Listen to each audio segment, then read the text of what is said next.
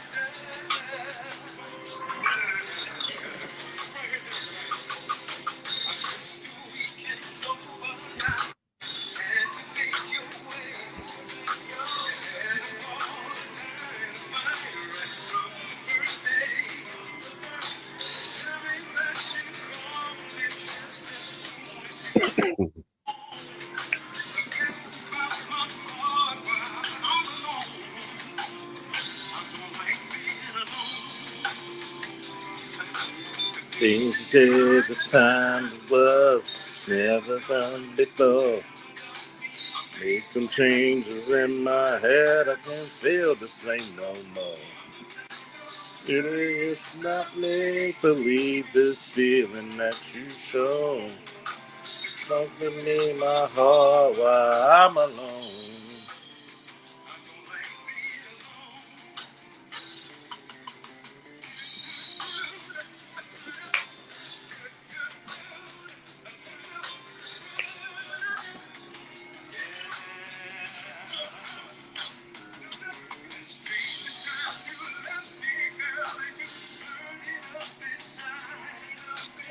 Something I can't see no more.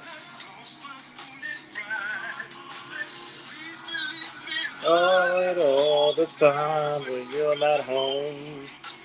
Helps to fit my heart while I'm alone. I'm making alone.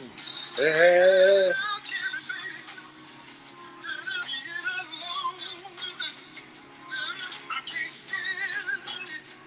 Woo! Suckhead. Simulcasting. Yeah.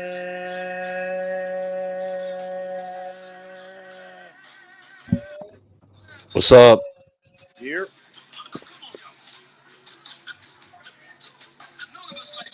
We got the professor in the.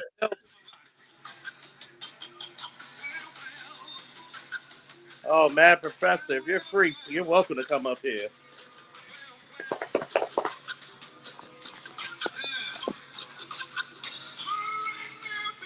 He said black men are winning. Hell yeah.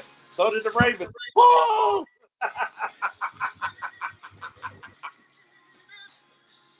Hey, hey, Doc, please come up. I got a question for you, bro. Please do.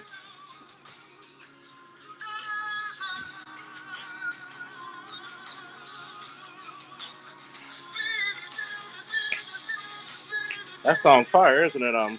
Isn't it? My man, electrician. We got Jeremiah L. Shadow Star. What's up?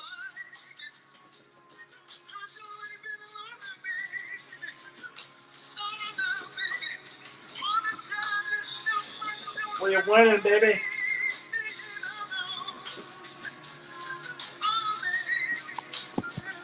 My man, you can tell it's serious when my man got the brass knuckle pick. Yeah. Yeah, well.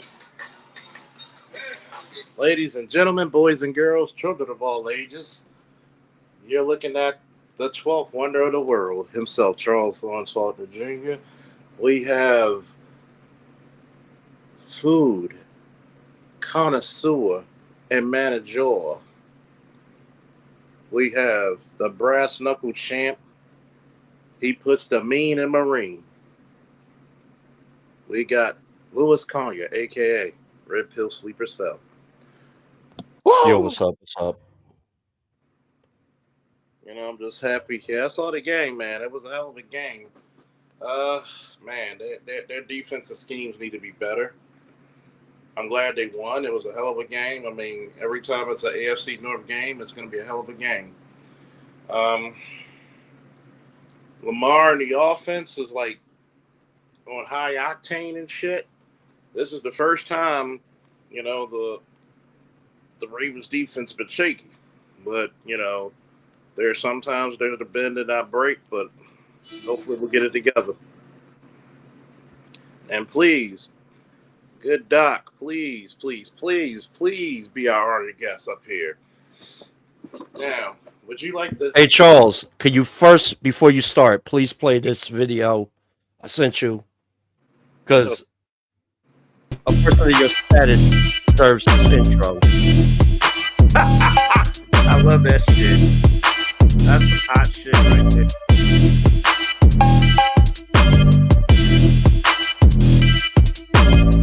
Hot shit right there. Take care of this thing. I appreciate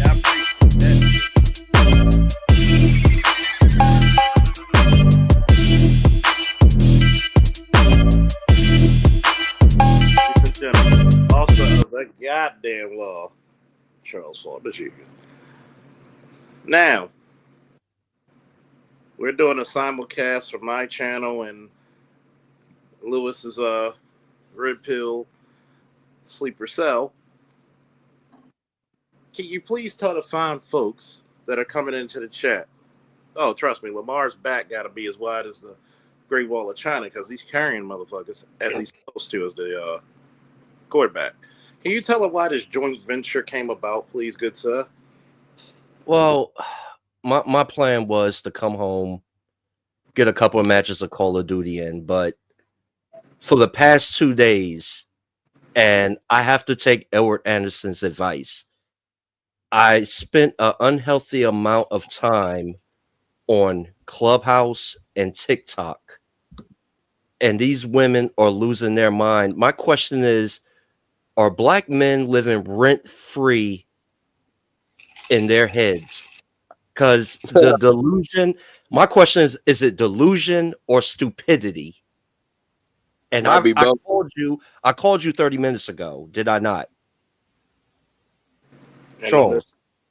You know I love you because most people, I don't even answer the phone when the Ravens play, so I knew it was something good. And I was recently listening to a Clubhouse room that's going on, and they're blaming black men for Trump winning, and we're only 12% of the fucking population in this country. Yep.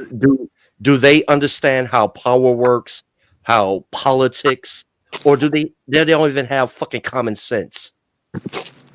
I think they are God-given ones because power cannot be given, only taken.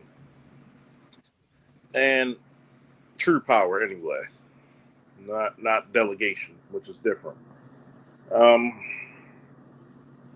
True that.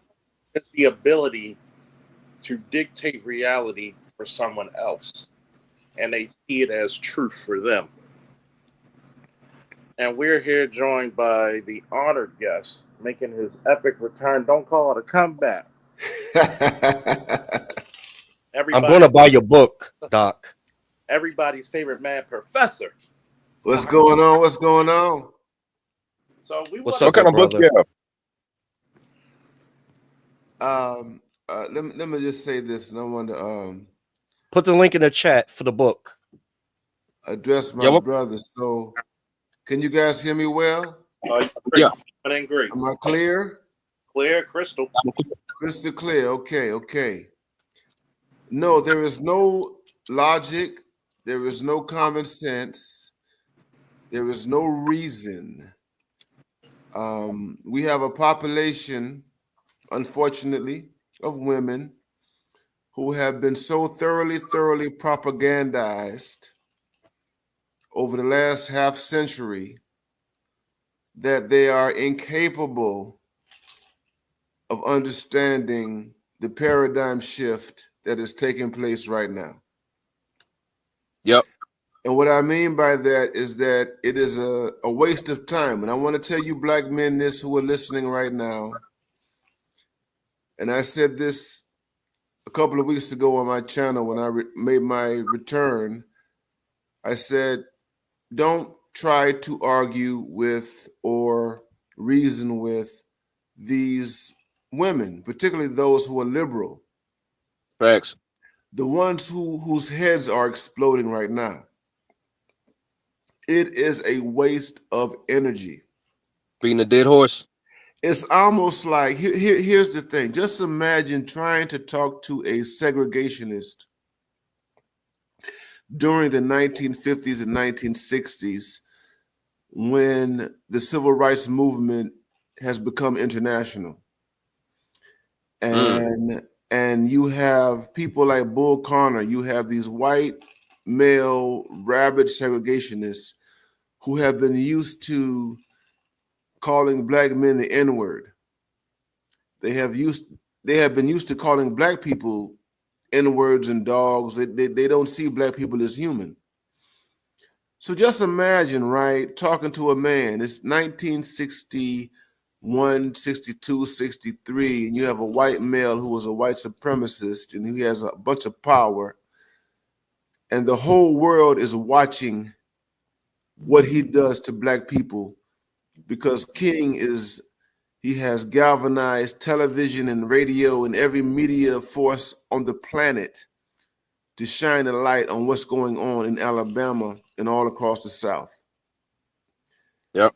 There is absolutely no way for you to convince this segregationist white male, this white supremacist, to look at black people, black men in particular, in ways that are beyond racist. You just can't do it.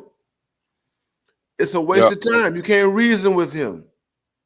All thanks to Cesar Borgia. You cannot reason with this individual. And unfortunately, you have an element within the black female population, and I will qualify it and I will say it's not the entire black female population, but we have a significant vocal black female population that we have dealt with for a half century. Mm-hmm. Who is incapable or who are incapable of seeing black men as full-blown human beings, as citizens, who are seeing us in our ability to be autonomous and to make decisions on our own without some type of white daddy or white mama or black mama. You understand? And so that's kind of what we are dealing with. So guys who are listening and everything like that, don't waste your time. Just enjoy right now, 2024, watching their heads explode. Oh, yeah. Popcorn ready. Popcorn is ready. This is what, and of course, some of you are Facebook, Instagram, and other social media friends of mine. This is what I've noticed. Like you said and alluded to, and actually not even alluded to, made a statement. Logic be damned. Yep. Have you noticed on social media they're trying to boycott? Let's just say it because it's late night. Shout out to the Ravens, we won. They really think they got something. I had to tell this one chick who's on my friends list on Instagram. Listening to a lot of these whiny babies, because that's basically what they sound like, a bunch of whiny ass babies who can't take it. They're trying to boycott their vagina like they have a monopoly upon the female sex organs. And I had to make this statement to this chick. There's 21 million black women in America. There's 4 billion women on Earth. I think we'll be good. You have deluded yourself into thinking that we actually need you to protect us, to provide for us, to go out and do great things. I've said this to many people before, especially the young men. Women hinder you. Yep. Until you're stable, they hinder you. Like parasites. And the fact of the matter is that men, not just black men, but men in general, has learned during COVID that I can entertain myself. And what they're going to do is, like I told one of my female friends I went to the academy with. I said, and she voted for Trump, and she made the most logical sense. Her and a few more, but I had to remember, she's a medically retired cop. A couple of females who are cops and soldiers that I know said, "No, we need a man in charge. I'm not going to follow no bitch." That's their words. And what we have to realize is that when they don't get their way, they don't fall in line. Mm-hmm. There's no such thing as contentment in the modern female's brain. Am I correct or am I wrong, fellas? That's You're facts right there, absolutely bro. correct. There's no such thing as contentment. The only thing they can understand is either I get my way or scorched earth. Mm-hmm. They will destroy their families. They will destroy someone's careers. They will sacrifice men. They care not as long as they get their way. And They sacrifice their chickens too. And like the good doctor stated, even though I'm a troll and I did it purposely and skillfully today, but after today, you ain't got shit. If you want to talk to me, come on my chat, come on my live stream, cash at me, and you can talk to me as long as you want. There's no more free attention, fellas. As we said, and the creator of Black Male Independence right here has stated for years, you need to get compensated for your light life energy and time. Who wants that? That part. And I want to say this. So, in we have to be specific. So I'll put it like this. So you look at the white women who voted for Donald Trump, and you look at the white women who voted with their husbands. They didn't vote against them. They voted with them. And I don't care what people say about them, but these type of women are not the type of women that we have amongst us. And these other belligerent types of women that you're talking about whose heads are exploding because they're not getting their way, they are showing the world right now. They are absolutely showing the world why many people are skeptical about their abilities to lead an enterprise such as the United States of America. If you cannot deal with defeat, if you cannot deal with the pain and tragedy of loss, and you can't deal with it rationally, logically, and so on and so forth, you are not prepared to be a leader. And Let alone adult. This particular woman, she represents a class of women. Here's the thing: I want, and I don't want to be misunderstood on this. If Tulsi Gabbard was on the ballot, I would vote for her. If Condoleezza Rice was on the ballot, I would vote for her. But this particular woman, who was a representation of the most vocal and most belligerent class of women in the United States, Kamala Harris, is not prepared and not fit to lead the most powerful military, the most powerful economy on the doggone planet. And this is why she was rejected.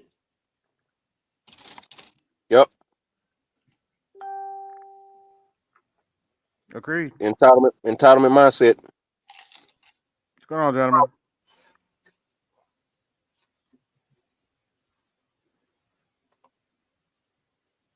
You see that? That's the chart of who voted. Mm-hmm. And as you can see, they blamed us, the low IQ females, black females, they blamed us for Kamala losing the election. Never mind that Kamala is the embodiment of the low IQ female who has slept her way to the top, given the position simply not based on merit, but because of identity politics. Yes, And DEI. right, in an age where it's very strong. And the beauty of it is, like, what these, let's be honest, these chicks are not worried about abortions. They know that they can still get an abortion, that it's really based on the state level. Mm-hmm. And it's because the Supreme Court knocked it down to the state level. Even if Kamala was president, there was nothing she could do about it. But I mean, the truth be told, they just wanted the symbolism. They wanted the symbolism from an unqualified person. You saw what happened today when Trump, you saw what happened today on the other side of the world when they woke up. What happened? What Talking happened? about Putin? With Putin? Yeah, who else? They all fell in line. We are looking to negotiate. Netanyahu. Yeah. They all fell in line. They was like, oh, okay. Like, yeah. And Putin, I posted the video. Putin was like, yo, Trump is a man. He's a man. He's a man's man. He's a stand-up guy. Mm-hmm. You know what it was, Bay? You know how all the kids act up in the house, even when the mother's there, and when dad gets home, everybody straightens up. Oh yeah, Eddie's home. That's exactly what it was. You know, it's one of those things where, as we say in the police department, there's a certain type of cop. There's the guys who, if he asks for a 10-11, a 10-16, which means I need backup now, that's really a 10-11. Meaning just meet the dude. It's not really serious. They embellish what it is. There's some guys who never ask for anybody to come with them, and they ask for a 10-11. Motherfucker, that's a signal 13, meaning I needed help yesterday. You send the troops, because if that motherfucker asks for help, you got to understand something. I pride myself on being a cop, that if a cop's in trouble, they were calling me. There's some people on this earth where you just don't fuck with. Do we agree? Yep. And see, what happened these last 4 years, motherfuckers was taking the United States as soft. Yes. Do I need to say it again for the Negroes? Say it again. Say it again.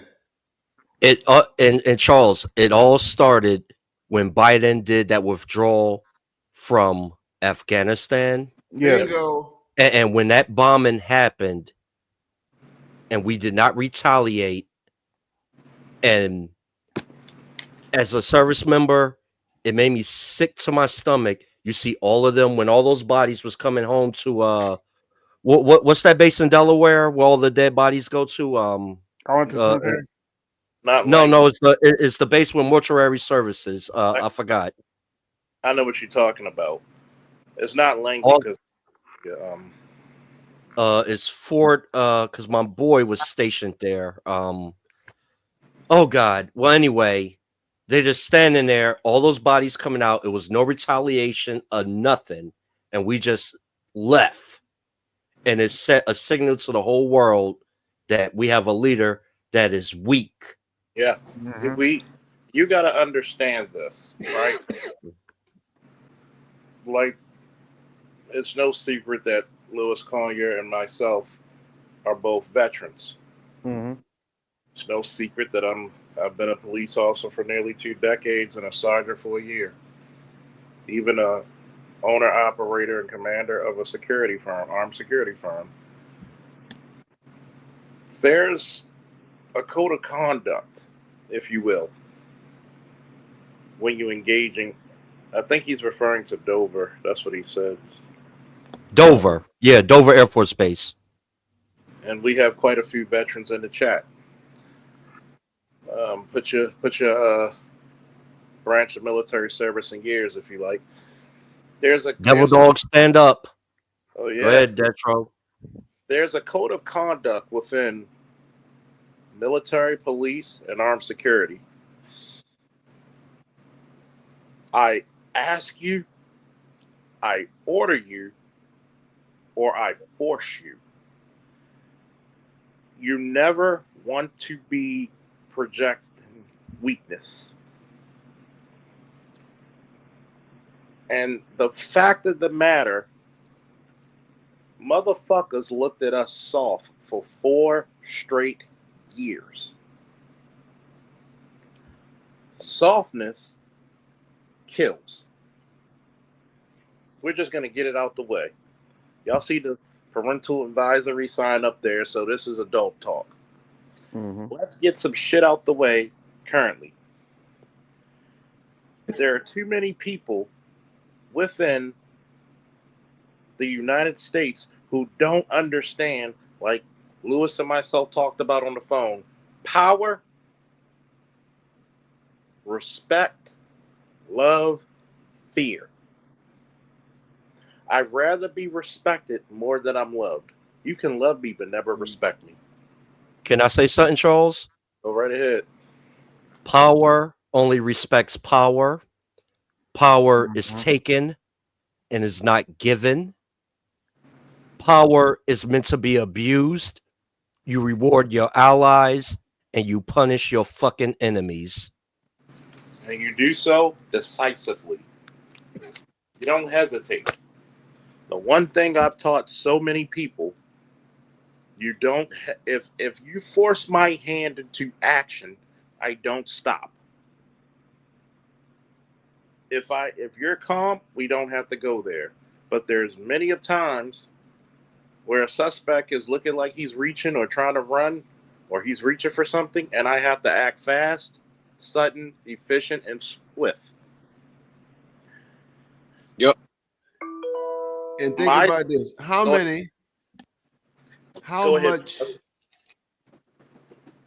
military in dollars, how many millions and millions of dollars of military equipment? And people don't want to talk about this with great commentary. Mm-hmm. Military equipment was left in Afghanistan. Too much. Too much. How much? From what I heard, I think it was 112 billion. Yes, really? Damn. Military equipment. Damn. And the order was to destroy as much as possible. But all you got to do, I just go, excuse me, go on TikTok or YouTube and type in Afghan military, the Taliban's military, Mm-hmm. and they're riding around in our gear. Even the helicopters. They even decommissioned the helicopters. Lewis. Matter of fact, that's where Russia took over those bases. No, China. China went. No, remember Russia took over the bases in Africa, the U.S. bases because of the they took over the bases, and the U.S. soldiers couldn't do nothing but just sit there. And they told them, Russia told them, you can't take this stuff out of here, by helicopter. They put them on house arrest. That was base 102. Yeah, stole their stuff and dared them to do something about it. Let me ask you a question, Lewis. Now, from what I've been trained and what I've been told and what I've seen in previous wars, like Vietnam, like 91, when you are leaving something that the enemy can use to attack us that is ours, is it not EOD's job to dispose of that before we leave? It's called you're supposed to decommission the equipment.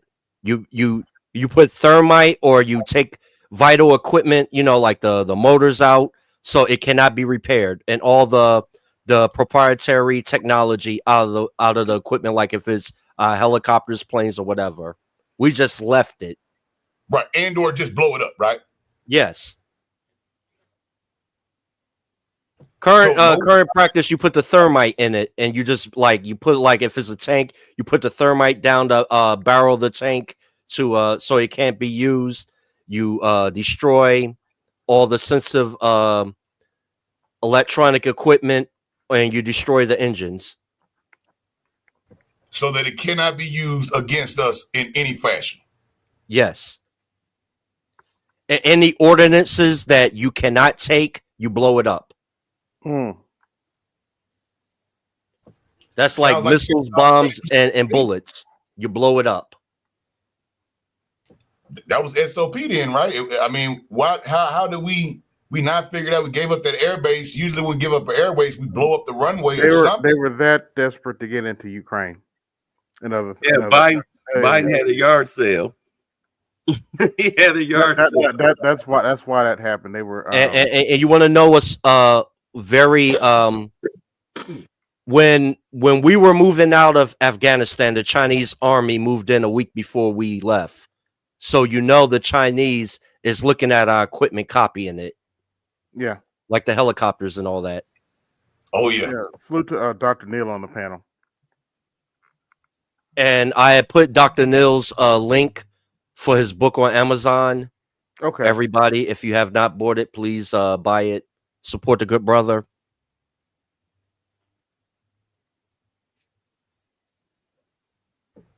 No doubt. China came out and said that they they're looking forward to peaceful negotiations with the U.S. Yeah, they haven't talked to Biden. Yeah, they haven't talked to anybody. Don't you find that ironic as hell? Like I'm appreciating the star-studded lineup we have so far. Woo! That's good. Whoa! Don't forget Yes, to like, sir. share, subscribe, donate to the channel. The super Mhm. chats and the ticker. The Black Nostradamus is in the house. How you boys doing? I call that sweet thing. I know y'all. And everybody, Be the Joker. Oh yeah. We are Can crashing out on these women. Here's the thing. They have crapped on us for a half a century. A half a century. Mm-hmm. I'm being Yeah. generous. 50 years. They've gotten away with defaming black men for 50 years, and they thought that it would last forever. And they thought that there would never be any consequences, and they thought that the chickens would never come home to roost, that there would never be any political consequences for misandry. They never understood. They never understood that their man hatred would spread to other populations. Who would go check us, dude? It's all about you. Who's gonna check me, boo? Think Mhm. about it. You can't tell me nothing. You sure right. We couldn't tell you nothing as y'all cried. And I know that the good doctors, PhDs in religious studies, correct? Yes. Did the good book say you shall be known by your works? Yes, Hello. it is. Yes. Hello. When you look at a lot of this modern sisterhood, because shout out to the black women who voted for a better country and a better solution. Thank God for them white women. Thank God for them Caucasian white women. I know y'all don't want to say it, but I'm gonna give them their goddamn props. They came to play, they represented their husbands, and they followed the fucking playbook. You go, white girl, you go. Hey, Al. Yes, sir. But I was telling Charles, I was on the phone with him before I got home. Mm-hmm. I've been, and I got to go in rehab. I got to take a break from Clubhouse. The only Is it that bad? no look the when I was listening, and this reaffirms something where it comes to class. The Mhm. black women that voted for Trump, they were from middle class, or they were married from middle class, and they had a strong religious foundation to them. Yeah. God, These women had the audacity and delusion to be surprised that white women voted for Trump. And I'm like, do you know who's the majority in this fucking country? They're going to vote for their best interests. And like I was telling Charles, we as a people are done. A lot of us do not understand how power really works. Yep. Yeah, and the thing is that that Democratic Party successfully dismantled Black America, and it did that primarily through the Black female, by convincing her through policy, through welfare policy, through family court policy, through criminal justice policy, that the Black man or the Black male is completely obsolete, and that her only option was Big Daddy government, Big Daddy corporations, Big Daddy nonprofit organizations, and they bought into it, hook, line, and sinker. They too many of them bought into that, and that produced the situation that we are in right now. But here's the thing: they never anticipated that would, at some point, come to an end. That they never anticipated that a moment, and we are living. And I said this, on my own channel. This is a historic moment. Yes. I don't know if Black men understand this in terms of a radical paradigm shift. And I talked about it even on my Facebook page in terms of, and I'm kind of comical about it, but Thanos and this idea of balance. You need a corrective event. Donald Trump is a necessary evil. Yes, he is. He is a necessary evil. He is that correction level event to bring balance back into the world. Break glass for auto Cheeto. Yeah, and it's not coincidental or ironic that he is the last of the baby boomers. He is the last baby boomer administrator, ruler, POTUS, whatever you want to call it. It started our dilemmas. I'm not going to say it started with him, but much of our problems were kind of crystallized with Bill Clinton beginning in 1992. Yep. And that's when Clinton opened the door to a lot of nonsense and foolishness. And so here we are, left-wing nonsense, left-wing foolishness, the rejection of the working class, and so many other things. But here we are in 2024. Clinton and Trump belong to the same generation, but Donald Trump is the corrective to all of that stuff that Clinton opened the door to back in 1992. Yep. And that's where we're at.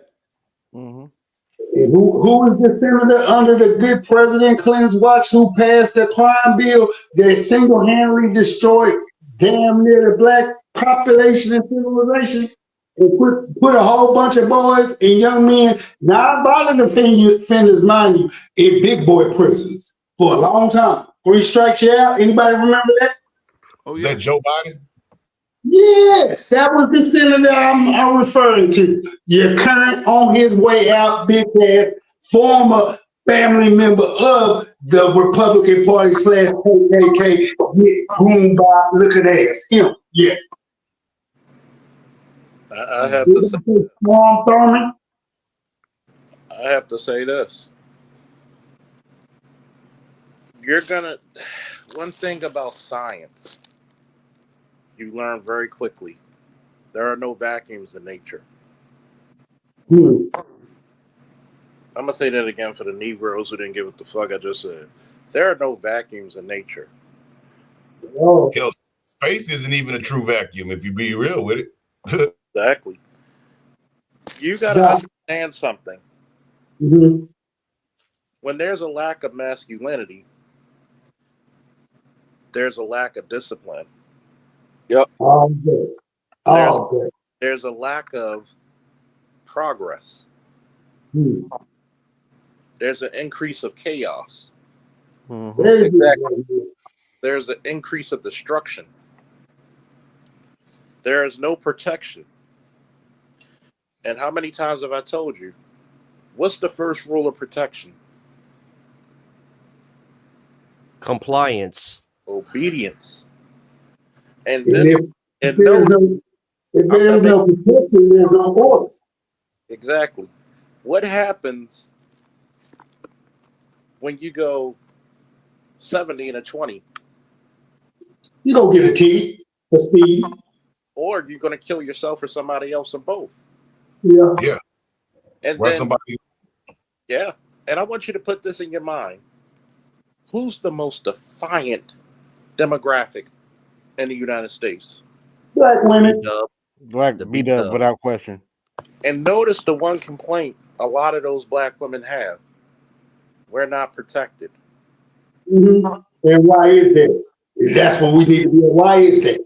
But Think you told us that we wasn't nothing and that you didn't need our protection and you can do bad by yourself and you a strong, independent black woman. And even though your 16-year-old son is crashing out on you on video, got you scared in your own house, I mean, you got this, sis. Yep. Mhm. I mean, black women aren't part of black people. Y'all are your own separate category. That's what y'all told us on Fox Soul. That's what y'all told us on Fox Soul. Y'all was your own fucking separate entities. You absolutely correct, baby. And shout out to the white women with some common sense. Shout out to Hello. the Amen. black women who had common sense and said, no, I don't want that chick. She is not a representative of me.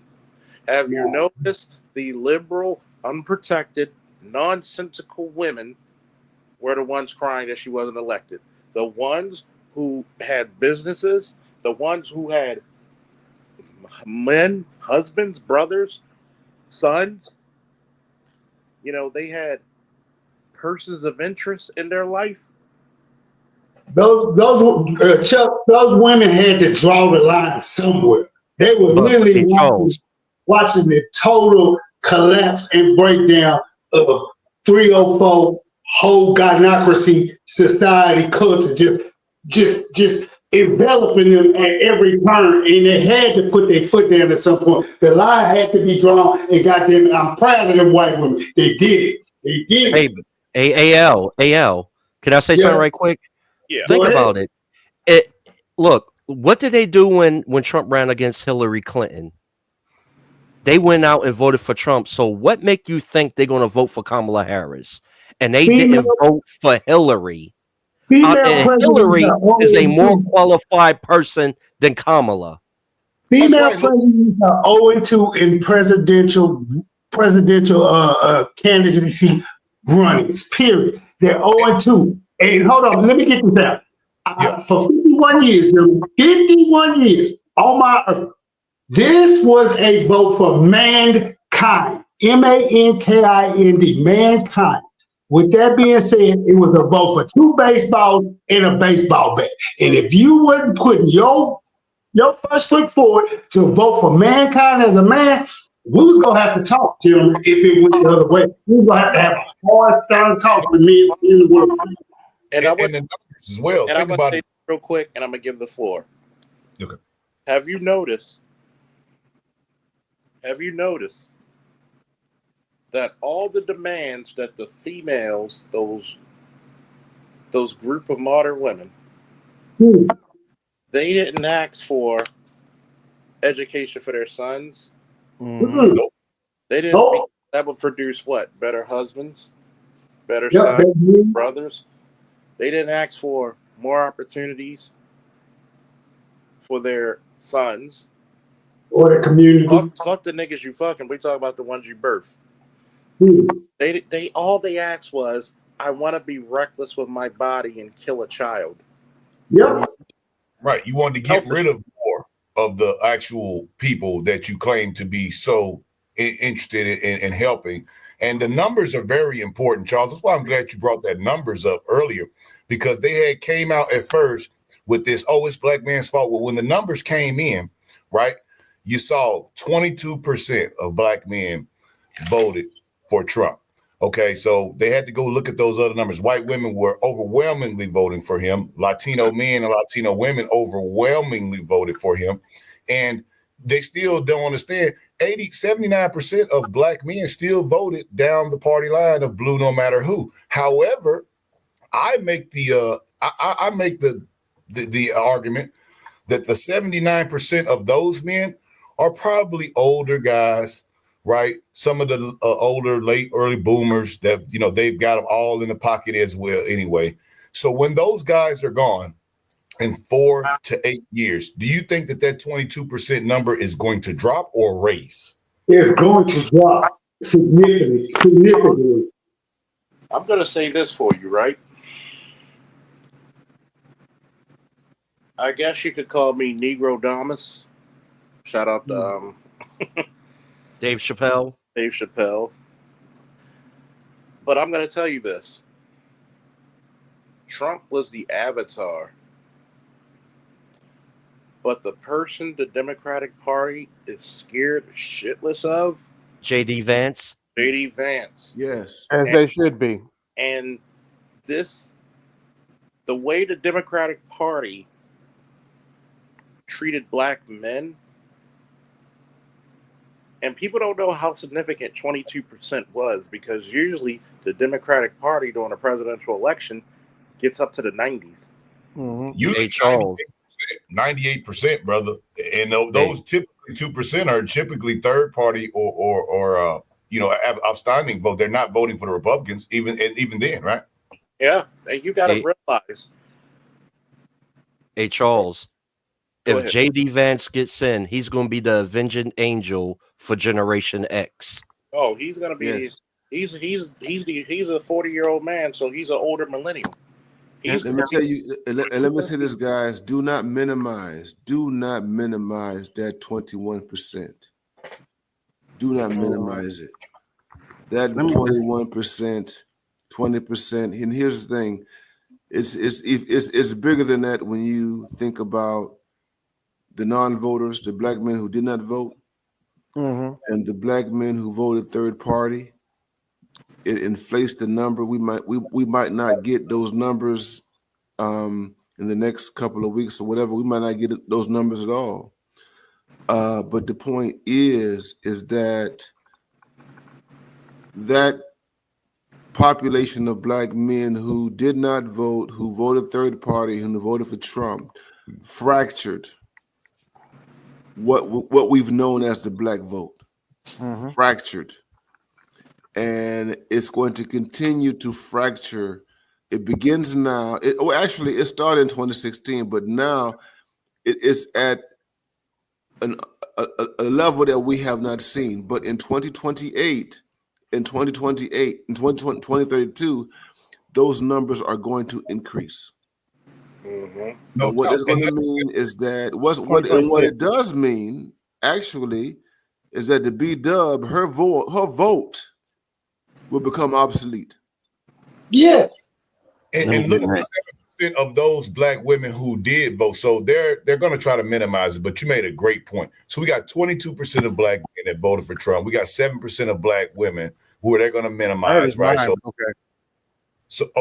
let's just go the total will be 30%. So 22 plus, let's say the 7, rounded up to 30. So that's 30%. They say, well, that doesn't make a difference. Well, think about it. Like when you said, if JD goes and runs again in 2028, if they could just if they can hold that 30% and gain another 15%, 10% of black men and another 5%, that's almost 50% of the electorate that's going to vote against them. They cannot survive with that. No. You know what? Speaking of JD Vance, the beauty of him, even if he would have ran for president this year, he still would have won. It still would have been a blowout.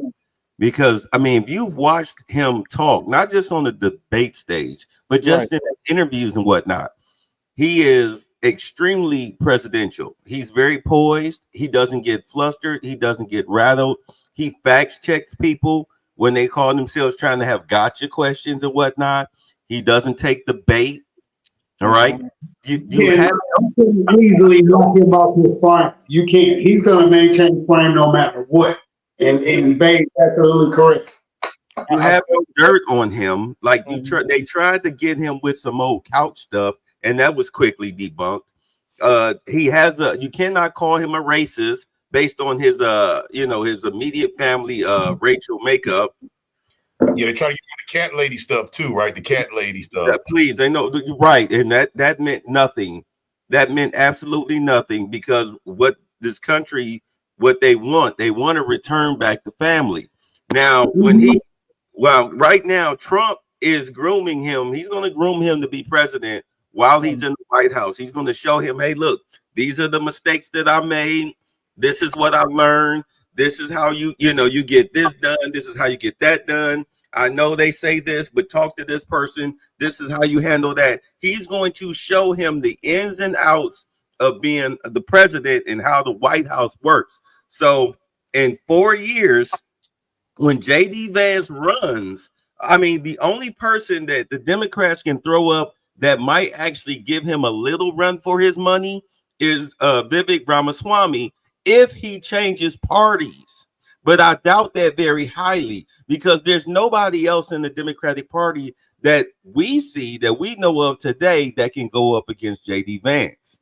What about Gavin Newsom? Yeah, I would say this. After what he's done to California, I would say this. Even if Trump had lost,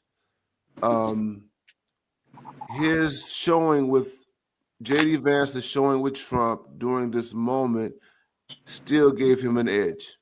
Mm-hmm. The country knows who this guy is. Yeah. And even if Trump had lost, he would still be a contender for 2028, 2032. The only competitor that he has right now, no, Gavin Newsom is not the guy, but Josh Shapiro in Pennsylvania. So what can happen is in 2028, if Shapiro, still is strong, he might be the Democratic nominee who goes up against J.D. Vance in 2028. But the thing about Vance is that Vance, if he stays clean and he continues to do, if Vance continues to perform the way he's performing now, he will be a 2-term president. Yes. Where does Shapiro stand? What does it stand on things? The thing about Shapiro isn't that he's not an extremist. He's a moderate kind of guy. You think about it. He runs. Pennsylvania is a swing state, so he's kind of like I live in North Carolina, and the governor. He's no longer governor, but Roy Cooper was a guy. The governor of North Carolina was a guy, people haven't talked about him, but he was a guy who was on Kamala Harris' short list for VP. But he told her that he was not interested in being the VP. Okay. And these are the kind of guys. So Shapiro is the kind of guy, he's a moderate. He can appeal to both Democrats and Republicans. He's not extreme. He deals with economics. He's poised. He's a good speaker. He has a bit of charisma to him and what have you. Kamala did not pick him because she did not want to be upstaged by this guy. Okay. Dr. Neil, isn't he Jewish? He's Jewish, yeah. Do you think Rust Belt and Bible Belt would tolerate having a Jewish president? They would. I mean, they in light of the kind of neo pro Zion factions that exist in the South. It would not be a hard thing for them to do that. You know what I'm saying? Because he's not a guy who's anti-Israel. That's the thing. So if he were a Jewish guy, I mean, hell, he would not be a governor if he was anti-Israel. You know what I'm saying?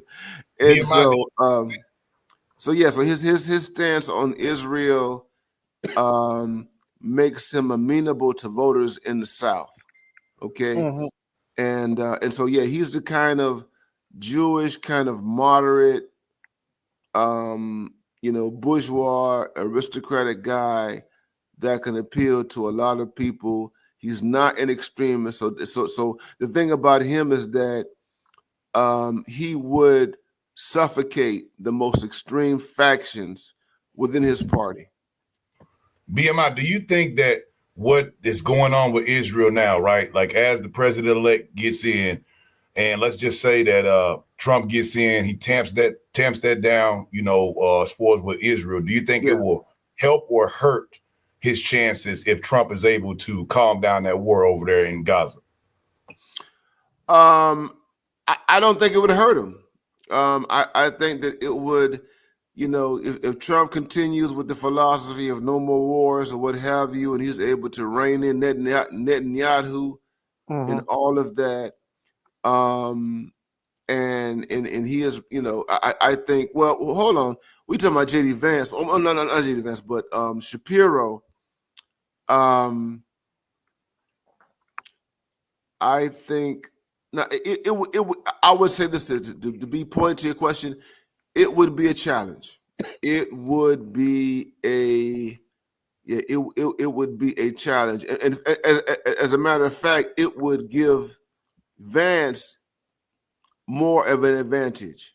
You know what I'm saying? And so, it would give Vance more of an advantage. Because if Vance continues with Trump's no more wars kind of doctrine and what have you, and he's able to continue to appeal to the vast majority of the American electorate, that's going to be hard to beat. Yeah, I told people that Democrats can keep playing on if they want to. JD Vance is going to be a serious problem in 2028. I see him being a serious problem for the Democrats. Brian Donalds too. If he wants to go further, they're going to be a serious problem for them.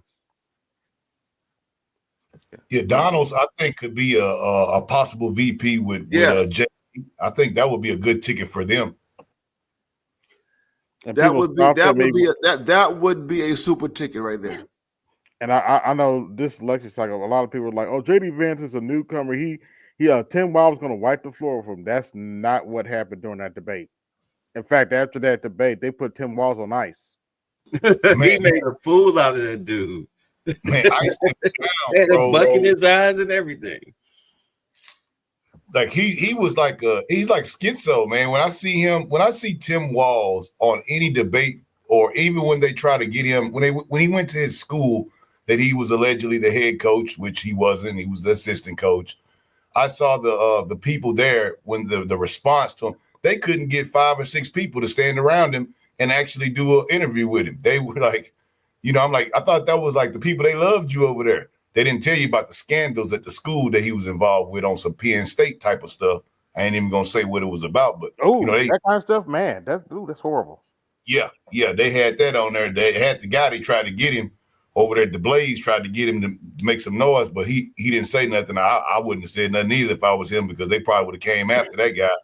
But yeah, they didn't say anything about that, and he's a constant liar. You came down to Master Sergeant. You didn't want to deploy with your unit. I mean, if you just didn't want to deploy with your unit, that's bad enough. But man, to lie about being a command sergeant major, I think that hurt him a lot with the military, man, a lot. Not only that, I pointed this out, and the map pretty much right, except for Illinois. I'm sorry, tampons in the boys' bathroom does not play well in the Midwest. I'm from Indiana. I know.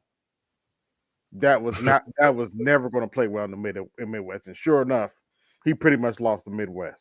And also the trans issue. Yes.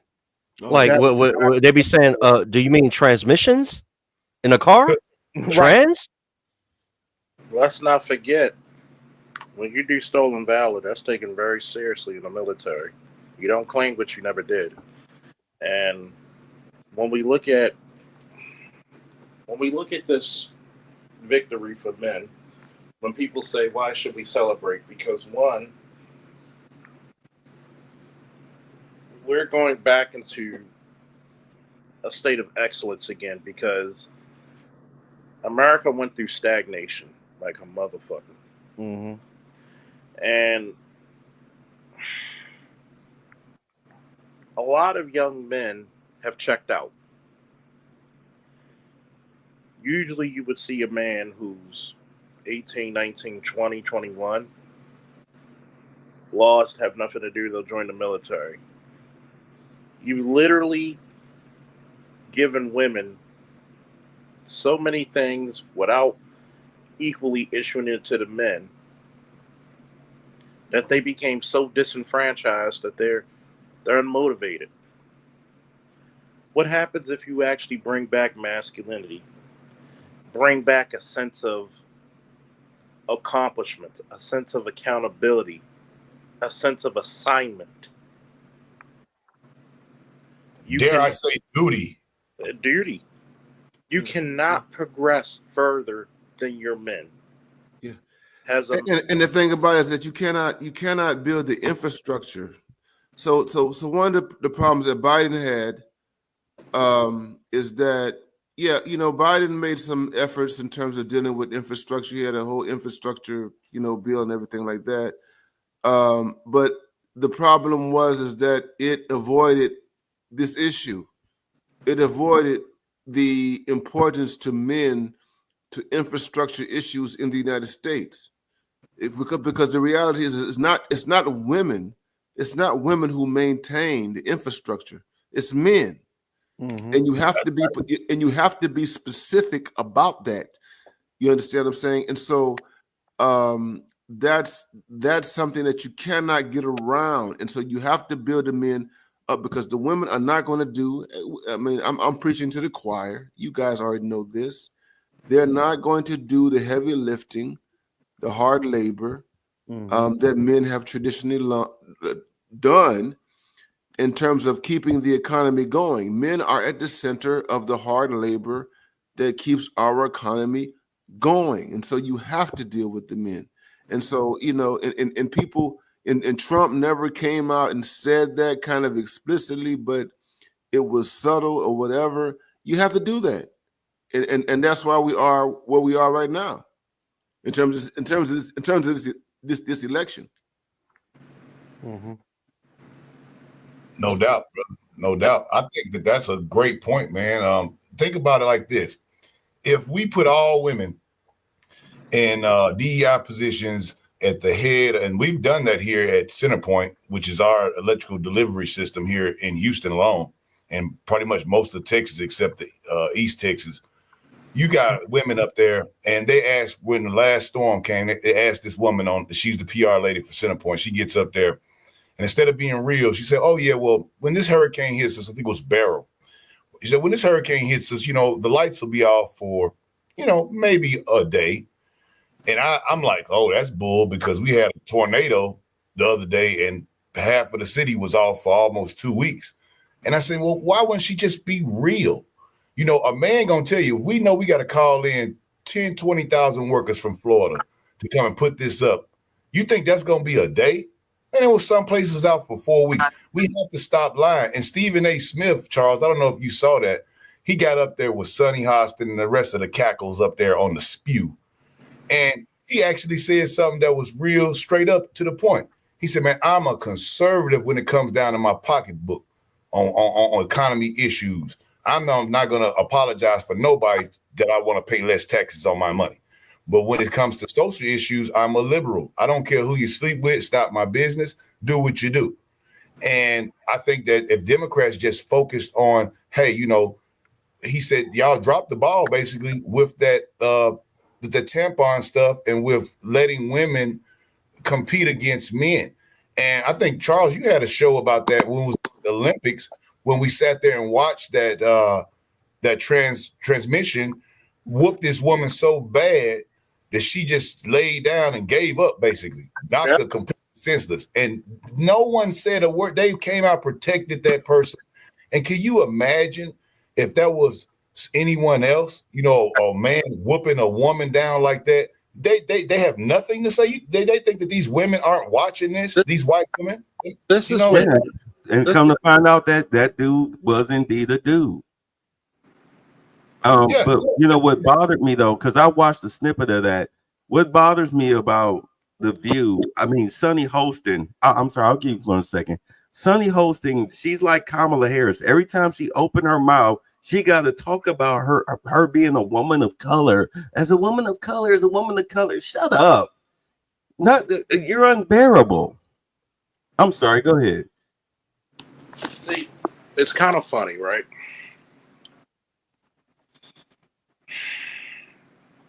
When they used to come out with that black woman as God, you could be a goddess, but you can't be a god. Because a god has to be three things: a creator, maintainer, and destroyer. That's basically the three tenets of any god. When you're given the chance, and this is the crazy part, men, we know what our capabilities and our limitations are very quickly because the world doesn't give us a cushion. Mm-hmm. What they have done for the last 50 years with Title IX and other things, I'm cool with women getting education. I'm cool with women getting positions as long as they earn them. But when you take away from the men, notice, not one time did men say you shouldn't get your education. Men actually fought for you to get education. Mm-hmm.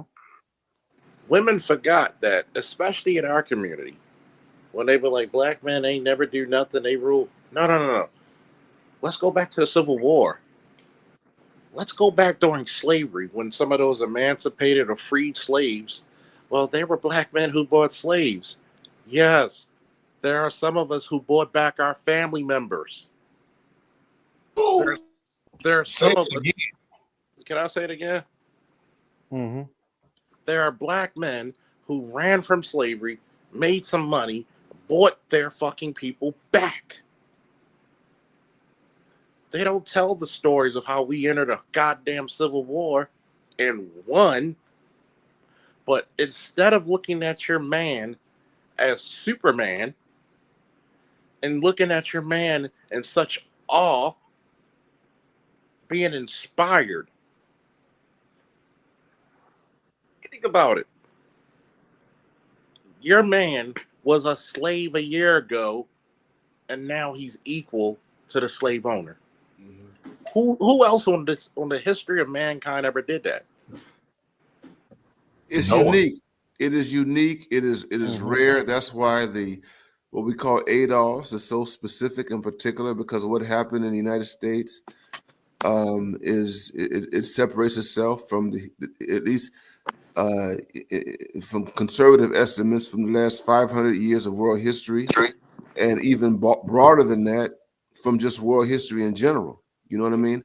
I was telling some students recently that, you know, Black Americans, think about this. So in 1900, we had, like, you know, most Black Americans were like concentrated in southern states, and the illiteracy rate among Black people in around 1900, 1899, and even between 1899 and 1900 was like, you know, damn near 90%.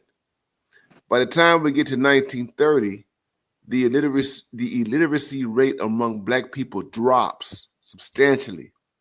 It goes from like damn near 90% to like 65%. Okay? And was that not before the integration of schools at that time? Yes. And that has never been done.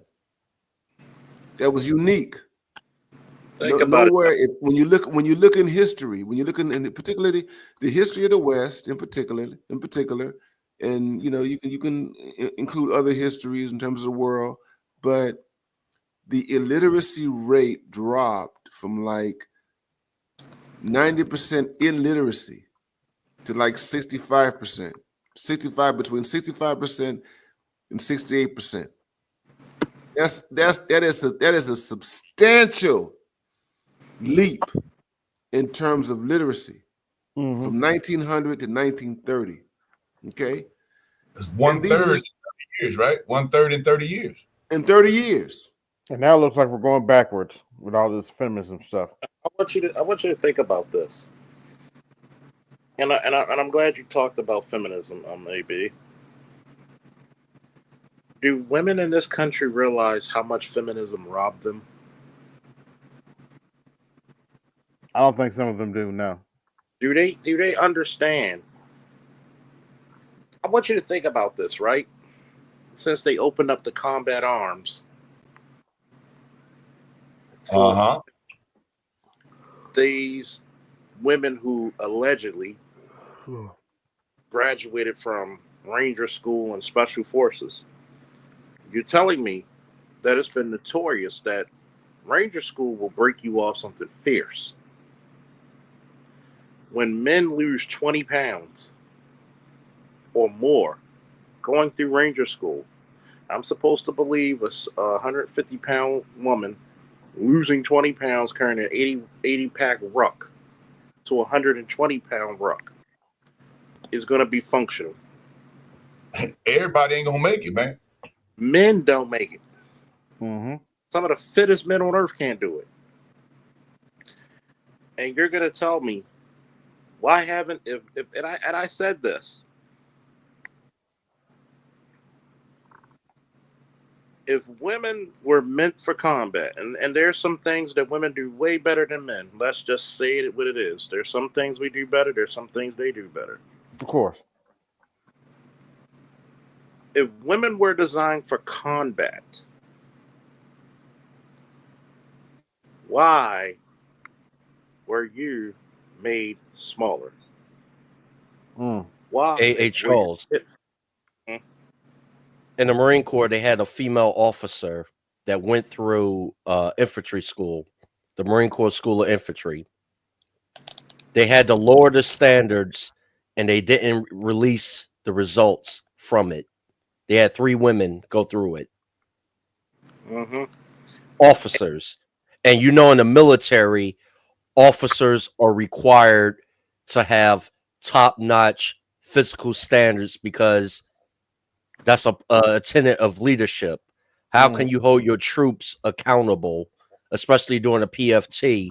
Because in the Marine Corps, all officers are required to have a first-class PFT. How can you reprimand your troops if you're not upheld to the same standards? Or better. Mm-hmm. And let me put it to you this way, right? How many of those women who graduated from Ranger School and supposedly Special Forces, why aren't you on one of the teams? Why aren't you with the battalion? There was a Marine Corps captain, female, that I had a show about this subject matter 4 years ago. She said while going through Ranger School, her period stopped temporarily. Yes, because her body was losing body fat. Exactly.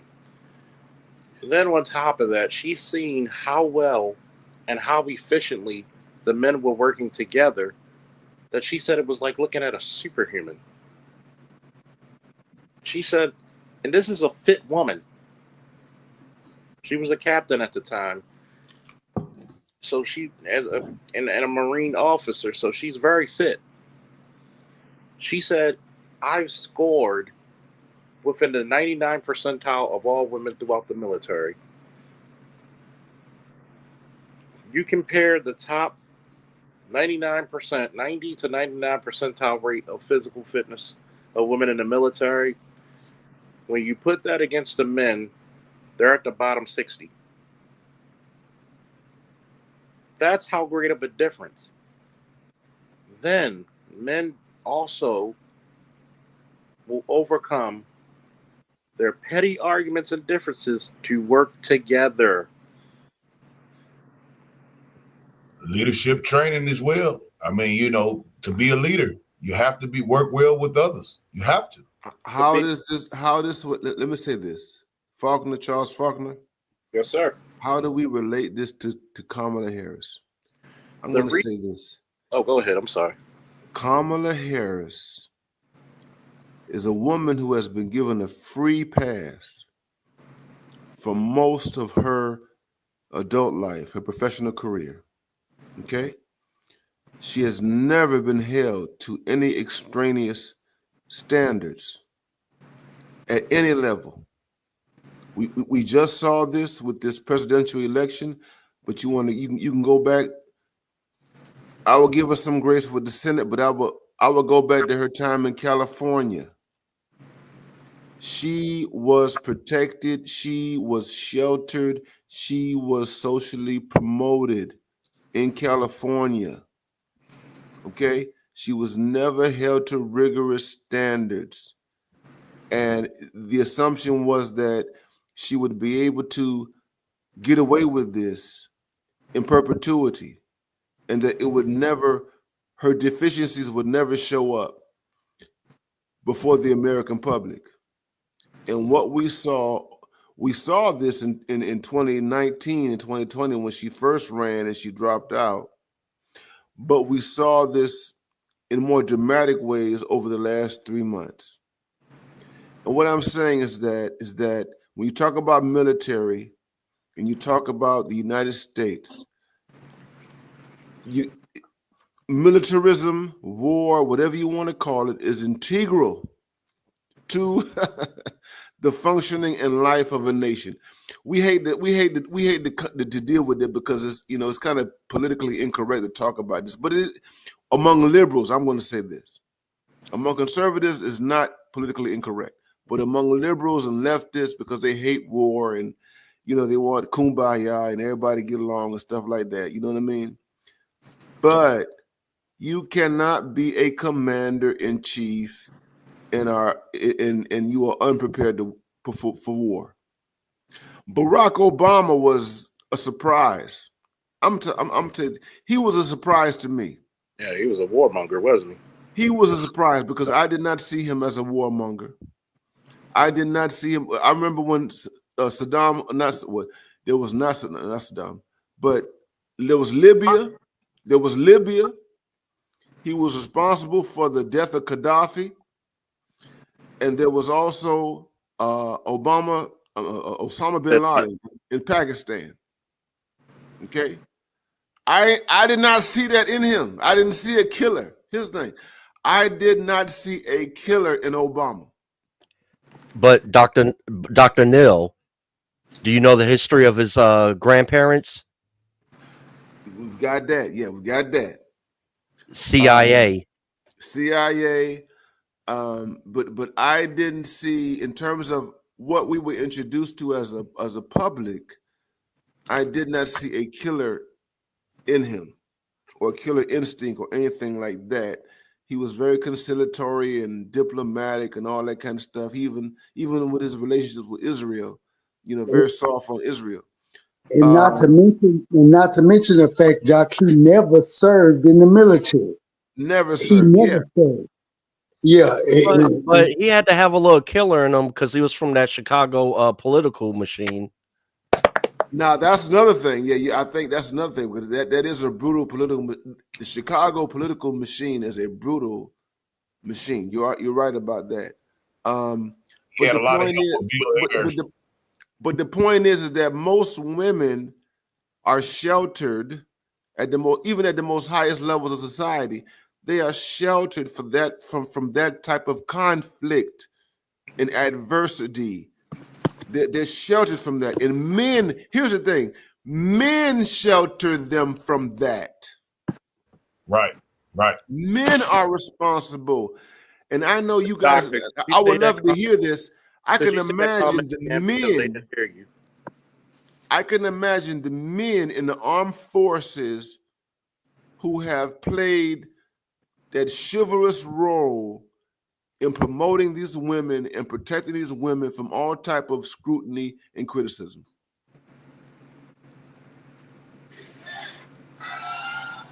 A lot of them have, and a lot of the brothers who are older, they've seen other wars, the Vietnam vets. I still got some people a lot from Korea, and they have expressed to me that, hey, you wasn't here during Jim Crow, so you don't understand. If you vote for Trump, you vote for Jim Crow, and you got to vote for her because she's black. And I said, man, for you being in Vietnam and Korea and saw how they did the men when they came home. You was first there and you saw that the Democratic machine, the liberals with Kent State, all that, we were getting spit on coming home. We was not getting done correctly. Veterans was even worse when it came down to mental health, and the VA was completely inept at that point. You saw that. And then now you see where you don't have to go to war anymore. You're done. Okay.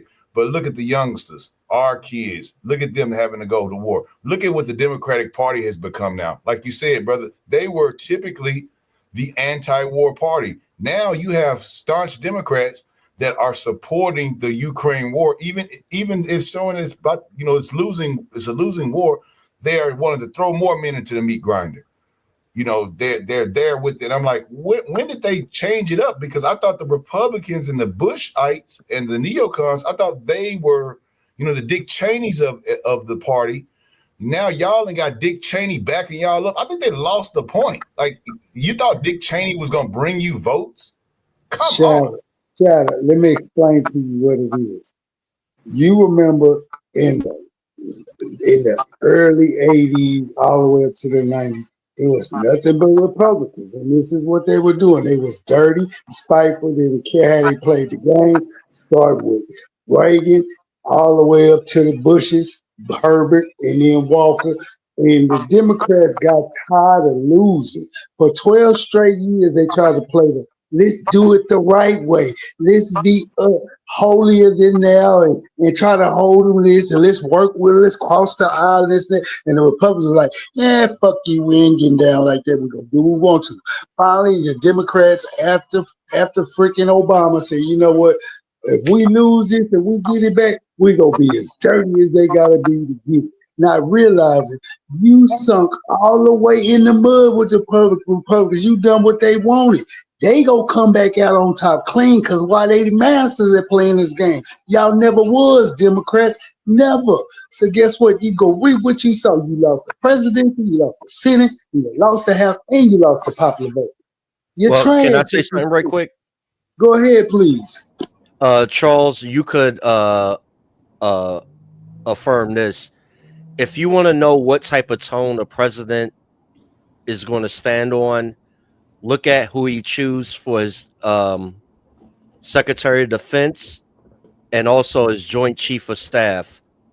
If anybody has Google, and I know there's a couple of Marines in here, look up who General Dunford was. General Dunford was Barack Obama's Joint Chiefs of Staff chairman. Yeah. And that would explain everything about his warmongering. He's the former commandant of the Marine Corps, and he was behind a lot of strong military stuff, so to say. And Charles, correct me if I'm wrong. You're definitely on the money. I mean, you gotta see what's going on with this shit, man. Yes. It's three-dimensional chess that people aren't really figuring out because they're looking at it from a surface level. They haven't really understood how the parties have triangulated the way they have. You got to look at this shit, right?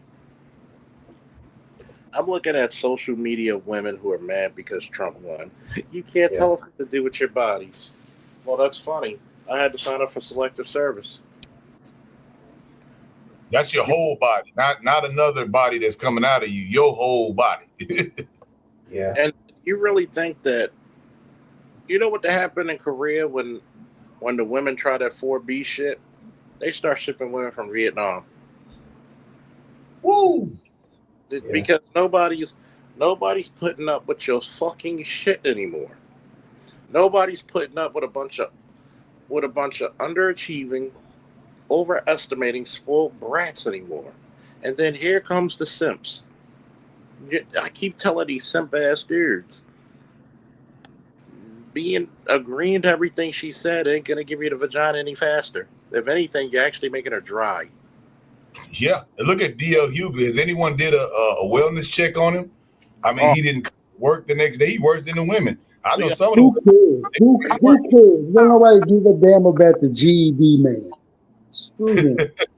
You gotta realize the least funniest of the so-called kings of comedy, him and Steve Harvey were jealous of fucking Bernie Mac ass niggas.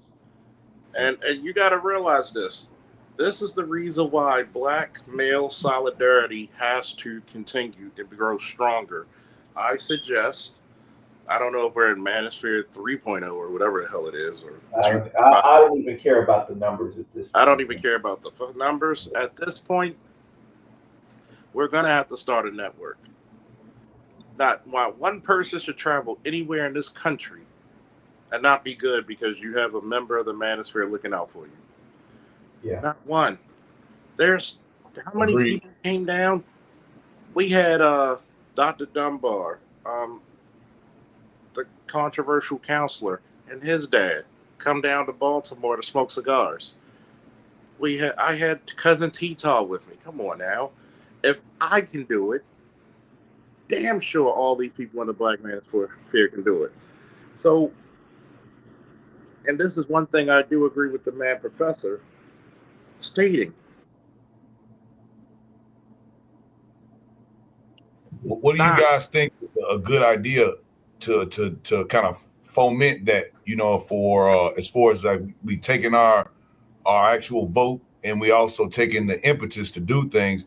What are some of the ideas that you guys, this for everybody, that we can build on to, not let this go under the rug? We have to stand on business with this. Like you said, Charles, once they come and attack, there ain't no going back now. Stand on business. So I want to say that. Let me say this. Go ahead, Doc. Let me say this, and I've been thinking about this, and at some point I'm going to speak on this. And I mentioned this here, even in this session right here. You had black men starting from the political. You had black men who did not vote. You had black men who voted third party, and you have black men who voted for Trump. All of these black men have one thing in common. We are protesting against something that we thoroughly despise. Okay? That comes from the left, that comes from these traditional Democrats, this gynocentric nonsense. And I think that we have to establish, whatever we do, we have to make it clear that this is who we are. This is who we do. We don't need, I've said this since 2020, we don't need 100% black male support. We don't need 50% of black male support. We don't need 40% of black male support. We need to identify those black men ideologically who we align with. And that's where we are. I was so happy, after this election, I'm like, okay, I'm glad that D.L. Hughley and Steve Harvey and Roland and all them came out of the closet and showed us how messed up they are and how compromised they are. We as black men, and this might be difficult, but it's not difficult for me, but we have to be able to separate ourselves from particular kinds of black men who are not interested in black male independence and black male agency, black male happiness, so on and so forth. There are black men who are just thoroughly compromised, who are beyond redemption, who we can't reach, and we don't need to waste our time with them. So in terms of organizing, we have to be clear and specific. If we were to create like a black male manifesto or whatever, Dr. Johnson has the black male political agenda, which is kind of open. But if we were to create something even more deeper, like a manifesto, and I've been thinking about writing a manifesto that would work to help organize us around particular principles so that those compromised black males are not a part of what we do, that they are excluded based on ideology from what we do. Because we can't run. We represent a particular segment of the black male population. We are concerned, yes, we have expressed concerns about the entire population, but ideologically, in the way we're conditioned, we are a specific group segment, and that has to be the basis, I think, from my perspective, for any type of political organization, or even economic organization, whatever organizing that we're doing. I think that that's a brilliant idea, and that's also, it gives responsibility back into the hands of the men.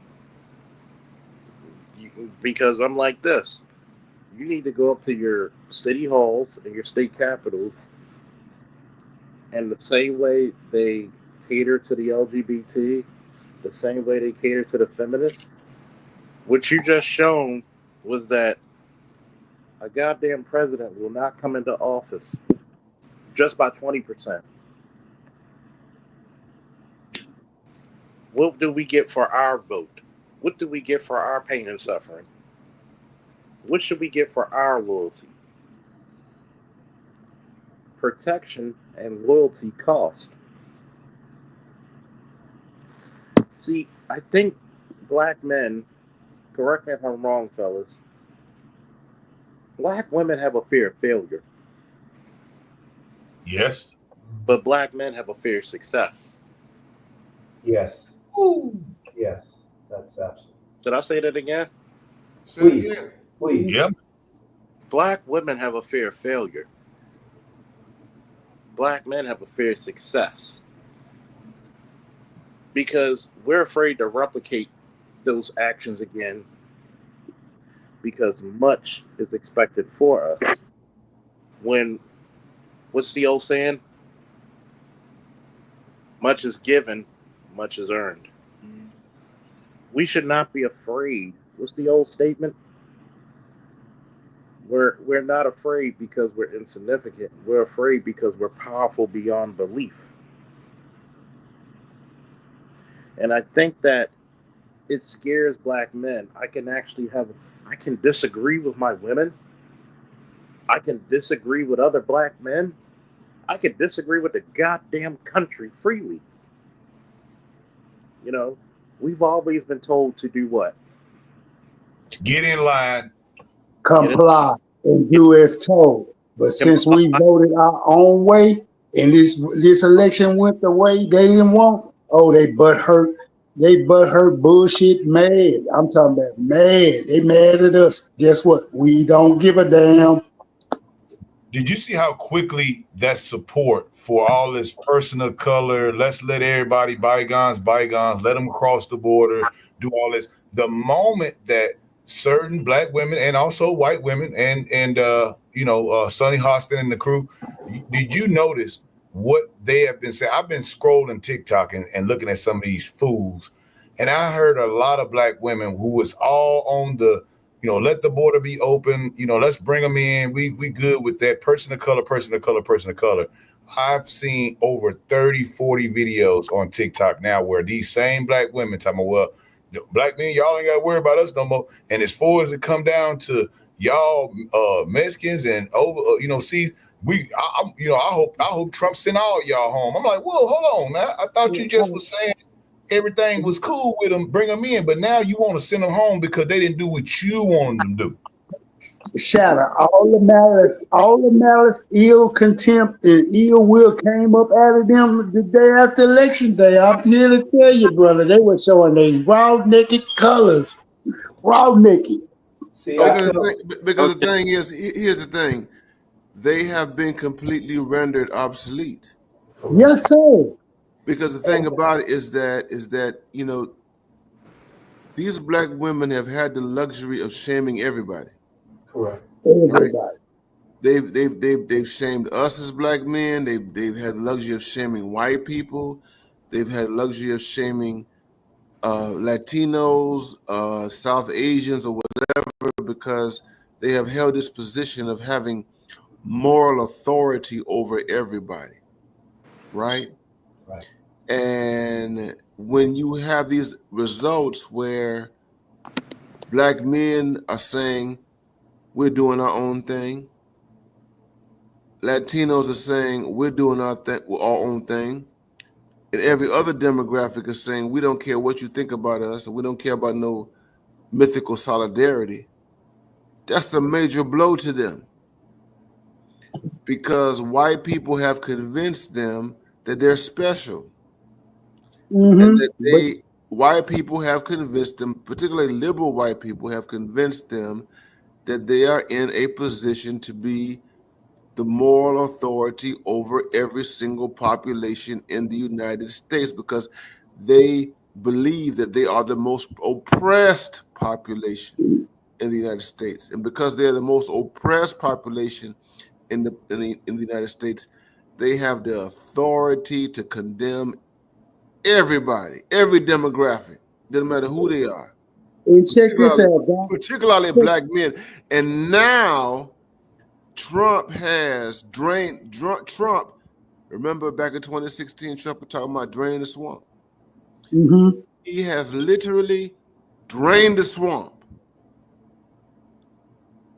And their only recourse now is to say, okay, we gonna sit on Black Woman Island, and we're not going to give you all our magical goods and goodies or whatever. We're just gonna be here on Black Women's Island and just live here or whatever. And the rest of the world is saying, keep your ass on Black Women's Island. Exactly. We're doing our own thing. Those black women got punched in the eye last night, punched in the mouth, and they were looking for the liberal lily white Miss Ann's to come and save them. But what did Miss Ann and them liberal white ladies say? Oh no, ma'am, y'all gonna have to hold this.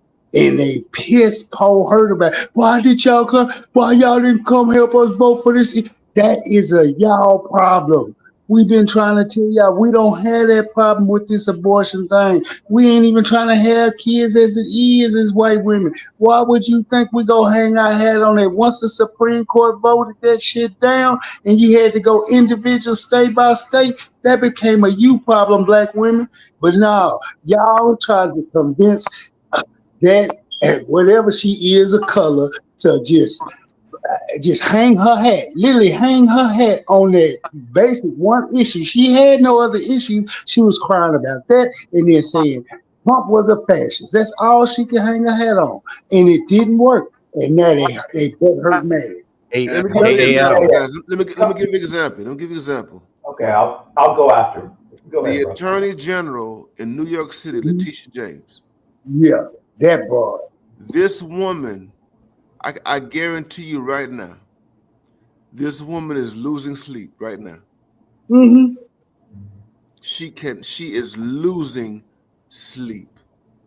Because she knows that Don Cheeto's gonna have that goddamn writ sent down to the Attorney General's office. Hey, to mow her down to parking tickets. I don't want to see her trying nothing else. He gonna get her. This Doctor, woman is losing sleep right now. Doctor, did you notice that? Like when they brought out all those DAs, including her, including Fannie Willis, and including the brother, what was his name? Alvin, what's his name? Bragg. Alvin Bragg. Yeah. Did you notice now? Now look at that. Now, if I was a smart thinking political person and they brought that to me and said, hey, look, we're gonna get the Democrats in. So we just need you to go ahead in your jurisdiction, go ahead and get these indictments pressed on this man. If I would have looked at who we have in the coalition, and it was like, well, we got Letitia James, we got you Alvin, we got you, and then we also got Fannie down there. We're gonna get that rolling. And I said, well, where is the white people? Y'all ain't got no white people, going up against. Like I None. would have been like, man, if this goes wrong, it's gonna be real easy for them to come after us. I wouldn't have hung my head on that, man. That was dumb for them. I don't know what they was thinking. Let me tell you something. Right. Fannie Willis, before she went to Nathan Wade, she went to the former governor of Georgia to serve as the special prosecutor. I can't think of his name now. And he talked about this. He made it public. And he said when she came to him about Trump, he immediately turned her down. He rejected her. And the reason why he rejected her, he said, you know what?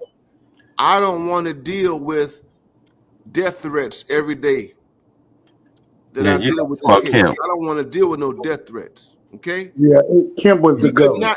Here's the yeah, he's a two-term governor. Yeah, Fannie Lewis, Fannie, she could not find a white man who would put his career and life and livelihood and future on the line for the stuff that she was going after Trump for. I'm sorry. What she did is she went, Nathan Wade was her plan B, plan C is, okay, I'm going to get a black man who's lower level and I'm going to put this thing on him, which is very insulting. If you really think about it, it's very, very insulting. It's very insulting to the black male, okay? Well, he's a cook. I'm going to risk the life of a black man to get Donald Trump. Yeah, he's a cook. Charles, can you bring that up? I got her exit speech. Oh, you want to play the whole thing? Oh, it's not that long. It's just a snippet. Okay, no problem. My fellow Americans, we all knew this day was coming. As difficult as it is to accept that I'm one of the most unpopular candidates in history, even with the entire mainstream media machine backing me and working to get me elected, it appears I have lost the race. Donald Trump, Elon Musk, Fox, and everyone else that wasn't on Team Joy. Fuck you. Fuck all of you. You motherfuckers just can't stand to see a strong black and occasionally Indian woman succeed. How the fuck did I get 15 million less votes than that retard Joe Biden in 2020? And pardon my language, but everyone knows under a second Trump term, we're allowed to say retarded again. So get off my balls. But seriously, how the fuck did Joe get 15 million more votes than me? I'm starting to think maybe we did steal that election in 2020. No way his dusty ass did that much better than me. Shit, I barely got more votes than Hillary Clinton. And we've imported 50 million illegals since 2016. And you know they're all voting for me. As for what's next for me, I'm still in charge of this country until January 20th. You heard that right? Joe doesn't know where the fuck he is half the time. So plan on an action-packed next couple of months. Might even fuck around and invade Canada. Finally, thanks for fucking nothing, America. You made Rachel Maddow and Van Jones cry again. I hope you're all very happy with yourselves. If you subscribe to Danny's perfect content. I'm Kamala Harris, and I also approve this message. Give your boy Danny a follow. You heard? Classic Kamala. Always copying me. Not original at all. Sad. Yeah. You know, it's wait a minute. I need that shit. I need that like my next breath, man. I'm gonna say this before we continue. We got a fire stream. We got an all-star lineup, a cast on this panel. Look, we got 62 watching. Hey, y'all need to hit the Cash App, Charles Faulkner, and what's your Cash App? Lewis. Hit that Cash App. Support. Hey, Charles Faulkner, man, hit us with Bree, man. Where's she at, man? Hit it. We need some relief, man. Show that fine ass motherfucker, man. Hit it with the Bree. Oh man. Hit it with the Bree, nigga. We need some Bree, nigga. Nah, Hit us with the Bree, man. I need to see her, man. Come on, man. Hold on, I'll do you one better, fellas. I need y'all to join with me, and I know y'all know this song. I'm gonna start it out. I want y'all to follow. Sha-na na na, sha-na na na, hey, goodbye. Sha-na na na. Bria Miles. Don't hit the donations, man. Hit us with Bria Miles, man. Bria Miles, man. Hit us with woo.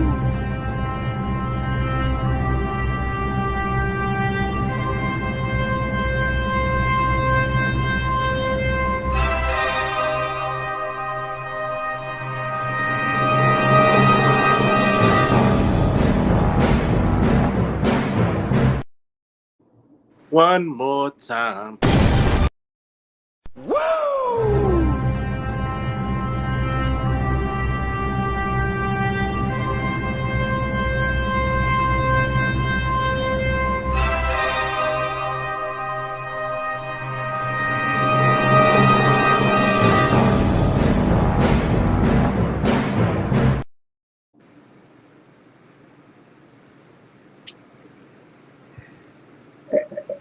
Hey, I don't know if this is relevant to any of you guys, but have y'all seen these Oh shit! recent emails? Have y'all seen these recent Everybody political still emails? here? Yeah. Have y'all seen these recent political emails that they're saying is true? They sending out messages talking about y'all need to go get ready to go back and pick cotton. Oh, that's a hoax. Hey, Charles. I mean, people are Play this sending video. I think Charles just dropped, bro. Oh, yeah, he's back. Oh, there Hey, you go. Charles, play this video. This is a six-pack under the leadership of Kamala Harris. This is a six-pack under the leadership of Donald J. Trump. Let's make America great again. Yeah. That's that old style. That's that old style. That's some good. That's some good old fashioned trolling, man. Yeah, that was. She can't do it, man. Even when she tries to troll, right? JD Vance, for him being, I guess, a millennial, right, and a late Gen X millennial, whatever, his trolling ability is at 10 million, man. They can't.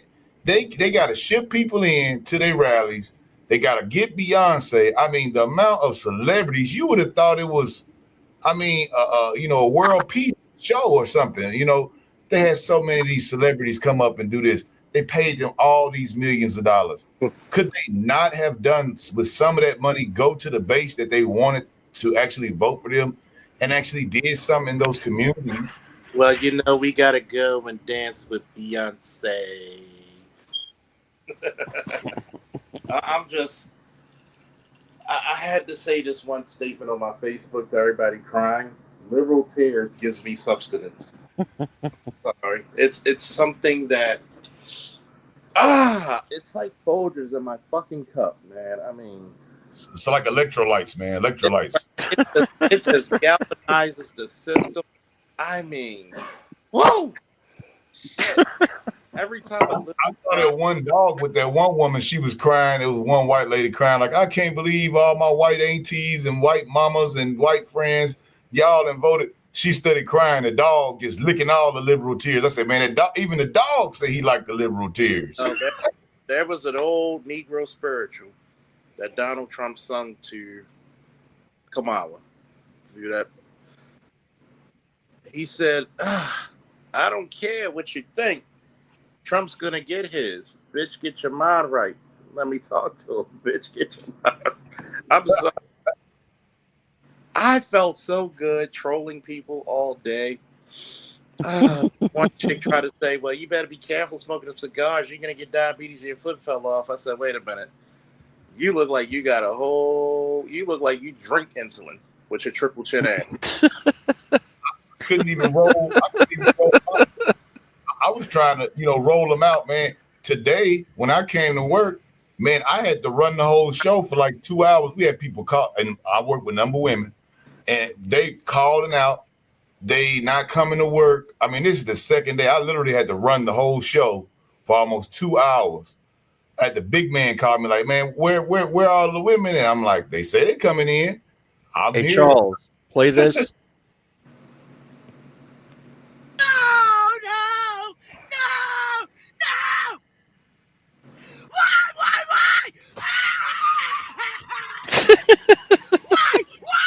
Why? Do you really hate me that bad? Yes. 101. Black woman 101. That was her, right? That she didn't show up to work today, man. Play that again, man. Play that again. I love it. Crash out black woman 101. Do you really hate me that bad? Yeah. You have Sims, right?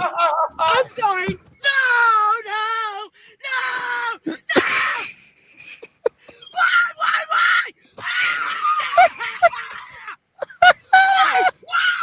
Why? Do you really hate me Yes.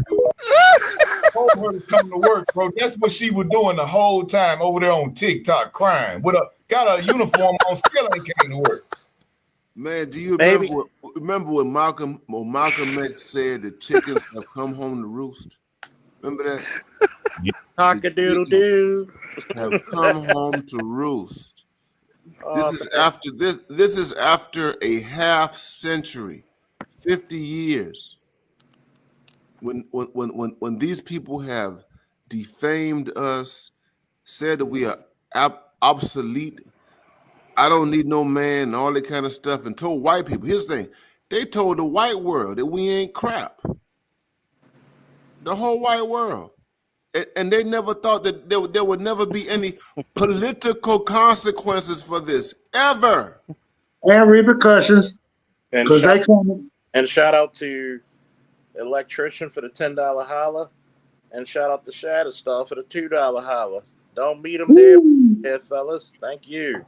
Make sure you also share some donations with the co-host of the night, Louis Collier. See, this is what we have to deal with, and any military man knows this. They got your doers, your talkers, and your shit walkers.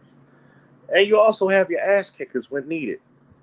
That's the difference between when women get upset versus men get upset. Here's the crazy part.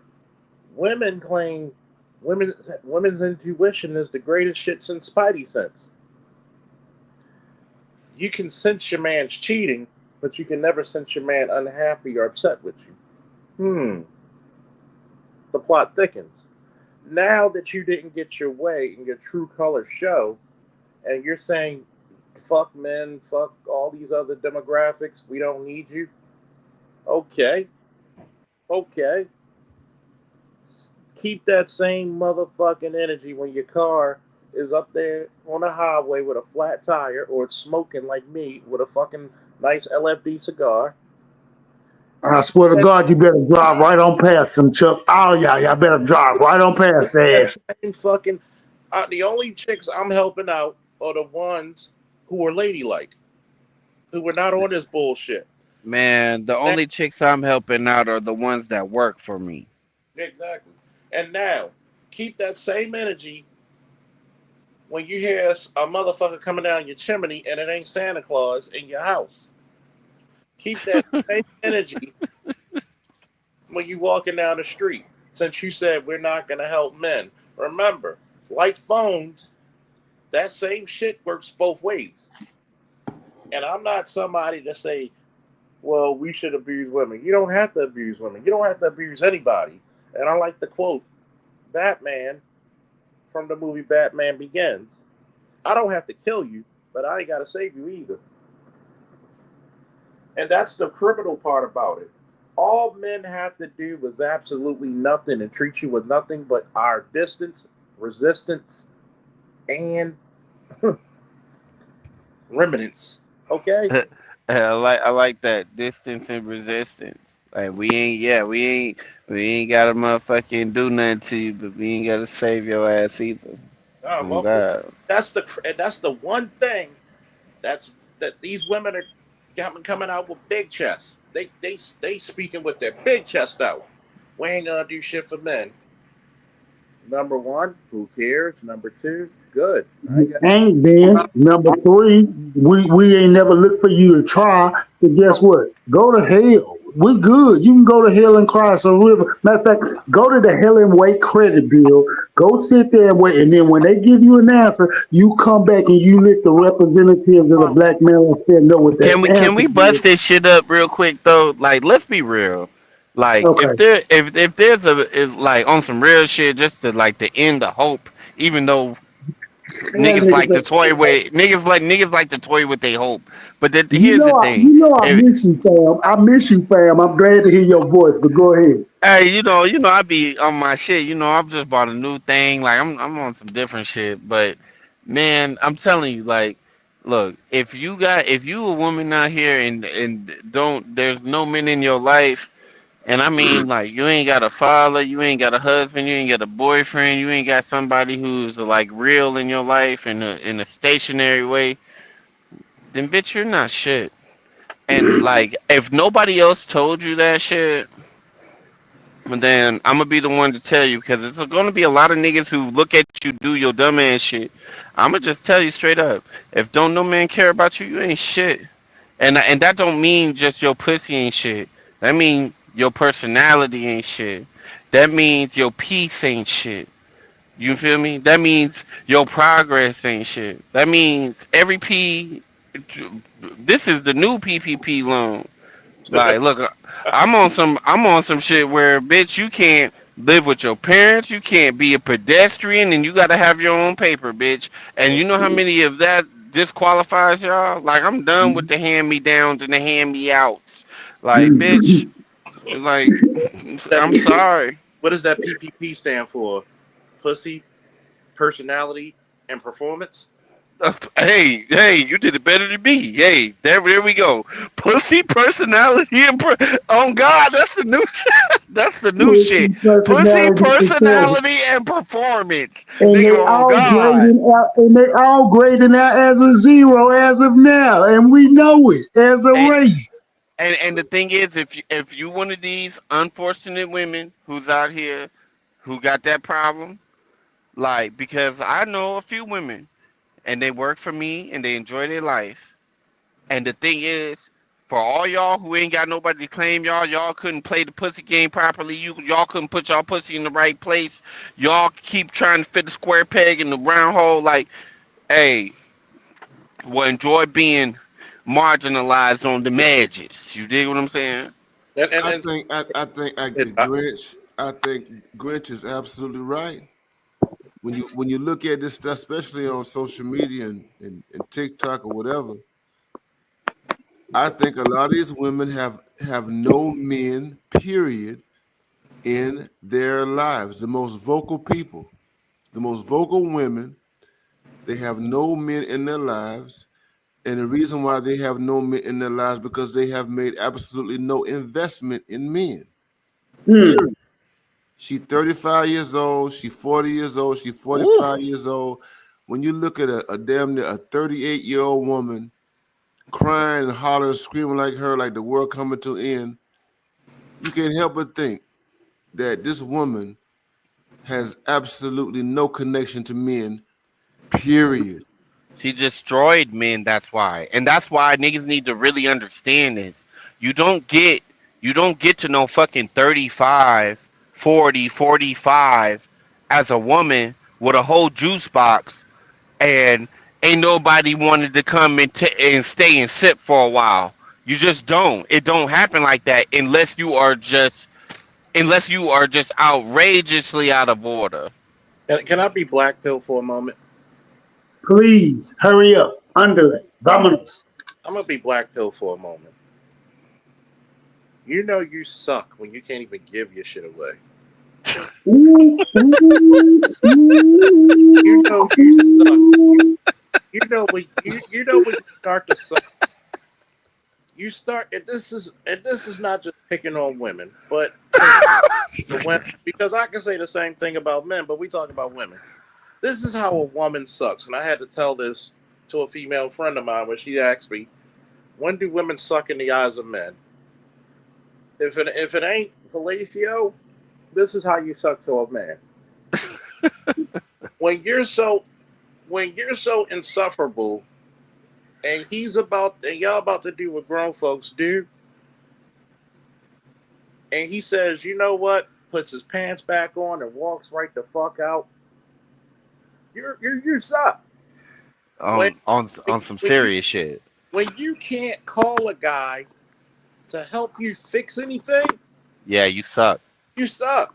Yeah, on God. When you can't even fix a plate for you, and we're not even talking about guys you sleep with or date. When you don't appreciate your father, your brothers, or your sons, yeah, you suck. Your family don't want to visit you. You suck. got one tip. I got one tip. When you just forever insufferable with it, insufferable resting bitch face, and everywhere you go, you got sourdough, bitter face on your face everywhere you go.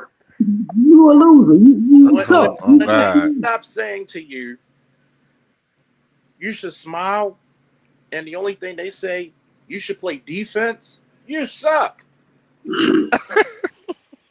You really, I went to go vote the other day, and my God, Baltimore changed. Like, we used to have some very fine motherfuckers here.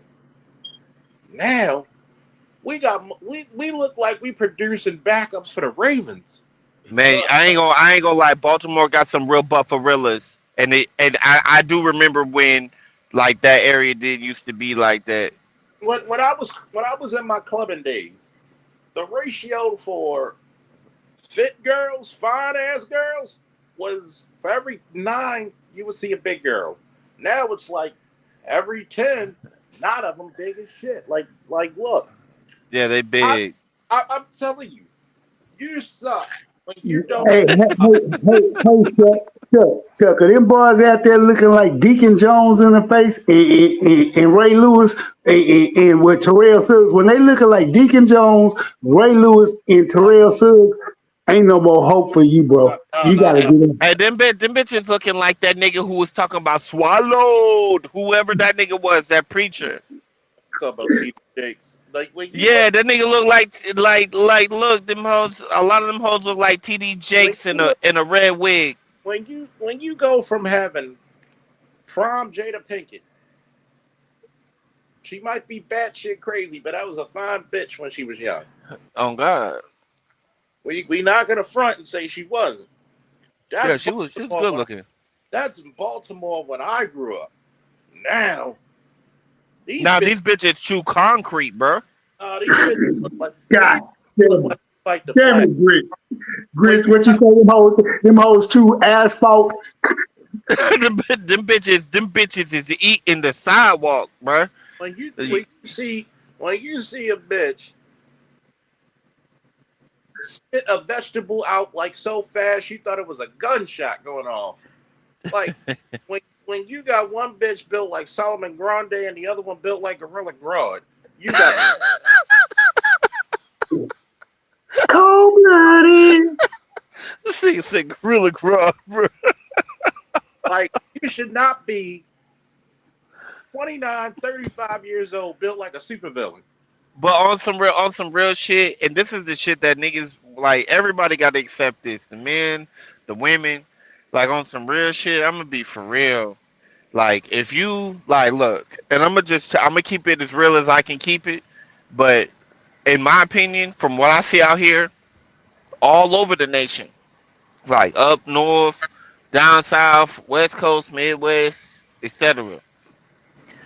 If you are a man and you are like, let's just say 30 plus, right? And you're dating in your pool of the same age. So like if you 45 and you dating a 45-year-old, unless that shit is magic, can't accept shit. Because right now, with how niggas is doing outside, niggas is hurt. Niggas is broke. Niggas ain't got shit. And we're all entering the age where it starts to show. Like if you haven't been on your business, if you haven't been handling yours, it'll show once you get around the right group of niggas, right? It'll show. And the thing is, there's that group of niggas, unfortunately in this generation, the group of have-nots is way bigger than the group of haves. So to me, if you motherfucking 35, what is you doing with a bitch that's any less than 5 years younger than you? You 40, what are you doing? What are you doing? Like, because the thing is, it's too much easy. It's like all you got to do is show up with your shit together. Like seriously. Let's be real. Back in the 80s, when I was a little kid, you would see hardworking men who are mechanics, bus drivers, and their wives might have even been big girls. See, this is the problem of the modern woman's ideology. You talking about them nice big girls though? Which are like what? They're damn near extinct. Yeah, they're extinct now, but you talking about back in the day? That's them nice Yeah, ones, the ones yeah. that cook, the ones that's like, you know, Think about it. like the legends. We're gonna go back to when chicks actually knew their limitations. They knew they had a deficit they had to overcome. So she had to be 10 times more feminine. She had to be helpful. She had to Yep. be like a motherfucker. She had to be an asset. She could not rely on beauty. Oh So God. nowadays the script has it didn't even flip. The motherfucker set on fire. You got the chicks who I got a bad attitude, a bad back, bad knee, and I'm a bad bitch. Well, see, look, I'm not even gonna lie to you. Like, I don't even. I don't. There's some shit I'm just not dealing with. Bro. It's just some shit I'm just not dealing with. But I feel like, and Charles, I know you can motherfucking testify to this. Like, look, and look, I know this shit could be offensive to y'all niggas, but y'all niggas gotta listen to me on this shit.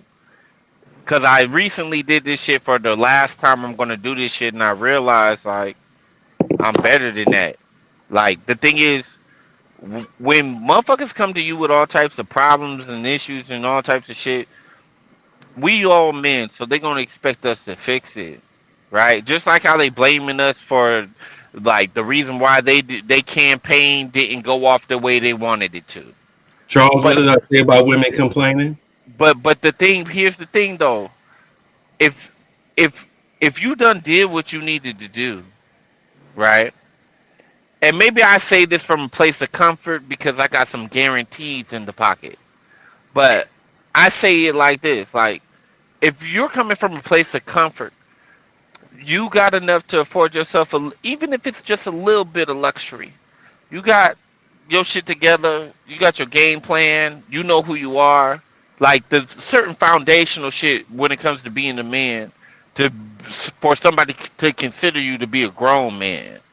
Like if you got all that shit in order, most of these girls, it don't matter how old they are, they're little girls.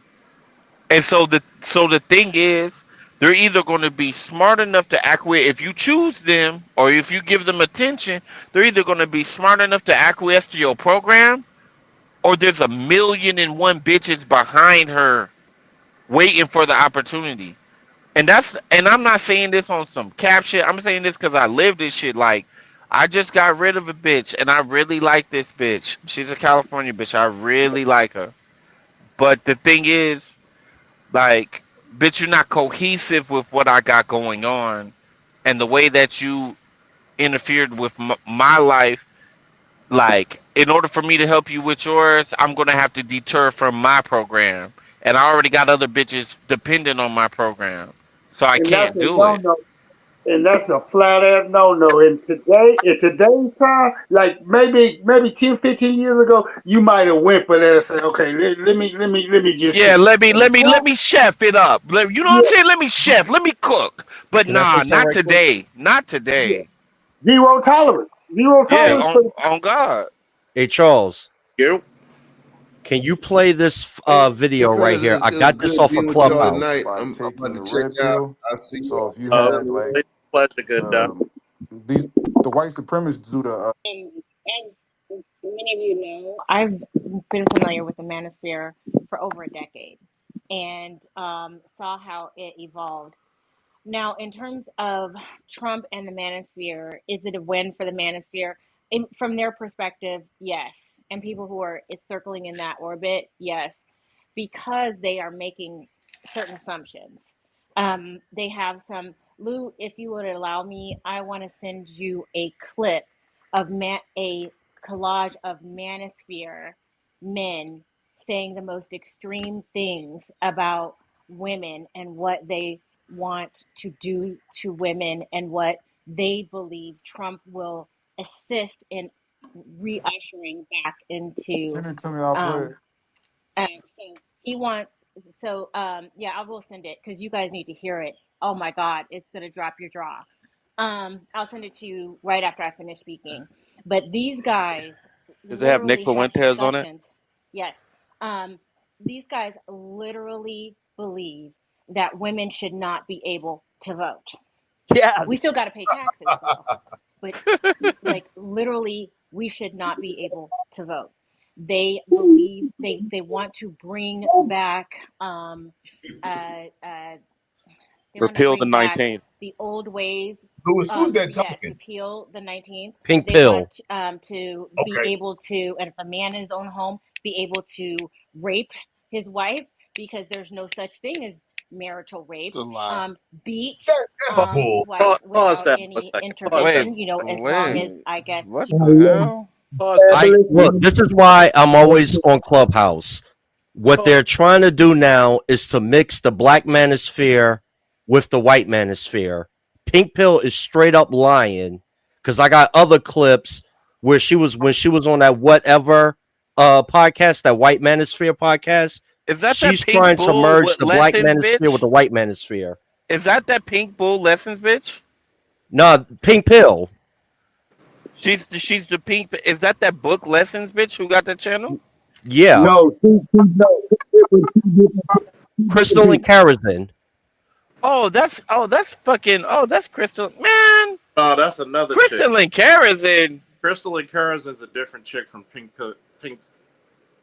That Pink Book Lessons. So that's a different person. Oh, I was about to say, nigga, What- Crystal and Grinch. Karazin. What Crystal and Karazin is doing, what they're doing now is trying to tarnish the black manosphere with saying whatever the white manosphere said is what the black manosphere said. What they're doing right now, tactics, is spreading a bunch of lies. Well, let me put you on game real quick about this shit, right? Because I've been here for a minute, and I'm telling you, I done seen everything in this bitch. I done been here that long, and what I'm telling you is, especially from the likes of a Crystal and Karazin or any of the like Chrissy or anybody, like the thing that niggas need to start realizing, and we need to start stepping like it, is that the cat is out of the bag. Pandora's box got the lid blew wide the fuck off of it. The information that's out here and the proof that's out here is irrefutable and undeniable. There is nothing that they could run these little camp. Of course, what did you expect these bitches to do after they lost this fucking election?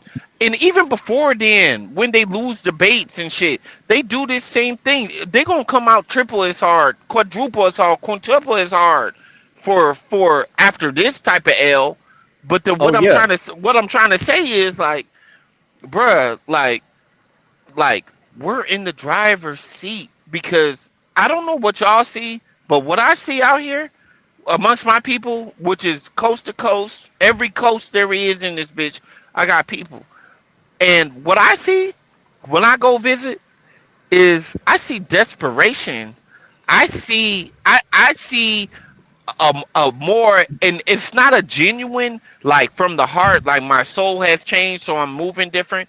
It's a out of necessity change. Like, damn, I don't know how the fuck I'm gonna pay my rent. I really need I need to really find a relationship because I don't know what the fuck I'm gonna do next. That's the energy out here for real. And this is why everybody is abstaining. And what I mean by abstaining is like, niggas is still fucking bitches, we still fuck hoes. But the thing is, ain't nobody cuffing shit unless we cuffed it back when, and we still cuffing it now then. That's the only way. And so to that point, brother, but when Charles had put that information out there earlier when Joy Reid, before the actual election had taken place, where they were seeing their numbers was dropping and they was hate watching us, right, as opposition research, she made a statement and said, it's the manosphere. And to your point of what they were saying, and you're absolutely correct, they're trying to mix us in. That's why she did that, denote the black manosphere. She missed that point. Because no, she's going to say it. She's going to say, I ain't finished playing the whole video. And Grinch, you're absolutely right. But the thing is, with Clubhouse, there's a lot of people that's on Clubhouse that the only thing they hear about the manosphere is through Clubhouse. They don't be on YouTube. They be strictly on this app. But here's what I say to that, and this is why a nigga like me ain't worried about it. I ain't worried about it because the thing is, you're right. There are certain people who plug into certain platforms, and that's the only platform they get the information from. Like, it's a lot of people like that. But the truth is, when you look at the manosphere, in particular the black manosphere, and you've seen some of the subject topics highlighted on CNN or any of these major networks, and I'm not exaggerating. This is like I've gotten phone calls from niggas, big niggas in this space, like, hey, look at this shit. We just talked about this shit. Like what I'm trying to say is that the radiation from what we're doing over here, from the nuclear shit we doing over here, which is Blackmail Agency. Shout out, Dr. Neil. I see you on this motherfucker. But the thing is, like, when you see the radiation from that, it's not just on like them little holes. Look, it ain't really much but holes that clock into Clubhouse and Shade Room, and like that's just real shit. It's hoes. And the thing is, the one thing hoes got more than maybe some other bitches who are less exposed, some in the house bitches, is hoes be outside. Hoes mingle. Hoes hear shit. Hoes spread shit.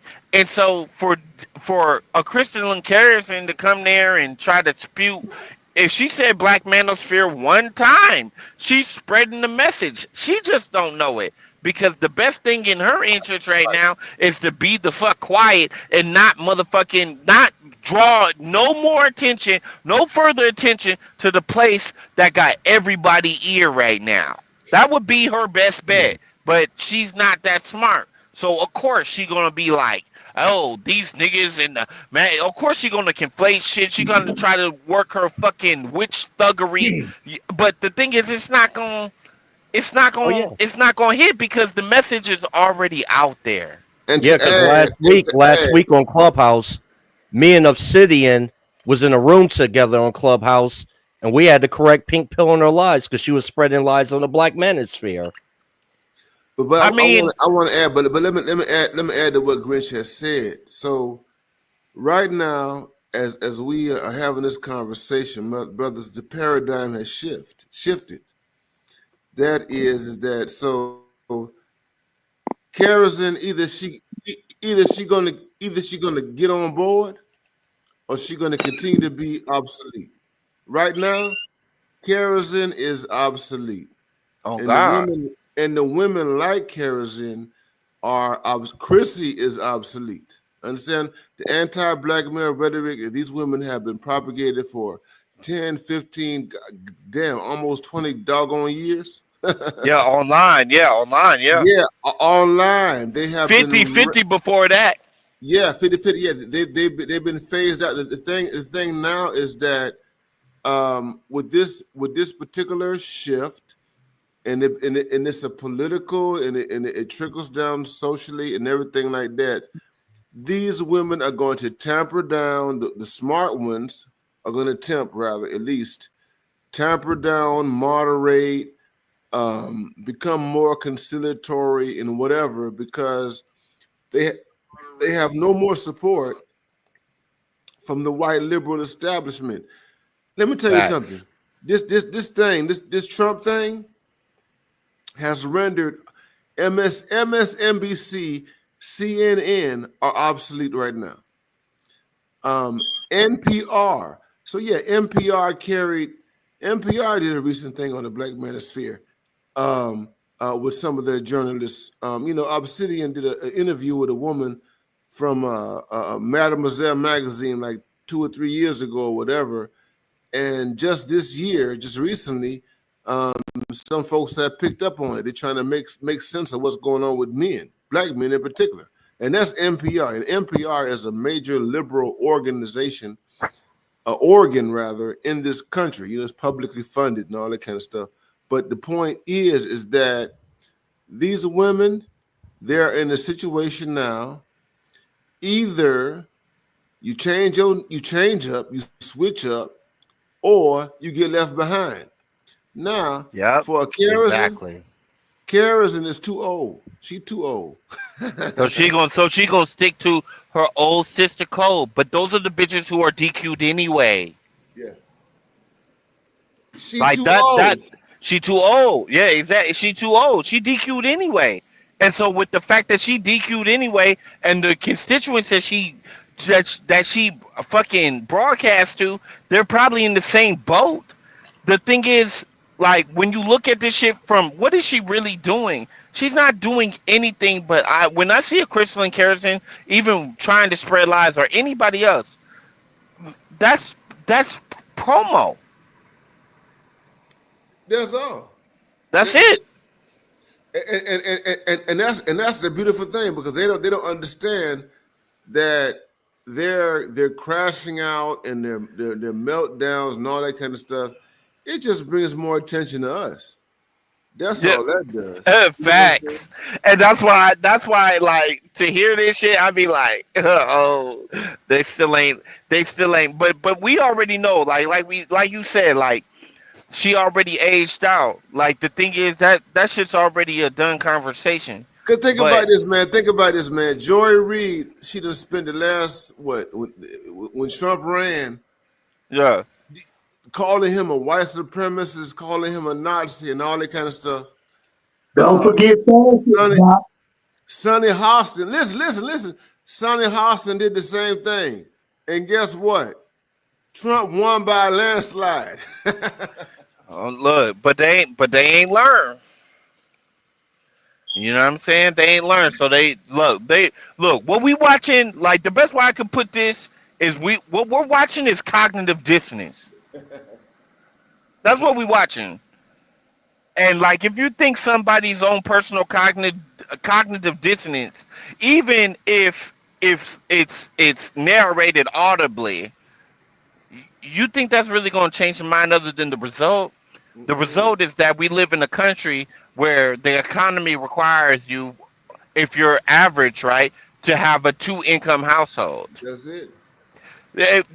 When we're in this motherfucker, and not only does it require that of us, but like, the lies or the propaganda is busted up by, and has been busted up for the past decade or so, by not only us, but social media outlets. Yeah. Like Twitter, like WorldStar. Yeah. Like, we're not, but the thing is, the beautiful thing about this whole situation is that we're righteous. Mm-hmm. And so, with us standing on truth, and for us to live in an age where everybody's phone is a window to the world. Yeah. Bruh, like, we don't even gotta say nothing no more. We don't. And the thing about it is that so her demographic, these women are over their heads in debt. They're over their heads in debt and student loans. These women, the ones who have houses, they're having to refinance their houses. Some of them have refinanced their houses once, twice, and all that kind of stuff. They're over their head in consumer debt, listening to this nonsense about, Black Girl Magic and boss chick, whatever. The feel good, the feel good, the shit that feel cuddly and snuggly to their fifis. All the opioid stuff that they've been consuming. You understand what I'm saying? Emotional opioids. And they don't have anywhere to go. And people like Kerrison is still trying to hold on. They're fighting against reality.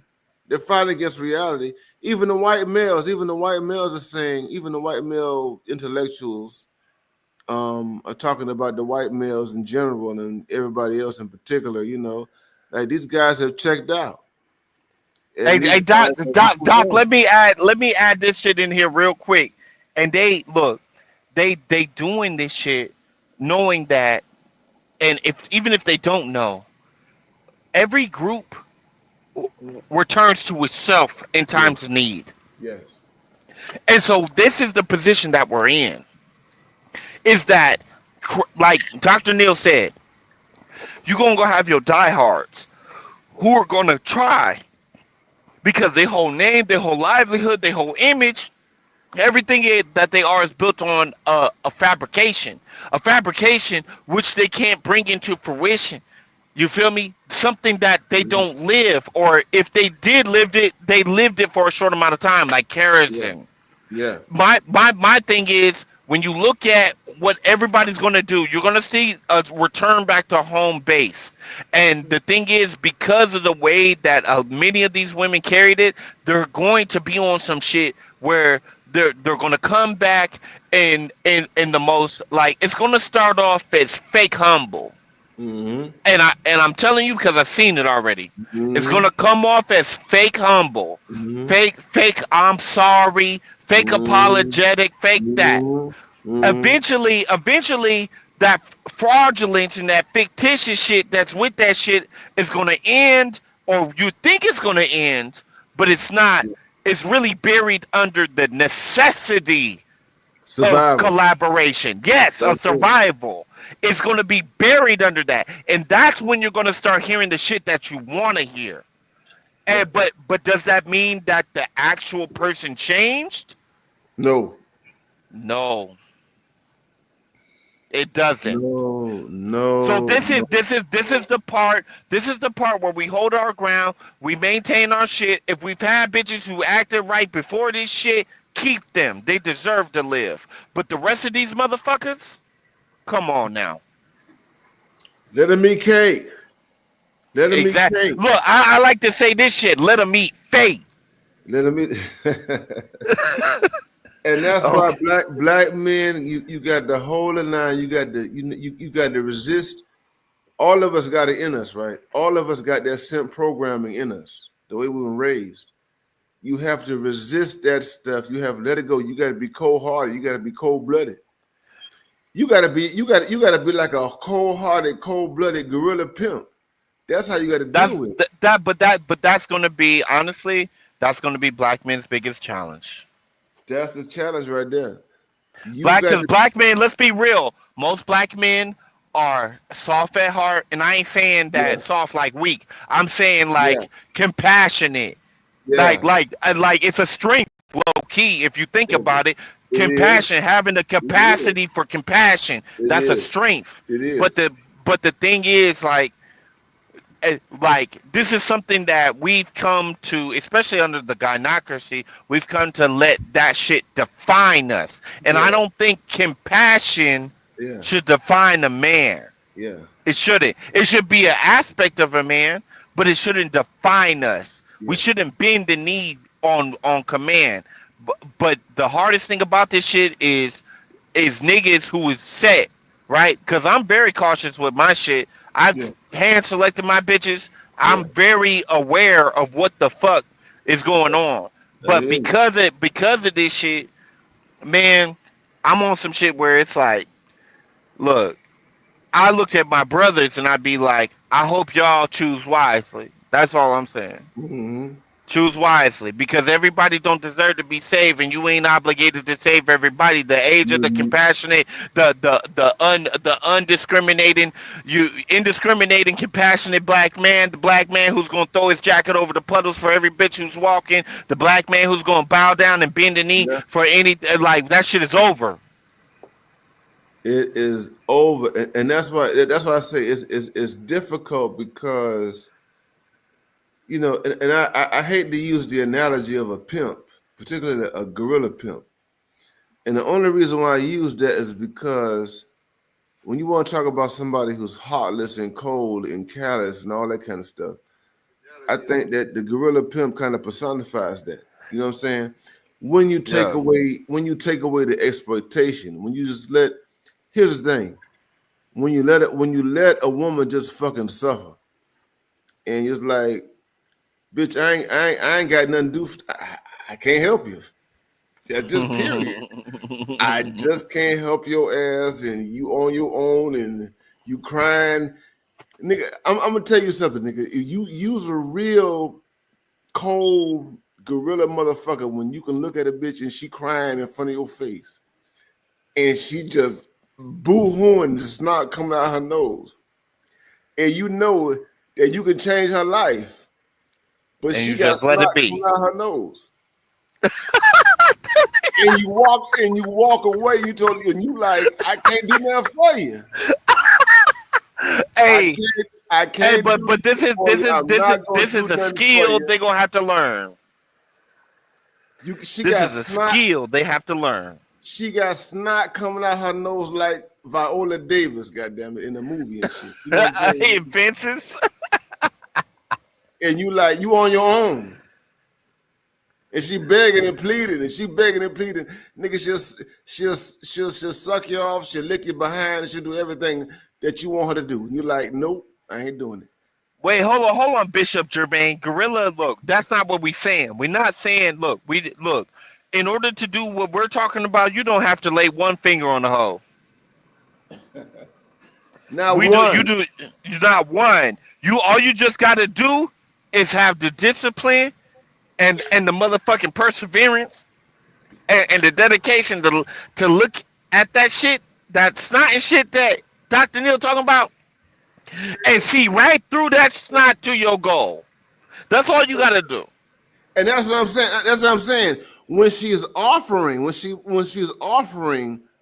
to lick you in all kind of places and suck you off and all that kind of stuff, and you look at her and you say no. See, look, you better than me because I'm gonna let the pain linger. I ain't gonna say no. I ain't gonna say no. What I'm gonna say is like, what I'm gonna say is maybe later. You feel me? That's what I'm gonna say. Word, man, no is a powerful I'm word. gonna have that bitch hanging on to the memory and thought of me of what I can provide and where I reside and my zip code and the whips I drive. Like I'm gonna have her hanging on for everything just in her mind, and I'm gonna be on to the next. Now, nigga, she looking at you. She got snot coming out her nose, and she looking at you like you God Almighty. Yeah, I know exactly what you mean. And you say, no, I ain't doing it. Goddamn it. You got to suffer.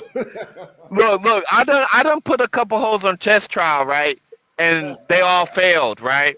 Recently. This is recently. The last one recently failed maybe like 4 days ago, right? Yeah. And the thing is, like, it's not even like I was like trying to push them on a block, or it's not none of that. It's really on some like, bitch, what is your skill set? What type of peace do you bring? What like real shit for a real nigga who don't need nobody type shit that I'm asking. And like when the bitch failed, I was like, look, I told the other bitch who was at the house, I was like, yo, she failed. You know what the bitch said? I knew she would. That's what the bitch told me. She said, I knew she would. But I say that to say this.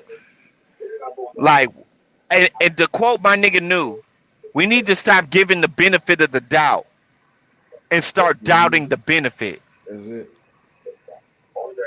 That's it. Doubt the benefit. For real. Doubt the benefit. I agree with you. I agree with you 100%. Doubt the benefit. But at this time, like you saw how this chick. Now, if the woman in these videos that we've seen, if this is authentic and this is real, it's like if I saw a woman like that in real life and this is who she was, I look at her like she crazy. She can cuss me out. She can cuss me out and call me all kind of names or whatever. I'm not gonna be moved at all. Man, you're still a better man than me because I wouldn't have looked at her at all. I'm not gonna feed into any of that kind of stuff. I probably at the end of the day walk away, but I'm like, no, you have to live in that. You are part of this, this garbage, and you have to live in it. Mm-hmm. You have to wallow in the feces and in the sewer and all that kind of stuff. And ain't nothing wrong with that, because the truth is we not born garbage. Yeah. You have to choose to be that. You feel me? You got to choose. That's what I'm saying. if she ain't got no, if she's over the age of 30 and she has no men in her life, she has not invested. Let me stress the word invested. She has made no investments in men whatsoever. And she's by herself. And she still got this entitlement mentality like men owe her shit. We got to let her, we have to let her wallow in her misery. Yeah. And I don't think that, like, the thing is, I know brothers are compassionate. And that's the only way that shit is ever going to hurt them. Because they know who's willing. I call them volunteers, right? You know, Tennessee volunteers. I call them volunteers. And my partner, I mean, what do you volunteer? I say a volunteer. So I'll have maybe 3 chicks on the line. You know, let's use the fishing analogy.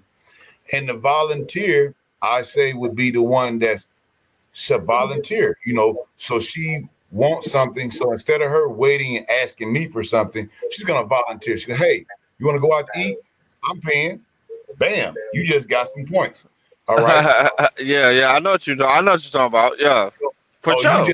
You just might mention, hey, you know, I'm thinking about going to the beach this weekend or something. You know, that's an easy play for a woman. Yeah, take me. Ooh. She might say that the volunteer, the difference between her and the women we talking about in that situation is that volunteer gonna be like, you know what? Oh yeah, well, let's take my car. You know, I'll pay for that. You know, let's go. What do you want to do? You know, what do you want to do? Here, key.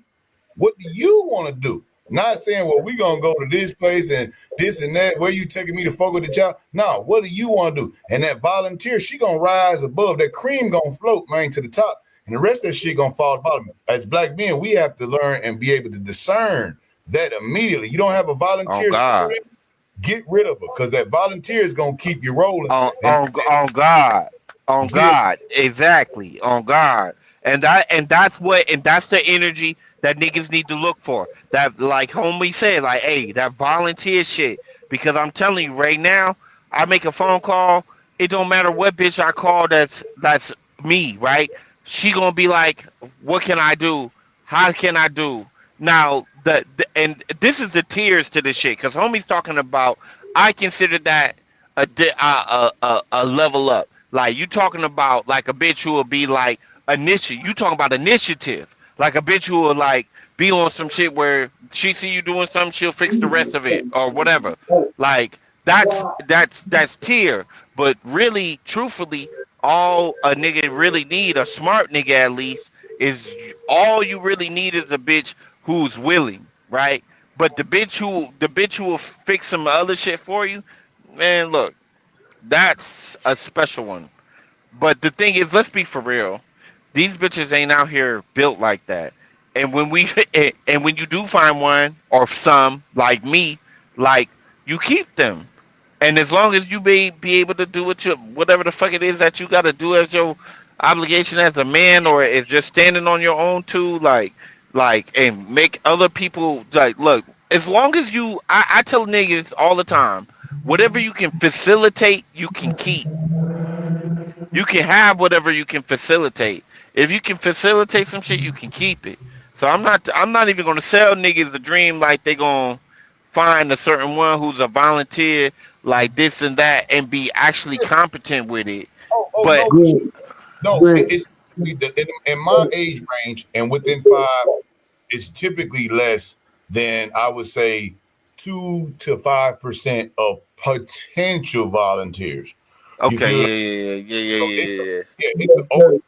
It's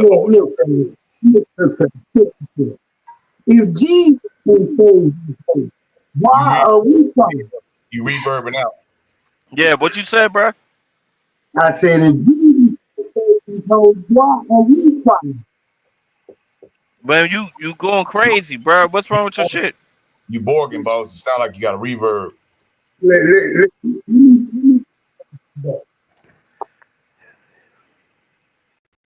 He probably got to come out and come back in. Anyway, you guys take care, man. I'm about to check out, man. I enjoyed all this, man. Always a pleasure. Be easy, Doc. Yes, all right, man. Good talking to you. Peace out. Come back come back All right, around be and easy. join us for another drink and a cigar. You know, Can I man. Y'all can I take finish care, playing man. this? Oh yeah, finish playing. Peace out. She's not walking around the neighborhood making him look bad because she's got bruises all over her face. How dare she? These are the things that they want because it's like this. It's like you have two athletes, and one athlete believes that the other has an advantage that they don't have. And so instead of trying to work up to getting that, whatever it is that advantage is, what that person wants everyone to do is to cut off the person's leg. I want you to cut off this person's leg at the knee so that I can win the race. This is what these guys say. It's not right. These women are getting education. It's not right. These women have jobs. They're competing with us. Cut off their legs so that Wait, I these can are white. win. These are white manosphere and black manosphere, correct? Yes, I will send you. This is what they believe, and they believe. And I honestly don't think Trump will be that person. They're delusional. It would never happen. Trust and believe there'll be blood in the streets. And I'm telling you, I have never shot a gun, but I freaking would. Like I wish a mother father would. Ooh, we're so scared. I'm serious. I'm like, whatever. Stop I that die, shit, bro. whatever. It'll be less wombs for you guys to try to impregnate. And that's another thing. They've literally said, we want The Handmaid's Tale to be a reality. This is what these guys, it is sick. It's sick. And they Pink pill. believe that Donald Trump is their best bet in seeing that ideal kind of life. Cut off her leg so that I can run faster. Fuck out of here. No Pink black pill. man Don't you knows think pregnant and barefoot?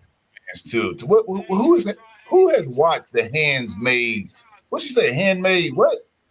The Handmaid's Tale. Who has watched that as a black man? I don't even know what that is. I only made it past one episode. That's it. From what they saying about it, I probably couldn't either, man, because that's what they keep using as. They want this Man, Handmaid. that shit ain't that bad. Look, Handmaid's Tale ain't that bad. It's just what the feminists try to do with it. Look, and this is what I gotta say, and this is what's so annoying about like this type of like the shit that she say, right? Like people will like, and look, I don't give a fuck how this shit sound. You could clip me and run it back. Look, it don't. Like, people try to make it seem like making six figures is normal. It's just the average, everyday shit. It's not. I don't give a fuck if you make 100,000 on the dot. You are doing better than most. And when I hear, like, this shit about cutting bitches' legs off in order for you to like, yo, there's not no bitch in the world that interferes with my business. I make well over six figures, and the thing is, it's not easy. I'm not a office exec where I sit in the office and I tell niggas what to do for me and I make that much. No, I'm a blue collar worker and I make well over six figures. Like, look, this year is going to be the first year I hit 3. And the thing is, it's like to hear somebody just speak about this shit, like everybody do it, everybody on this, or somebody trying to prevent you from doing this. When you start making numbers like this, can't nobody stop you from making numbers like this. It is you. Because whatever you're doing, more than likely, is built on you. When you start making 200,000, 250,000, 300,000, these are steps like that you're figuring for yourself because you're learning how to cut costs or whatever you're doing to run your business. Like, so when I hear this type of stupid shit, like, bruh, get the fuck out of here. Get the absolute fuck out of here. Ain't nobody worried about women making a like, or anybody They making got a mad. certain amount of money. Grinch, they got mad at Trump for saying black jobs. And now I can see where they was trying to take it. See, they propaganda, these dudes that write their scripts is so stupid. See, they could have took that and made it simple because all they do is lecture us about the jobs that black people, obviously, they say, now this is their words, don't want to do. And then they keep on telling us, well, yeah, you know, we got to bring all these immigrants and give them all this here because y'all don't want to do the damn jobs. And I'm like, you know what? That is the most insane thing I've ever heard. That's some bullshit. They're conflating two different things. The problem with immigrants coming over here for our community, the problem is that we got a lot of low skill or no skill having black workers, right? That make up part of our population. When you have other people who will come over here and they will work for lesser wages because they can take that shit. And look, I'm a nigga who I lived in Imperial Beach before. I've been across that San Ysidro border more times than I can count. I lived in Mexico for a while.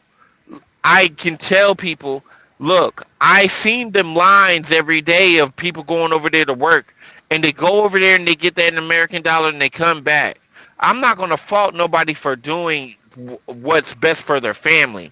But at the same time, I'm not going to pretend like the immigration crisis, right, doesn't affect black people disproportionately because many black laborers are unskilled.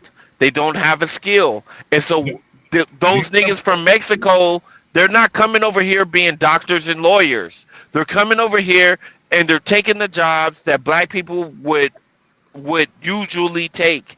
And that's the threat to my community that shit poses. Well, do you remember, guys, and I'm going to ask everybody this. That's a good point, Grinch. Let me ask everybody. Like, to your point where you said with the low skill, right? And we would hate to say that because black men are skilled, right? But when we're talking about, this is their words, the low skilled jobs, which some of these jobs. But we're not all the same. You got to understand that we're not all the same. Right. But that's why I'm asking. Do you guys remember OJT? Remember OJT? On the job training? Right. So although you might have a low skill worker, he's a tier 1 guy. He comes in, he can come to work on time. Okay, that's the first thing. Getting here on time, doing the job that I asked, can read and write, know what to do. All right, if I send you on this, I know you come back right. Over time, on the job training, you will learn to become that skilled worker. And what happens in most time corporate America, all you have to, I tell my youngsters this, when you go in these certain jobs, it doesn't work all the time, especially black men. We have to fight harder than everyone, but just stay there. And guess what happens? Just the fact that you're there, when they fire everyone else and you're still there, who gets the promotion 9 times out of 10? No, I know what you're saying, but the thing is, here's the problem that I got with what you're saying, which is why, honestly, look, it's gonna be a long-winded answer, but I'm gonna answer. The problem I got with what you're saying is that, like, you even acknowledged it in what you said. Like, you was like, I ain't saying everybody, and you was like, I ain't saying like we don't know how it is for us. Right. My whole thing is that's my major point. I've did a lot of things in my life. I was a financial analyst at one point. I was in the military at one point. I've did a lot of different things. And I ended up on the shit that I'm on now, which is trucking. Right. I'm a CDL, Class A driver, owner operator, do my own shit. Salute, bro. But appreciate you. But I look at some of this shit because I know it's more lanes than this out here to do this. But like, and what I mean this is like to have your own. And the truth is, it's hard. It's hard to run a business. I'm not gonna lie, this shit ain't for everybody. It's hard. Like, you gotta, like, you really like you gonna have your ups and your downs. Like, it just is what it is. Like, but at the end of the day, like, it don't matter what nobody say. I made more than whatever I made working for somebody else. And I think that black Americans are in a position where, like we need to start like exploring these options. And it don't matter, it don't gotta be trucking, it could be whatever, but some shit on your own where people appreciate you enough to spend with you. Like it gotta be some shit like that. Because if it's not, then you're gonna end up being subjugated by something or an entity, a business entity that don't give a fuck about you or that sees you as disposable. And so when I start talking about this type of shit, I say this shit because like when you say like, oh well, niggas, niggas could like we know how it is for niggas. When you say some shit like that, my thing is like America for us, we should look at this different. Like I think a lot of times like black Americans look at this shit like we should have or we should get the financing and the funding and the government subsidies and all this shit that other groups get. And the thing is, you have to understand that the beast is against you. The beast is against you. You're a part of the beast because you built the beast. Your ancestors built the beast through all the agriculture and slave labor, through being able to, being able to trade with certain foreign nations. And look, your ancestors built the beast, but your ancestors were some formidable motherfuckers. And one of that job thing, what you saying, right? When I was in corporate, brother, and I was speaking on it, and just like you said, yeah, we took that lease, right? We know it's harder for us, right? Regardless. When I left, okay, and I was doing pretty good at the time. When I left, right, I got my severance, but it could have been a lot better. But at the end of the day, when I started working, doing other things, I went back to the agriculture. And that's why I've got this video playing here now. You spoke of that, AL. This is our property out here in Hearn. And we got about 100 acres that we got here, right? So we got Hearn where? Hearn, Texas. Okay. I live in Dallas. Okay, so this is basically about maybe about 15, 20 miles north of College Station area, Bryan and all that. And there's a group of black brothers on Old Hearn Road that got spread. Some of them got about 200, 300 acres. Some of them got 50. And when I went to talk to them, because we were looking for hay, it was a drought in Texas when we had the wildfires. We had to go get hay from different areas. And we got one guy and we talked with him down the street. He sold us hay off his land.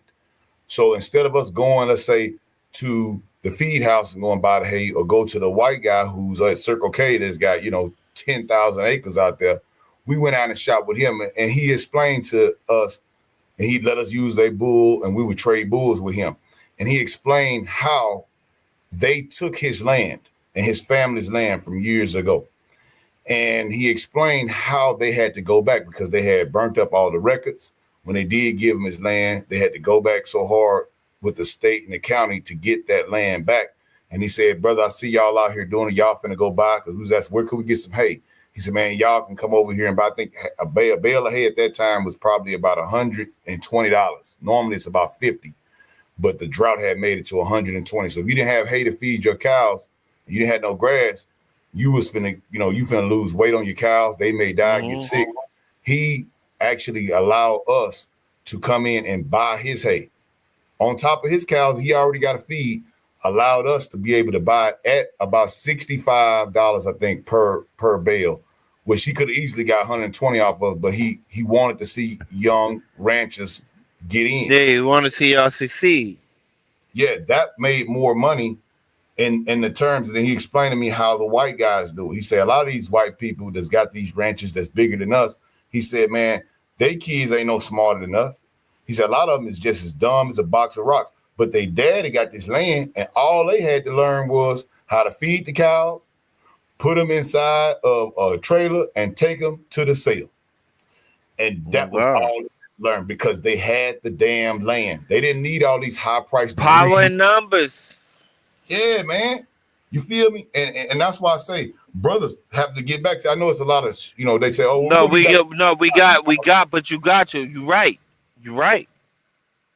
We're not picking cotton. A lot of people wouldn't want to go out there and deal with some funky cows, man. The cows dangerous. They bring your ass. So people were scared to go out there to the land. We have all kind of people that I bring out there, and they're like, well, man, I wouldn't be messing with no cows. It's a whole bunch of cow patties, and you got to deal with. Hey, that's my next move, bro. Like I ain't even gonna lie. Hey, what's your look? Hit me up.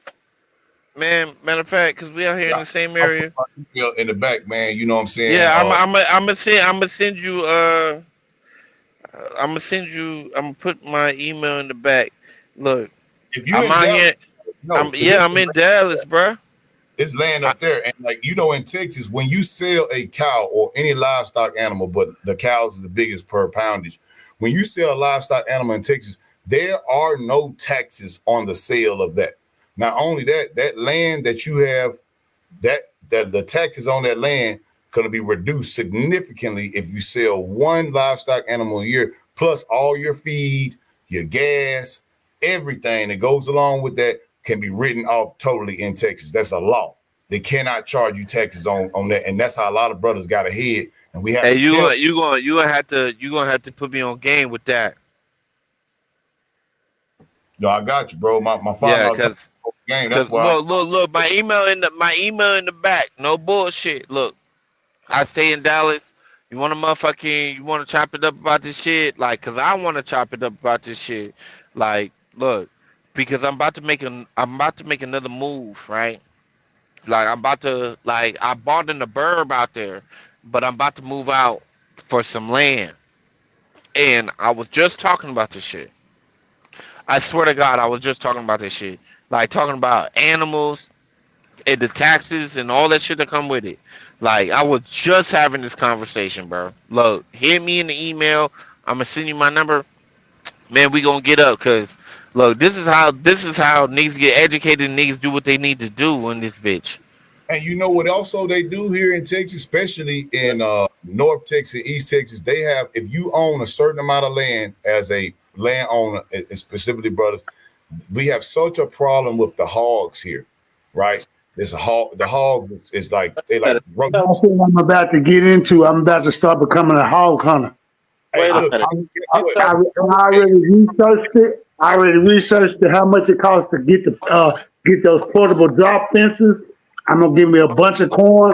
I'm gonna go buy me two more 22 to back up my pistol grip pump shotgun, and I'm gonna get out there and I'm finna go holler at some of these old white boys that got that problem out there in Georgia. Hey, guess what, man? And wait a minute. You telling me I can make some fresh ribs?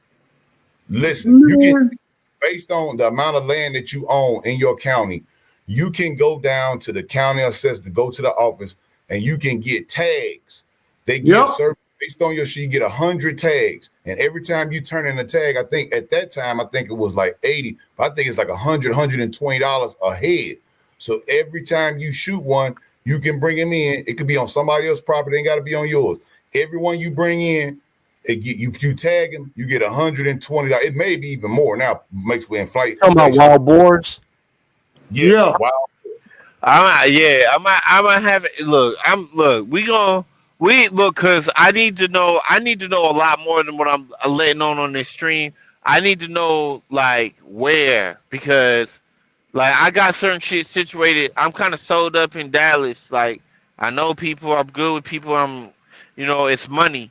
But the thing is, like, I'm trying to see like what I could do, because I'm trying to debate whether I should sell what I got right now and then flip it up to some bigger shit because I got equity, or if I should just hold this shit and buy the other shit.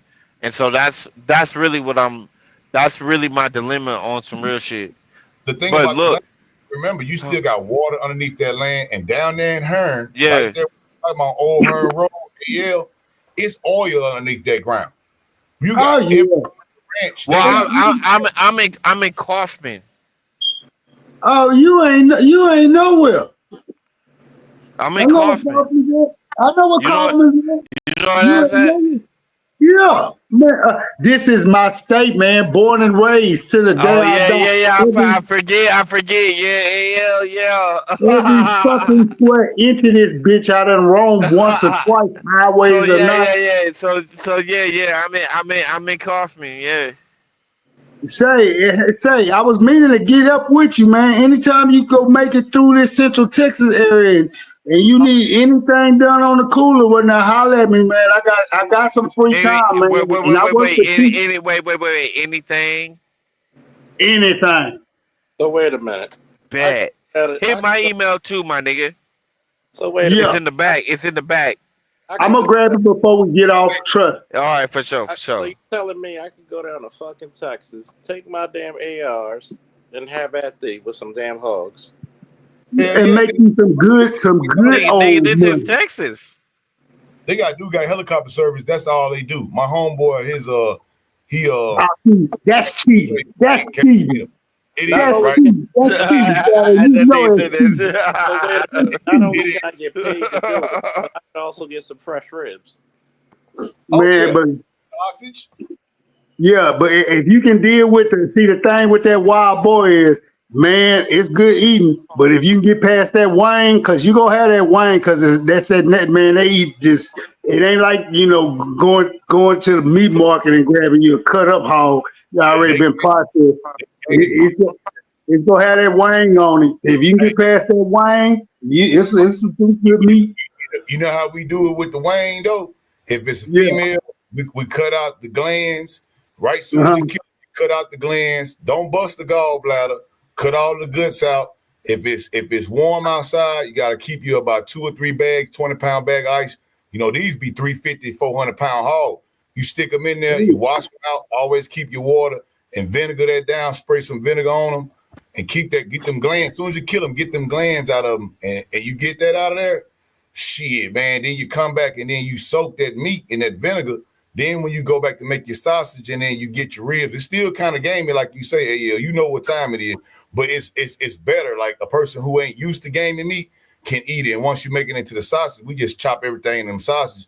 Man, we be selling them sausages, man, $20 a bag. People buying that all day. Chad, I got a confession. Y'all gotta peep me on because y'all talking this shit. Y'all gotta peep me on this shit because I live here. Y'all gotta peep me on this shit. Y'all know I'm from DC, man. Like y'all gotta peep me on this shit. No, you know we gonna lace you up, but look, I got a confession to make, Shadow. The only gaming meat I like is deer. For real, I really don't even fuck with that hog. I want to go kill them and make some money off of them. But as far as eating that wild hog, I can't do it. Yeah, it's a selected taste, man. And you're right. It's not the best. And the deer meat, the game, we ain't got to do nothing to deer meat. I mean, I put a little fat in there. I might get some goat fat or something to make because it's real lean when I make my sausage. But the game of the deer meat, man, it's great because their diet is way better than the average hog. You know what I'm saying? I'm gonna give you a secret. Get you some Owens hot sausage and cut that venison with that. And cut it with that, mix it with that. Man, you ain't gonna taste nothing, but it's gonna taste good. I promise. What kind of sausage you said? The Owens hot sausage. You know the Owens breakfast sausage. You cut it with that because you got to put some fat in it. So that's the trick we be doing. We get that Owens sausage. We get that big old long log, not the short one, the big long one, and we throw it all in there with it and mix it up. That make me hungry. Hey, that's a good play. That was a good play right there. I'm gonna have to check that out. That's a good idea. Yeah, for real. Just season that sausage. Yeah, y'all got me disrespected. Season that sausage the way you want to. Sausage. Yeah, that sausage. No, it ain't sauce, it's sausage. You got to season that sausage just right. And then go and get your hands in there real good and mix it all up with that venison and pack it up. You get some good venison burgers too, boy. I'm talking about nice, real nice. Hey, if you heard us talking now, she would say we talking about slave work now. This is slave work. Yeah. That's that how you back in the day you take it to your damn grandmother, one of your aunts.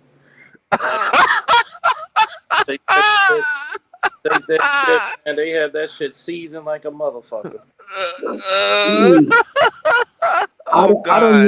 I don't need no woman to season my meat, because if you know anything, why you think half these black men been dying like it is anyway, letting them season your food. They season you in the heart attack mode and stroke mode. I season my own goddamn meat. Look, I ain't gonna lie, I'm a city nigga, so look, all this other shit, I'm just getting into it because I'm out here, you feel me? But I don't be cooking shit, nigga. I don't cook shit.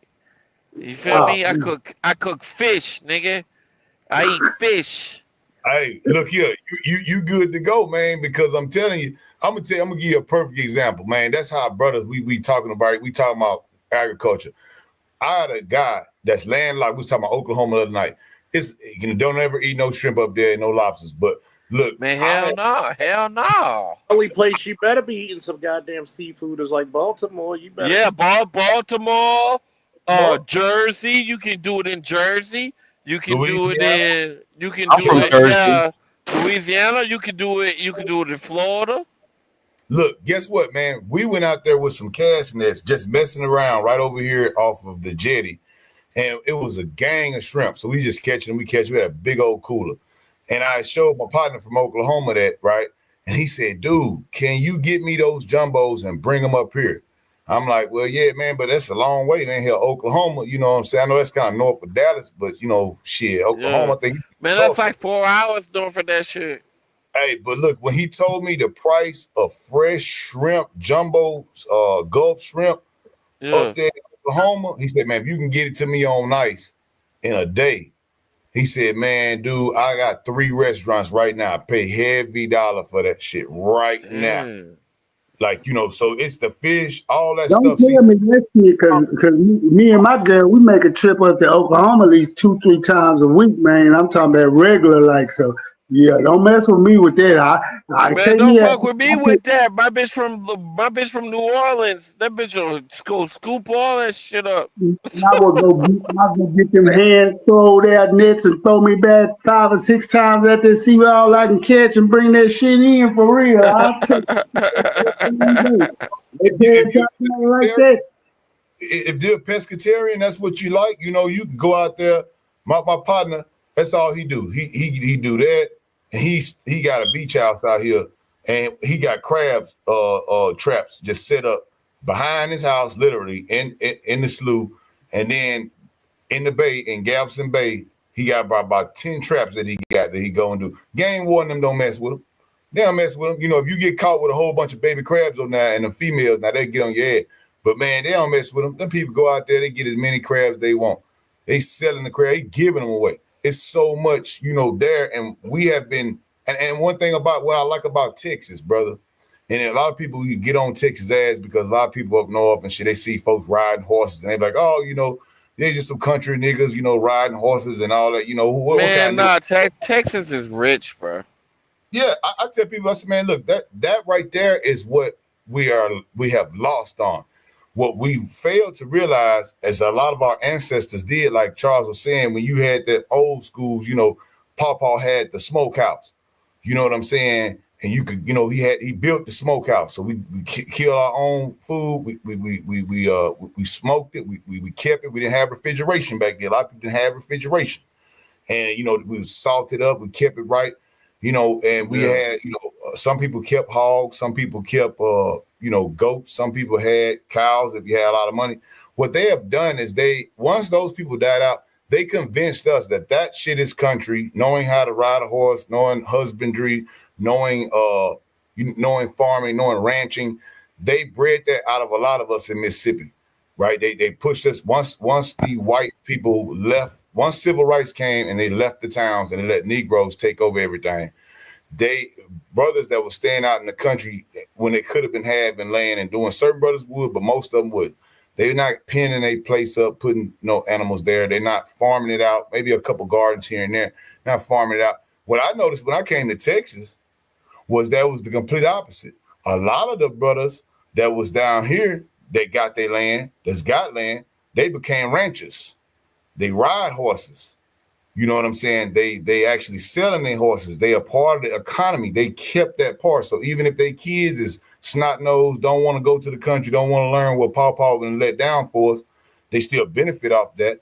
And a lot of them, the trail riding community is so big here. You know, the cowboys and the trail ride, it's mostly all black people and people that come up from like, man, I ain't never noticed that many black people. You got into it yet since you've been down here? You done been to some trail rides? Oh yeah, man, them trail riders, man, down here on the north side, man, them boys that come from Louisiana, the Texas boys. Shit, man, I go down, man. You want to get some real, and it's not some white folks that was the first thing I ever seen. That's the first time I seen a square dance and a line dance where black people was doing it. We do that all the time. What are you talking about? We get on them ATVs, on them horses, and that nigga AL different, bro. That nigga AL different, bro. But look, but no, but this the funny thing. I gotta say this shit though. Like, I ain't gonna lie. Like when it come down to this shit, like thugging it out in the wilderness shit, like how y'all niggas do. Like, I ain't gonna lie, I'm a stranger to that. But how? But I'ma tell you how. Like, it's a nigga from Chicago. Me and this nigga, we like brothers.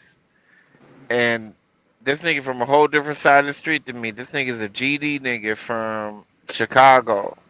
And this nigga was like on some shit where he was like telling me about this shit. The same shit that both y'all niggas been talking about. Like, right now, this nigga's told me, I swear to God, this nigga said this. This nigga said, he was like, bruh, don't get fucking bamboozled by the media. He was like, man, you could go buy this. It was some shit I was showing him. He was like, you could go buy this. It was a motherfucking loft, right? It was a loft in a city that don't really have lofts, right? It was in Florida. And then he was like, man, you could go buy this, you could go do this. He was like, or you could actually accumulate wealth, like through your property holdings. And he started talking about some of the shit that y'all talking about now. Yeah, man, when you can sell water, even like right now, we're not in drought. Well, we just got some rain, but like, just think about it. You got 100 acres. You let that grass. We got good coastal out here. Man, this nigga went and bought half that, right? This nigga from Chicago, he went, and that's a city nigga like me. He went and bought 40 acres. Okay. Right? He went and bought himself 40 acres, but he bought it in Nevada. Right? He bought the shit over there. So it's the desert, right? It was desert. It was like I seen it. It's desert, but it got like some shit going on underneath it. Like, it's desert for sure. Like, when I seen it was desert, but he had to show me like the other shit that's going on. Like, he wouldn't pay some people like I want to say he paid these people like $7,000 or $8,000 or some shit to come out there and test the land about some other shit. And he was like, I don't know. That nigga seemed mad convinced of what he's doing. Well, when you get water on the back, if you just get good spring water, and our aquifer in Texas is so damn big. What's his name? T. Higgins. I forgot his name. He actually bought a lot of that stuff. When you got an aquifer underneath your land, you can pump the water. I see Nestle. Nestle is up and down the roads. You talking about natural land, like natural water? Yeah, and you talk about T. Boone Pickens out of Oklahoma, who he got property in Texas, but been buying up all the water rights from Colorado all the way down here to the bottom. That motherfucker aquifer. He's sitting on that big. I think it's the biggest aquifer in America underneath Texas. He's sitting on that aquifer, and that's what they put them damn in Central Texas and in Hill Country. They put a lot of and I think some in the West too. He put a lot of those wind turbines out there on his land, but he's got those underneath that land. The aquifer is so big. That's why he wants them water rights, because Nestle is up and down with him. And we got a couple of brothers that was explaining that Nestle thing to me, and I seen they trucks out there, and I was like, oh, it's potable water trucks, and they coming down there, and I was like, man, in Hearn, buying water, so you can sell your hay off the land, right? Every time you got to cut the grass, you can sell the grass. You got water underneath your ground, you can sell the water. You bring out, like you saying about your man, they come out there and they inspect your land, and you get the surveyors. You can even, don't bring Shell or nobody out there to tap your land. Bring you a good, a contractor person that's got your interest in mind. Shoot down there, see if you got some oil. Okay, now you got oil, you got water, you got your land rights, your mineral rights, you got animal rights on top of there. Hey, that's what men need to think about, because that's why. Nah, it makes sense. It makes sense when you break it down, because my nigga definitely was telling me, he was like, because I went to go try to get this, it's not an apartment, it's a loft. I tried to get that shit in a place that they don't do lofts at. That's why I tried to do that. And that nigga was like, man, why are you doing that when you could fucking make this money and da da da. And he talking about this shit that y'all talking about. I see it now. I mean, think about it. If they was to go, and I tell these people when they talk about reparations, and I'm not against cash payments, but if we just look at inflation, let's say they did do, let's say come out, so I'm gonna give you a cash payment. I'm gonna give, $8. Let's say she did. We know she would never do it, but let's just say in an alternate reality, she said, well, I'm gonna give everybody $150,000 to do whatever the cash payment. Now, nothing else involved, not tax forgiveness, not land. So if they destroy the economy right when they give us the money, which ain't worth a damn, by the time they get through taxing us to hell, we ain't gonna be able to do nothing with it. Now, if they say, well, we'll give you some land, or they'll give you first pickings, or give you a tax break on the land, and or give you some land based on the reparations. Now look at that. So most people say, well, I want the $150,000, I want the $300,000. If they're gonna give you 20 acres of land or $300,000, you'll have a lot of fools go ahead and take that $300,000. But the smart thinking black man gonna say, well, they're gonna give me either 300,000 or 50 or 100 acres. I'm gonna take that 100 acres or that 50 acres off the muscle. Because but so would I, because I'm not cash, lacking. You get me? It makes sense. Of course you want the asset. You want the asset. Right? You would take that asset even then, and you could still, that is an asset, it's in your name, you got the deeds. You could go and get a loan just based on your land. You feel what I'm saying? So you could get some money if you a house. Yeah, when you put a house on the land, it increases the value. I'm saying, but it's it's the same thing as a house. Like you own a house, because I own houses, so it's the same thing. Like you own it, you borrow against it, type shit. Right, but you don't want to go into a predatory loan situation, nothing like that. But yeah, but then, imagine a house. How would they get you into that shit if you didn't agree to it? Well, yeah, a lot of people can't read, right? So a lot of people ain't really paying attention to this shit. They so happy to get like, oh yeah, sign it there. But really, you got to really look at it, because the interest rates may be variable. You have all these different type of things. You don't want to put your family home or your asset in danger of being able to be taken based on no interest payments, or based on taxes that you couldn't resolve. So that's I ain't gonna lie to you. That type of shit, I get what you mean, because that's real. But that's a niggas with kids concern, Yeah, that's what I mean by with the taxes. As long as you don't, the idea of it is this, and even with kids, let's just say this.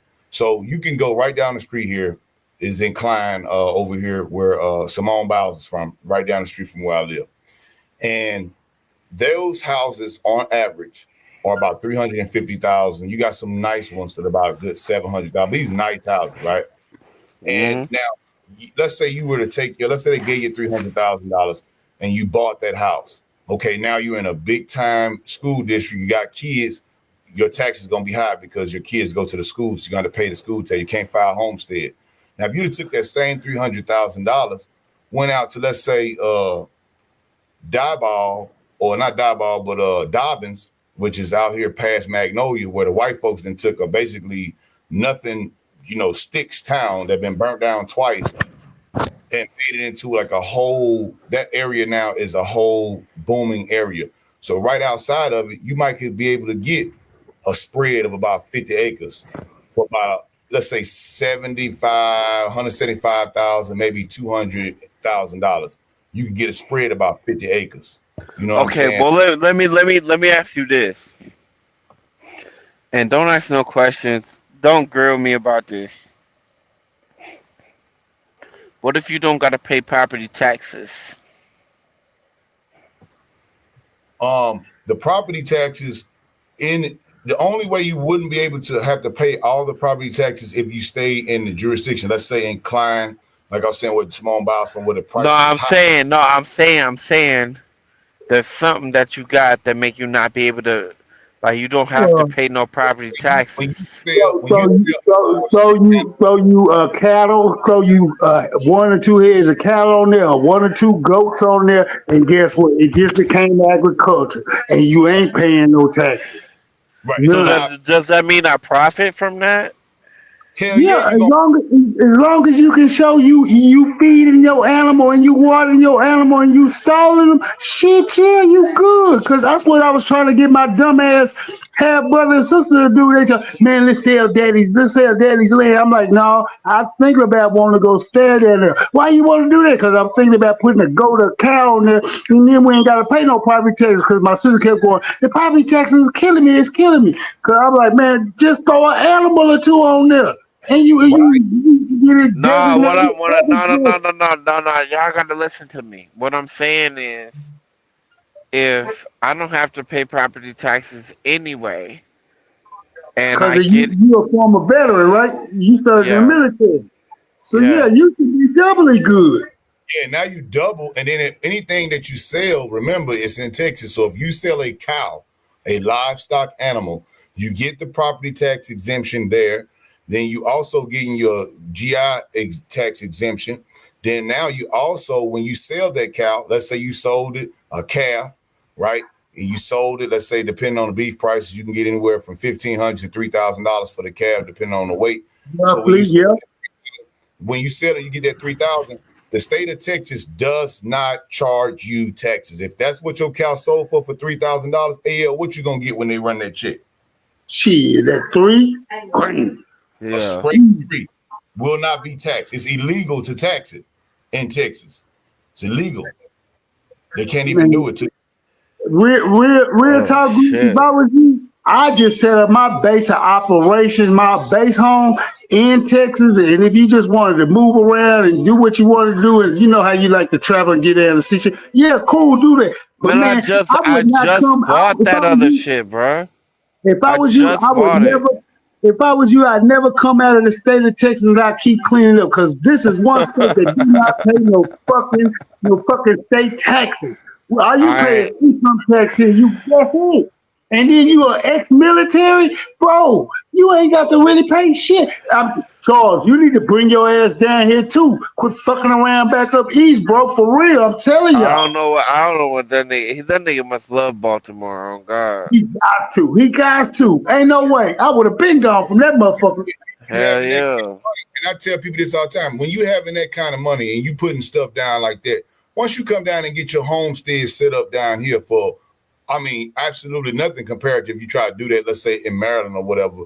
You can still come back up there. You got your house. You gonna have so much money. You got your house in Maryland. You come up there whenever you get ready. But you know, you got the homestead. You got the Ponderosa. You know what I'm saying? We got grass coming off there. We got water coming off there. You get the right spot. Might get you some oil. All right, you get you some damn cows. You selling. You gonna make money off that. You know, you go back to Baltimore whenever you get ready. You know, we need brothers to get land.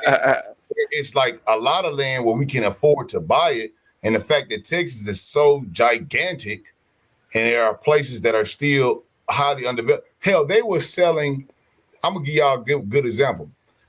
They were selling, I think it was 10 acres in the Davy Crockett Forest that's preserved.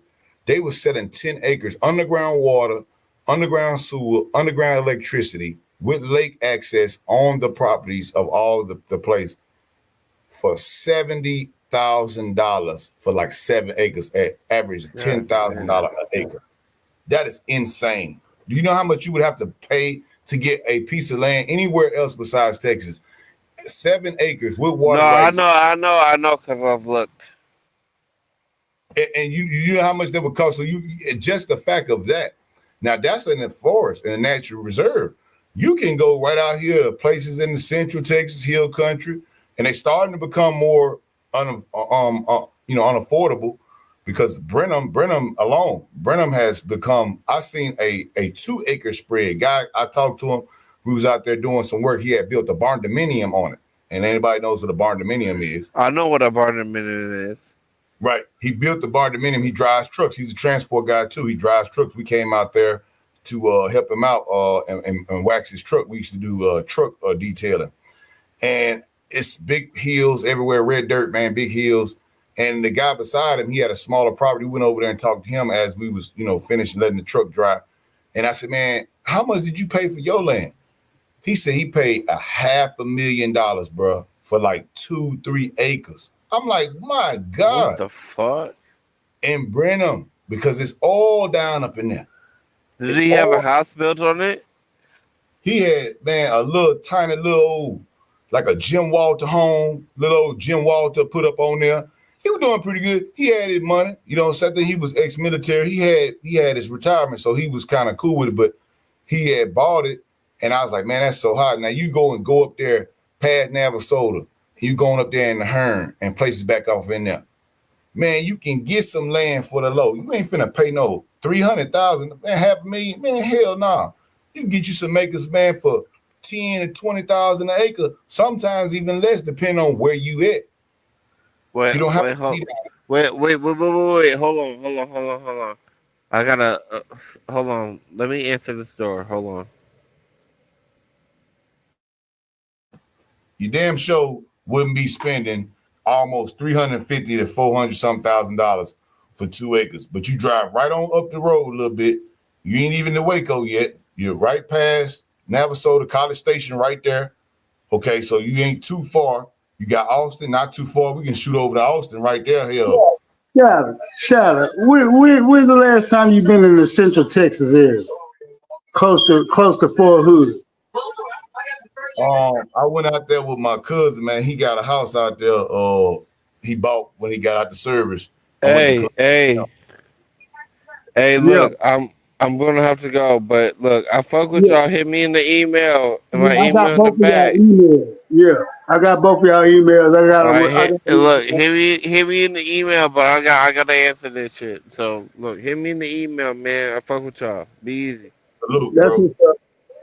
Yeah. I was just gonna say, Shadow, real talk. I need to catch up with you too, fam. I mean, shit, I'm just trying to pick up some extra odds and end work. If you got anything in mind, whether I travel, whether I ain't tripping.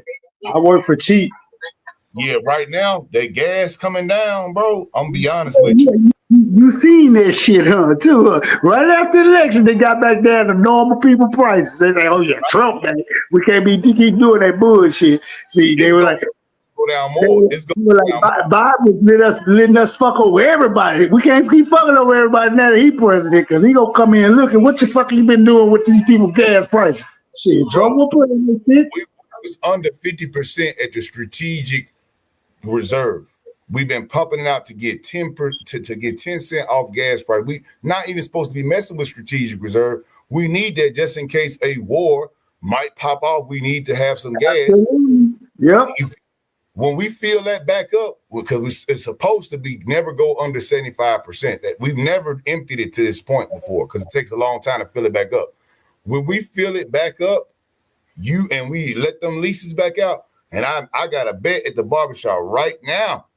For $200, they bet me that when Trump got back in office, the gas prices would not go down. Look at what you just said. This man ain't even in there, and it's already going back down. They know he's coming to the White House with a big ass belt, and a lot of motherfuckers don't want to get that whooping, but they go get that whooping from Papa. He gonna put that whooping on their head. Yeah, bro. Look, just the transport alone. bro. Just now, that this is a little piece, but like you saying, bro, I got hot shot jobs. You got a truck. I got local routes. I got all these different type of people that need actual movement. I got guys that need pallets. You feel me? That do warehouse work, and they need pallets coming from A, B to Z. You feel what I'm saying? I got a couple of other ones that's from box truckloads all the way down to sprint vans that's guaranteed money. And the more that gas price go down, the more that I can get more jobs. I know the brokers, you know what I'm saying? I know the people that run these businesses. If you got a truck and you can move, hot shot or otherwise, even a big rig, I got local routes on that for pipe. I mean, you know, I got some port dudes down over at Port of Houston. All you need is your TWIC card and your hazmat. Shit, I got local loads for that too. And some of them is just like New Orleans road. You can go straight from Houston to Beaumont, then to New Orleans and come back. You know, maybe about 5-6 hours, but it's good money every day. Yeah. I'm gonna have to get up with y'all on that, man. But look, it's getting late for all of us. We need to go on and get us some shut up, man. It's been real. I'm going and write all these emails down. I know I got Chucks and I got Grinches, but I think I got an old one. That's why when I seen this one, I'm like, he done changed it up. So yeah, I'm gonna write you. Before you leave out, man, put your email in or hit mine. I put mine in the back, man. Yeah, man, I'll let you know. I'll put your contact. I'm gonna throw mine in here right now before you leave. Let me jump back here real quick. All right. Yeah. Hold on. Okay. I got some brokers, man. You know, you got a truck, man. That's the thing, bro. You know, and that's cool because brother just said was talking about that Grinch say he do transport, and see how that works. Instead of me contracting someone else, and that's why I can't stand people say black jobs, because what is a black job? And Charles, you said it perfectly. And you said a black job is a job that that's a black man got and a job that he's capable of doing. And that's like probably the best definition I could ever have given. You feel me? Because as a person would take that as a racist way when he's saying it, maybe he was being racist, but what was the language? Said, well, these people are taking black jobs. Oh, what is a black job? You hear a lot of people, man, Charles put it eloquently and straight to the point. A black job is any job that a black man currently holds or is capable of doing. You know, I want to say something about that real quick because I've been giving everybody that space. And this, believe it or not, I got to congratulate you, Dr. Neil, Shatterstar, Lewis, Big, and, you know, AL, Grinch. Y'all made this a fire stream. I actually made it a fire. It's in the back chat. Oh, yeah. I'm just going to say this. This lets you know that a lot of people in Black America are stupid as hell. A black job is any goddamn job a black person can get a hold of. I've said that for months, haven't I? Yep. How the fuck can you get a black job when you got to compete with more people? 50 million people. You let into this country, right? For 4 years. Black people are what? 42 million? You just increased the fucking challenge. I mean, heavily, because we're not just even going against them.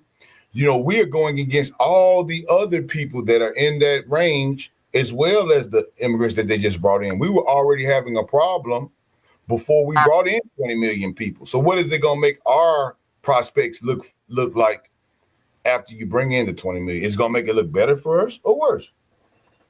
Mm-hmm. This is ridiculous. Did they get mad at you when you explained what a black job was to them, or could they finally understand it? Some people understood it, but the majority was like, "Oh, that's so racist." He didn't say cotton fields, motherfucker. He just said black jobs. Right. I was talking to the OG man staff, and he was like, "Man, did you hear Trump say that?" And I was like, yeah. He said, black jobs. I said, yeah. He said, black jobs. You know, I guess he was waiting for me to jump on the talking points. I'm like, I know you've been watching MSNBC, but what you got to say? And he just said, yeah, man, you know, a black job. Well, he need to be talking about a black job because a black job is what he want. And that's what Obama had. Ha, ha, ha. I said, oh, okay. That's the joke that D.L. Hughley said the other night on the thing. Okay.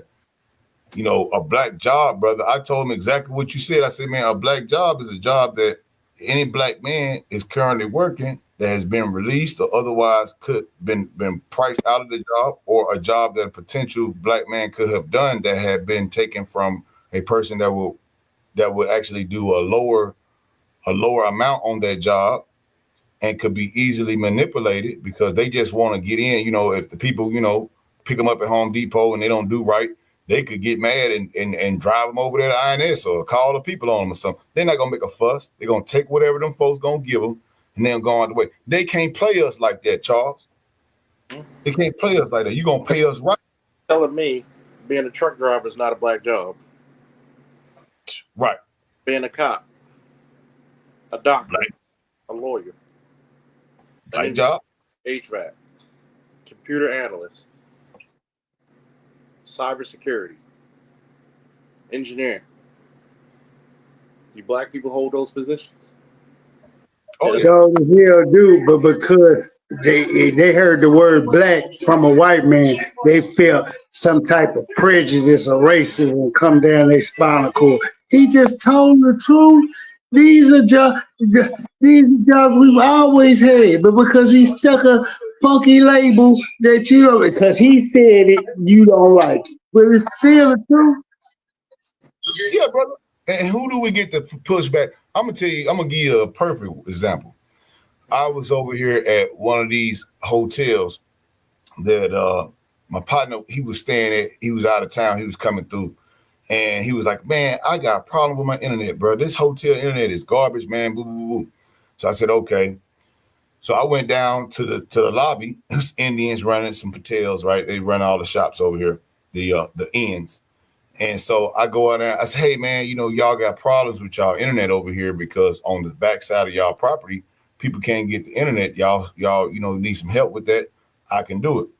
So the lady was like, you know, she was surprised, the young Indian girl. She's like, oh, let me go and get my mama. You know what I'm saying? So she's on the way, go back in the back to go get the Indian mama, right? They all stay in the hotel. They call them, the white people call them curry hotels because the Indians stay in the hotels and they cook their food and they say that it smells like curry because they stay in the hotel. They keep a apartment or a couple of apartments in there just for them, and they administer the hotel like that. So I was in there and the lady came back and she said, hey, you know, what can you do to help us? I said, well, you know, I see you at Comcast. They done brought these substandard repeaters out here. I can come out there. Well, what did Comcast quote you to fix it? She said, well, yeah, they just came out and they said they want to do it, you know, for like maybe $3,000. I looked at their problem. This was when Fry's still was open. And I had found a couple of repeaters up there with some quad band junts. That was really all we needed was to get 2 quad bands and that'll knock out the whole thing. They don't cost nothing but $100 with my discount. Come in there. I said, well, look, I could do it all for you for about $1,500, by $2,000. She said, oh, let me talk to the old man. See, it's the chain of command. So there's a black chick that was beside me waiting to get in on the hotel. She was either coming out there complaining about something. And she was like, oh, you do computer work? You talking to these fellas? She looked at me like, oh, that's not a black job. That's the face that she gave me. She's like, I can't believe. I'm like, ma'am, can you calm down? Let me get the contract. Why is you tripping? Ain't nobody else saying nothing about that but you. She was just so surprised. Oh, black man doing computer work. Black men have every type of trade. We represent so many different trades, man. And it's like, you know, they try to pigeonhole us in there, talking about, oh, you know, we got so much people out here doing stuff, man, it's crazy. Shallow, you should have told that bitch, we all the way up in NASA. We all the way up in space. We work everywhere. What the fuck you talking about? You got that surprise. Bitch, you done been in space. What you talking about? That was just a low-key diss. Yeah, I wasn't even trying to argue with the woman because My money coming out. They talking about, I'm asking money. What did they charge? What did they just say? 3,000. Okay, I already itemized what I need. I can spend about 200, come back and give them 1,500, and I still make my money. And she's got something to say. Like, and then the girl, she looked at the woman while, the younger girl, the daughter, she looked at the woman and was like, and I'm like, bitch, did you have to say that right then? Like, come on, man. They be getting in business, they ain't even theirs. And that's the thing of it. Black men can do any job. So a black job is any damn job because, like you said, we had NASA. So when the hell you gonna tell me? A black job is anything a black man can do. And if they say black jobs, that means all jobs that black man can do. So get off the bullshit, man. We ain't finna be picking up. I see the people talking about that shit, Charles. Then women talking, we gonna be picking cotton. And she was crying for it. I don't think that was a fake TikTok video for views. She was crying for real. Said, I'm waking up. I'm gonna be a slave picking cotton. Bitch, you don't even want to pick your clothes up off the floor at your house. They not gonna get you to pick no cotton if they was. I tell you, man, this is some sick shit.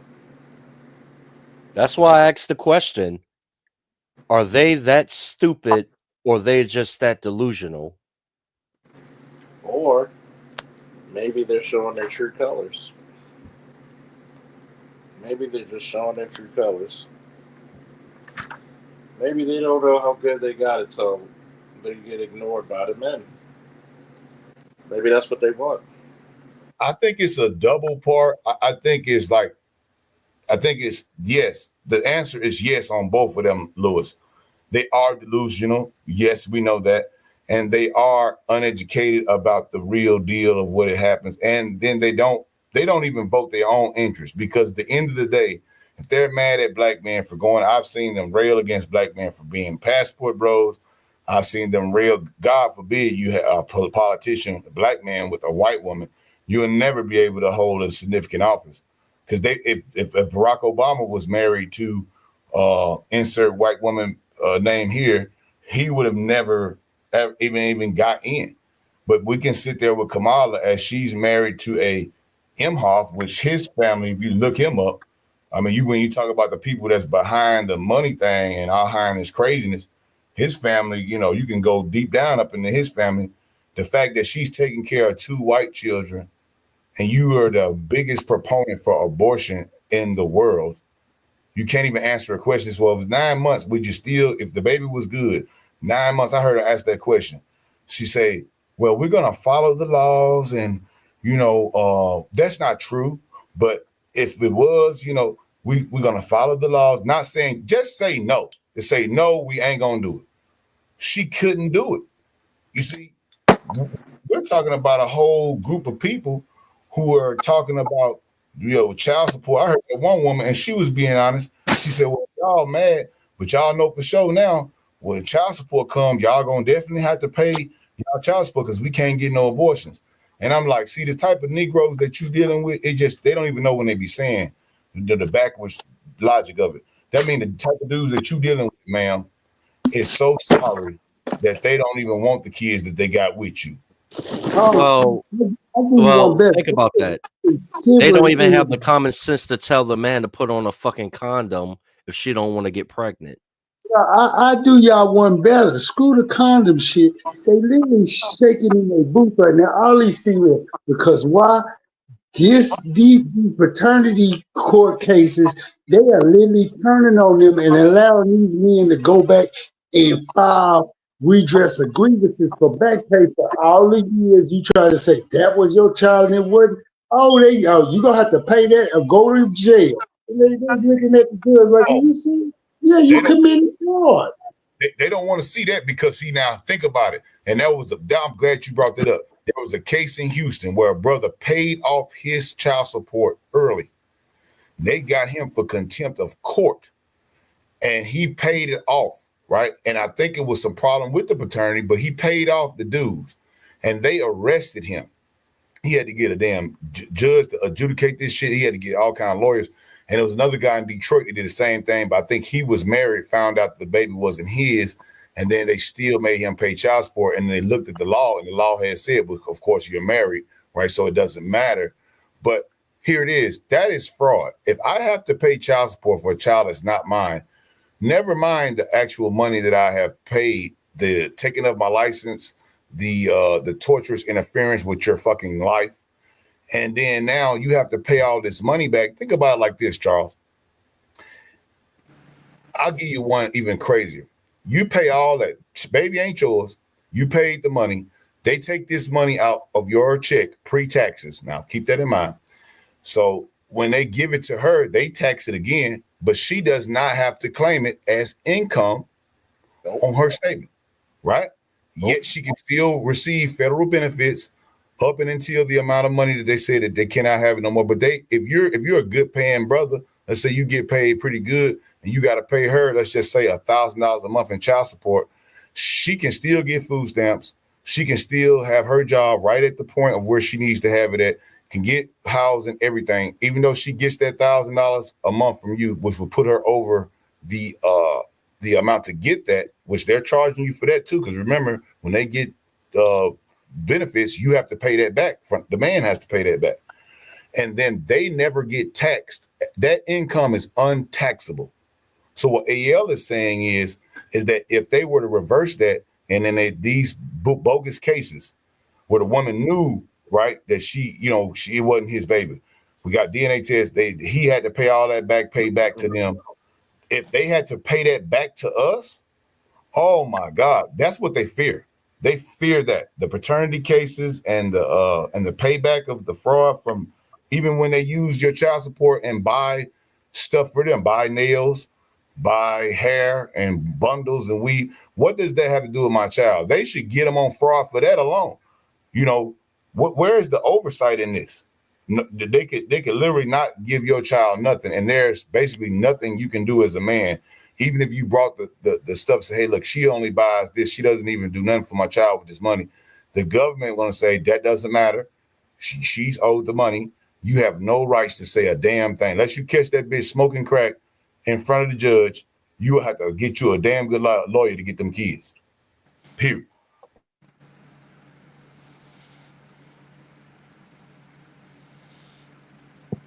He ain't lying. He ain't lying. Why did they get so mad when the paternity? If you're a black woman, let's say the good black woman that they proclaim to be, and a man says, well, before he signs his birth certificate, he wants to have a DNA test. Now we know in our community that is a red flag for death. Okay, no matter how great your relationship is, whatever, it takes a real special kind of woman to not get mad in our culture. If you ask that woman for a DNA test, you better hope it ain't your baby. Because if it is, they're gonna sell you down the road, boy. Like it's like they don't want it's like garlic to a vampire or some shit.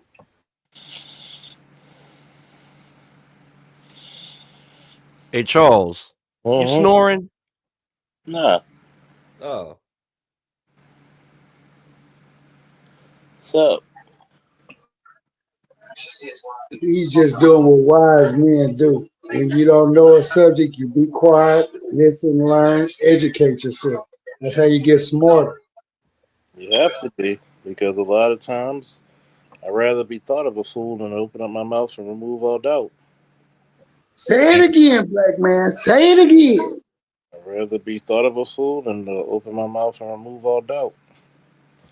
Well, that's what the TikToks have been doing, because they've been removing all doubt. And I think ultimately, probably go about 10 more minutes, 10 more minutes for the show. Ultimately, I mean, it's been a fire strain. We got to do this more often. We got to definitely do this more often. And I think this proves to us that everybody here has been noticing. And have you ever noticed that we made such a great victory, but they got butthurt? I mean, you thought one of their family members died the way they screaming. Right. Hard, man. I mean, it's still happening. It's not over. I mean, they don't even want to come to work. My God, Charles. And you know what's funny? They're gonna when I'm hoping they don't show up for work, and this is the reason why. They're gonna find out how insignificant they are to the code, and when they get fired, because I don't want nobody to really use, but you keep doing it, you're gonna get fired. Those are results. How intricate in the machine are women at the jobs they hold? Are they really gonna do anything to change the system? No.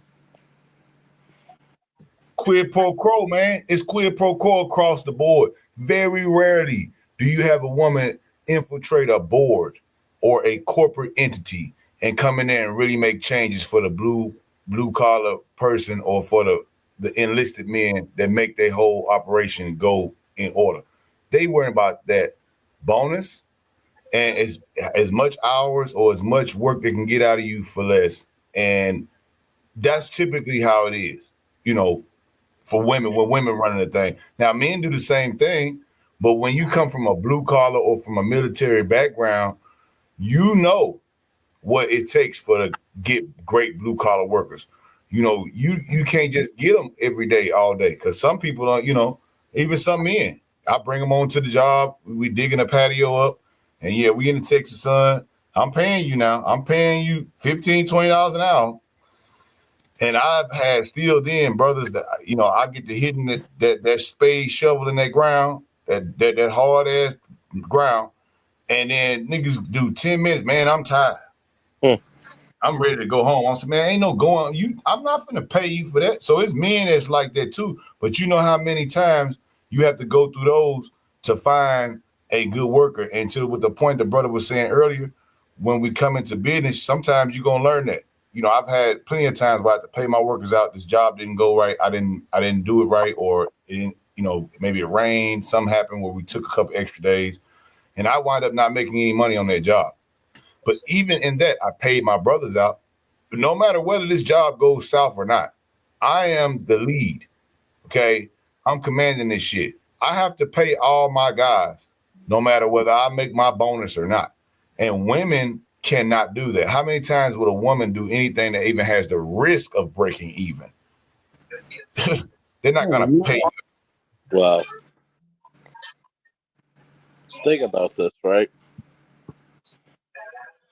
We want to go into very ugly territory. Like, when does life began? Are there any differences between boys and girls? And there are people who are hell-bent on making sure this is their status quo. I'm just like, why don't we just sit back, relax, and right now, anybody have any last thoughts? I'm just so happy the vote for Mankind was upheld. 2 baseball bats and a baseball. Mankind still rules today. We need male leadership to lead this country into the new frontier. I don't trust them as far as I can throw them. Period. Well, you know what? We have 4 years of guaranteed content to make money off of. Oh yeah, we'll be making money off of this shit. And all we have to spend it and then put away. I think we don't relax. I think we put our foot on the pedal to the metal. And like you were saying earlier, brother, we do need chapters. If it should not be one place in America with as many diaspora that we got just in America, even overseas. If a man gonna pull up somewhere where we got a chapter, he should not need to know about nothing. We Pathfinder already, right there. I agree with that. We don't need to relax. We need to keep our foot on. I mean, we heard them. Pink Peter Lewis, if you could put that in the back chat, I want to take a look at that video myself. I want to watch the whole thing if you got it. Well, I had recorded off my phone, but what I'm going to do, because I've been pulling like 65, 70 hours a week at work, but I start my vacation Monday. I'm gonna be uploading a lot of this stuff on my channel, and because there's some stuff that I have where Pink Pill just totally did a 180 where she was talking smack on the Sprinkle girl. And I think what people are doing, they seeing the environment, how it's changing, and they're trying to pivot to stay ahead of it. Yeah, I'd like to see that, man, because the fact of that they actually have to, and I think this is a win, but we can't just take the win and let them, you know, like you said, they double pivoting now. They're gonna start shifting. Now we got to keep the foot on the pedal, and that's what I'm thinking. Like if they had to actually say our name, and Pink Pill saying Black Manosphere, and she's lying, trying to conflate us with the White Manosphere.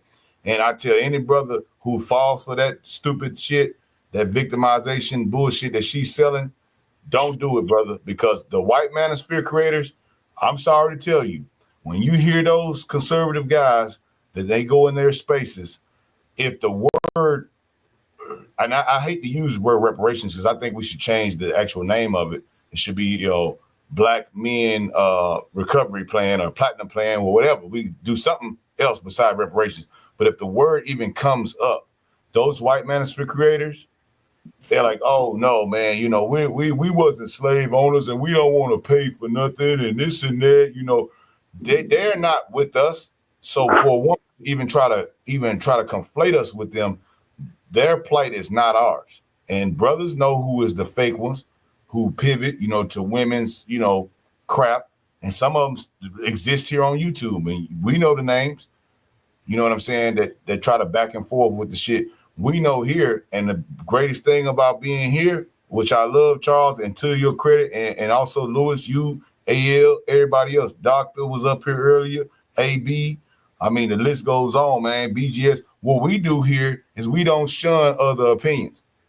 We let brothers speak their piece, because guess what? Just like Charles said, if I can sit there and listen to a brother, I might think that I'm more educated than him and this and that. But I might listen to him. I find out some information that I didn't even know. They don't allow that. They don't allow that. Us being here with it like that, we need to be able to put our foot. We ain't need to relax on nothing. We need to go forward with it. Well, you know what, brother? Think about what you just said. Like, now I'm gonna say this. The snippet that I play from Clubhouse, right? That was a 3-minute part of, I think, it was a 4-hour stream. Don't quote me on that. But when I be listening to this stream, these streams on Clubhouse and TikTok, the whole fucking stream is about how black men ain't shit for the most part. And black girls rock. Now think about the past hour of this stream right here. You had a bunch of valuable information that was being disseminated to people in the chat that they valued very much. We only actually talked about maybe 20, 30 minutes in the beginning of getting our roast on. But the rest of this stream was valuable information that's helping brothers that could possibly improve themselves. Absolutely. But yet, if you let them control the rhetoric, all we do is bash black women. We hate women. Like I said, the past hour was about improvement. About information. Probably somebody in this chat or someone that's going to probably listen to this episode on a replay could probably use some of this information to improve his life and possibly, and I hope so, create generational wealth. Just from the information that Grinch was talking about, UAL, the past hour. Yeah, brother, Dr. Neil, I mean, you know, Charles, every time I come over here, Charles, what's crazy is that on your show, specifically, Man, you got so many brothers, especially military brothers, and then brothers that's blue collar, that's captains of the industry, right? Because how else would they be here? You know what I'm saying? And we had these conversations. You have these pink pills, these people that'll get out there, and all the Black Manosphere, all they do is talk about women. And remember Tommy Sotomayor, and he called all those bitches, and he's down with them. And Kevin Samuels, you know how he talk. Well, what they fail to realize is, if they would have took 1 second, and if they really wanted to win, they would have came over here and grabbed the Dr. T, at least just to even have a conversation, instead of going to the D.L. Hughley's, Charles, right? He come to Charles Faulkner, even with the civic and the military. They cover two bases coming to you, okay? And they want to get at, okay, you hear the Brandon Tatums out here that's bootlicking and doing all this stuff, I ain't seen him got no black cheering. He black because he's with the white woman, but Charles, me, you, AL, I'm sure Louis, we all got black children. So why wouldn't you come to a brother like that? And then we can actually dispel some of this right-wing rhetoric that Brandon Tatum spews daily. We have a man here that is tenured in the military, can tell you everything about civics, was there during the Freddie Gray thing in Baltimore, a actual civil servant, has done time in both civilian and in military service. Why couldn't you come and talk to him? Well, you know what? You know what I'm actually surprised about, and you see how sincere people really are. I gotta ask you a question, Charles. Right ahead. Have one person asked you, you started your own security company. Did anybody, maybe someone probably was a detractor of yours or whatever, did anybody ask you, brother, how can I do that myself? Can you lead me in the right path? I don't think they want leaders. I think they just want figureheads. They want to be able to blame somebody because this didn't happen. And now black men are not your Negroes to come save you.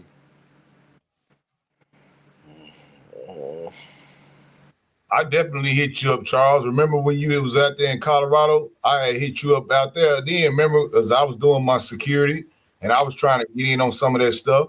I even hit Charles up. Just the fact that he was out there doing I was like, man, that's great, because I got a small security company and I don't have a lot of people, but I've employed about 5 brothers and maybe 6 or 7 with some of the other guys that we had contracted through Leo and law enforcement when certain duty stations were required a Leo.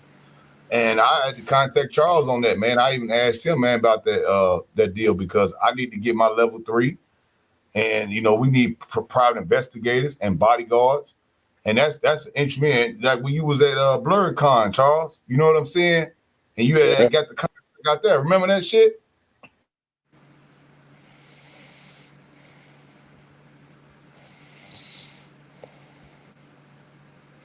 When is the BlurredCon?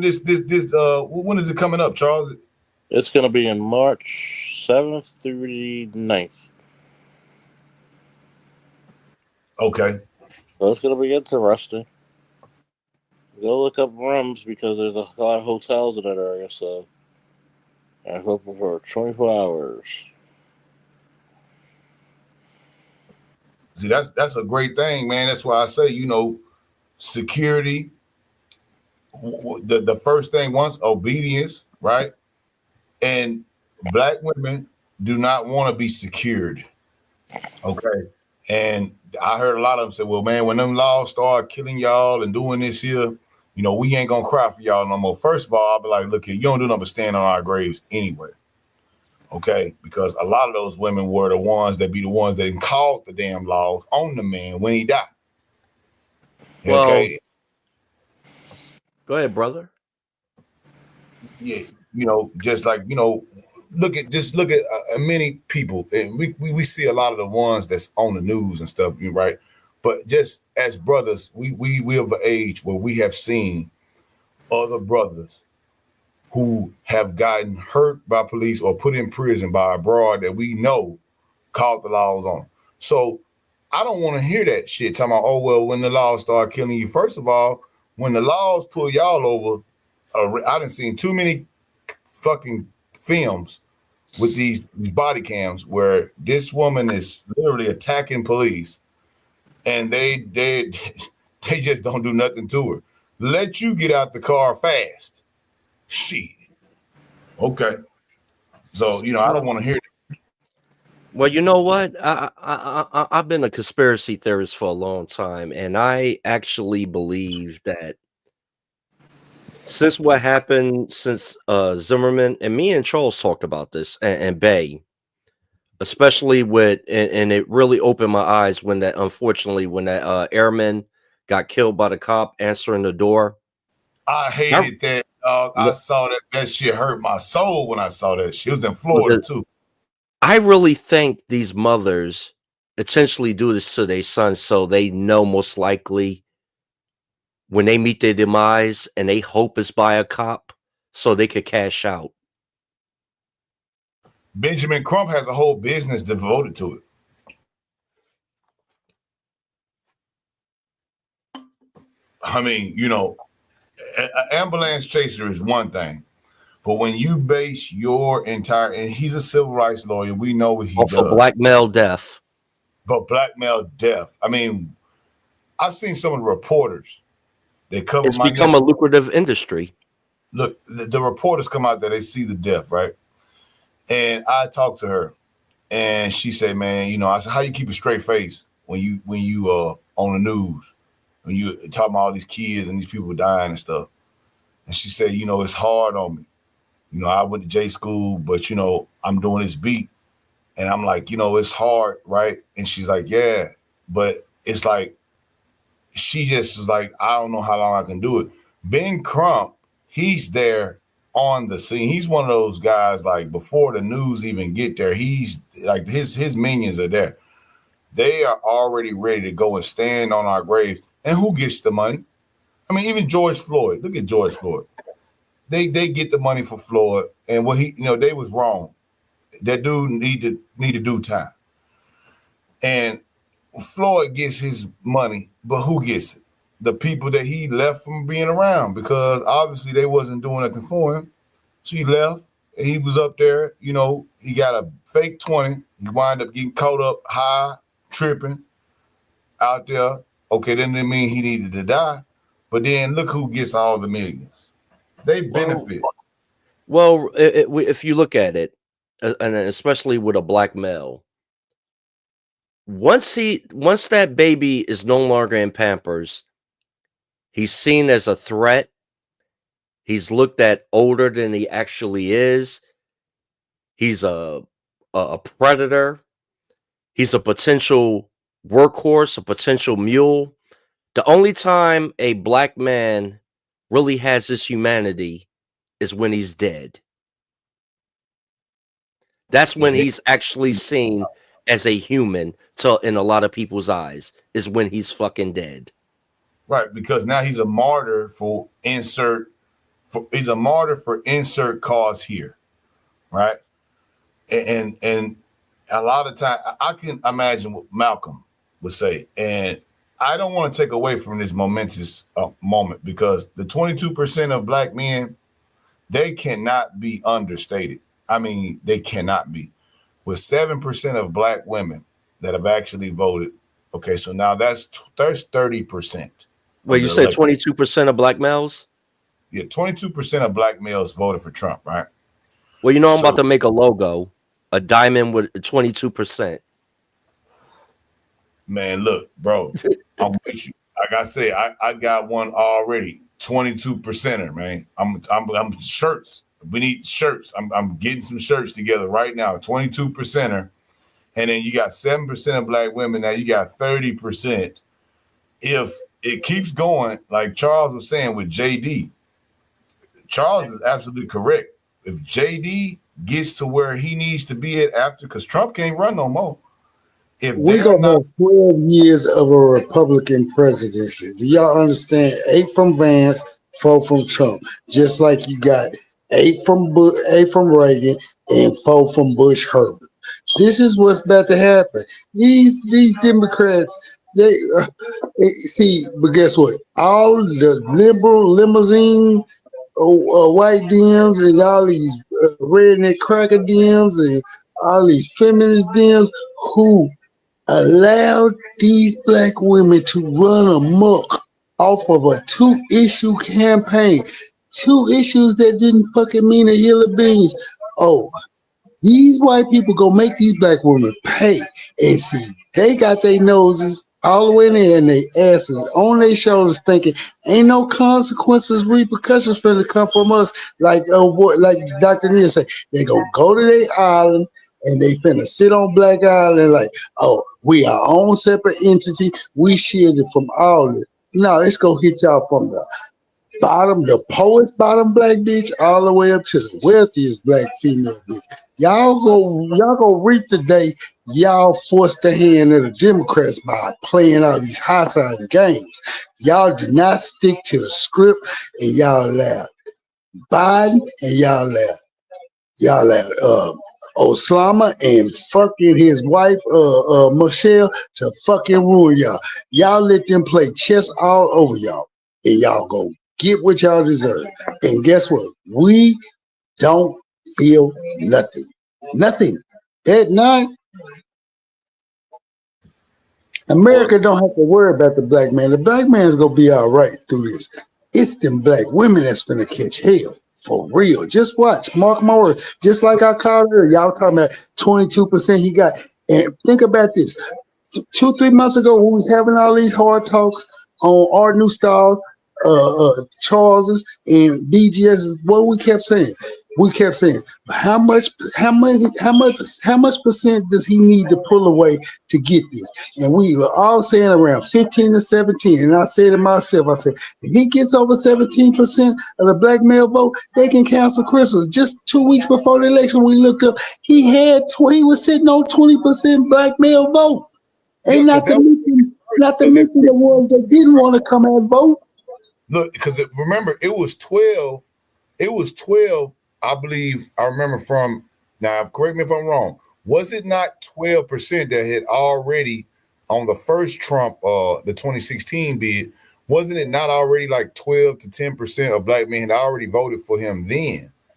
So, yeah, it was 8 to 12%, and everybody, we all kept talking. What would be the threshold that will break the Dems, the black females, and the feminists back? And we all came to the conclusion 15 will make them shake. And I said, if it gets over 17, you can cancel Christmas. They literally outdid what I had thought. And all of us was talking around 15. I said above 17. I was thinking, baby, 18. These fools hit 22. 22% they got black male votes. Just quiet yourselves and just think about it. Ponder on it in thought and see how much it's gonna make you shiver on the inside, knowing, damn, we did that to them. We broke their back.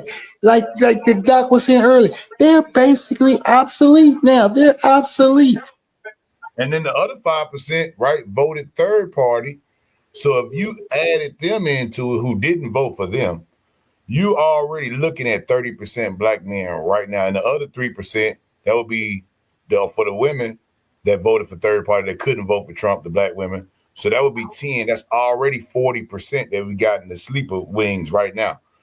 As it continues, if Trump could just get the gas prices down, if he didn't do nothing else but put the border on and do his little deportation strategy and just brought the gas down to where we could get stuff down again, that would be a win. And even those black women who are on the fence would be like, you know what?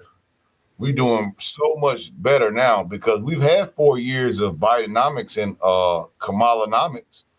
We've seen where that didn't got us. Even the black women, hell, some of them even talking because they're like, well, damn, we can't even get our food stamps first now. You know, our Section 8 is being put to the side because now we got to wait on a waiting list for 2 years because who do they put in front of you? people that just came here and not paid a damn dime in tax. In California, they're giving people $50,000 to buy a house and don't even have to pay the money back until they sell it. Could you imagine if they even said that they was going to do that for black men? They said, well, we're going to give black men $150,000. Even if they said black people all together, just give black people $150,000 on a house and they don't have to pay the money back until they sell it. Man, come on, man. They ain't never brought nothing like that to us. How did they come up with that plan within 4 years? And they didn't have, 50 years since civil rights came through? And ain't nobody ever thought about that for us? You don't think the people, once they start to see what's really going on, gonna get mad and want to vote against you? They don't. Man. Hey, that's what I said. Well, I'm so, man, I look, Shadow, real talk. The minute we find that he won, you talking about a nigga over here happy than a sissy with a bag of dicks in church on first Sunday looking for brand new religion, talking about cutting a jig, nigga. And it don't get, and you know it don't get no happier than a sissy with a bag of dicks in church on first Sunday looking for brand new religion. So you know that's how happy I was. It don't get no happier than that. I put the orange shirt on, and all I was doing at the job was do 45, 47. No, but this look, when you see him coming back to work, you need to hit him with the sha-na-na-na, sha-na-na-na, hey, goodbye. Oh, they gonna be sick. They gonna be sick, I promise. They gonna be sick, boy. They gonna have a girl to piss on, a leg to stand on. Yeah. Yeah. Cool. I'm just waiting to see what they're gonna say. Sonny Hostin is their spirit animal. Oh, speaking of that animal, what about her co-host? Somebody please tell me what Whoopi Uglyberg had to say about the matter. Please, somebody enlighten me. When Stephen A., I don't know if you can bring it up, Charles. I know it's late, but if you just watch when Stephen A., and to his credit, brother, he shut her down. he shut her ass down because he was like, well, man, y'all getting so extremist in the rhetoric, you know, and he's really talking to her. He said, y'all getting so extremist with the rhetoric. I thought y'all made a mistake when y'all was talking about all this old transgender stuff and all this here. And she had brought in, oh, no, you know, that's just misogynistic. She the first one that said misogynistic. She said, it's because the Latinos and the black men are misogynistic. He said, well, wait, before you call them misogynistic. And to his credit, because I think Stephen A. is conservative, but he lies and he just says stupid stuff to get kids' views. I understand what he's controversial, but he said a truth. He said, I'm conservative when it comes to my money, and I am liberal when it comes to my social policy. But she didn't want to hear that. She wanted to say, well, the black men, you know, she wanted him to join on the bandwagon like a DL would and say, black men are misogynistic and Latino men are misogynistic. And that's just not true. You know what I'm saying? Like, it's not true. Why would the white women, if that was the case, why would the white women and why would the Latino women vote? If you, Charles, I wish you could bring this. I'm going to send you that damn thing. Do you know how many counties in the entire United States, based upon the last election, that actually got more votes for Kamala than it did for Trump based on Biden versus Trump? Do you know how many counties in the United States actually beat Trump? How many? They came up. Now they beat him, but they came up in the numbers. Because remember, it's 18 million votes that surprisingly did not get cast this year. You know, so those that when they put Look at my avatar. It was on CNN, right? Oh, I like that one, man. With pride. Look, it was on CNN, and the whole United States, it did not have one piece of blue. It was every single county got less votes than when Biden was doing his bid. So that means that every single county in America got less votes for the Democratic nominee for president than when Biden went in office, and that he did after the COVID and the 18 million votes that they can't find allegedly. You know, no one else, they didn't come. You know, but the popular vote got won, And I looked at that map on CNN, and there was not one drop of blue on the entire map. That's why I'm still waiting on you boys to call me the Black Nostradamus. I called this 2 months. I said it was gonna be a Trump landslide. But all I got from BGS that night was, yeah, you right, L. No, I needed y'all. I needed some big ups from all y'all. Some shot. Man, look, a poor, lowly, semi-retired owner-operator truck driver called a Republican landslide. And look, not to mention, I got the bump with the popular vote in the end. So I went 4 for 4 that night, man. If I would have voted in Vegas, man, I'd be rich by now. God damn. Yeah, you should have put some money on that one, AL, because you're right. What's up, even Shannon? though they did win some, right? Even if they did win some, right? They did not win more than what they got when Biden was running against him. So that means you lost 5 million voters. My God.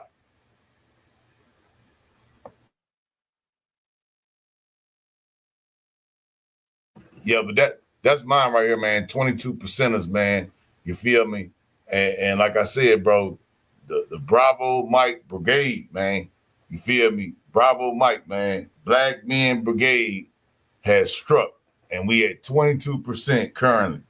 So I'm just thinking we can pull up another 8% for sure. Those 5% brothers that was voting for the third party, when that third party don't come through with nothing and your gas prices is low, trust me, we gonna get another 10% just on the screen for that. And for shows like yours, Lewis, and for shows like yours, Charles, these things, younger brothers are listening, and they are looking at their wallets too, and they seeing this shit. They got cars, they got jobs.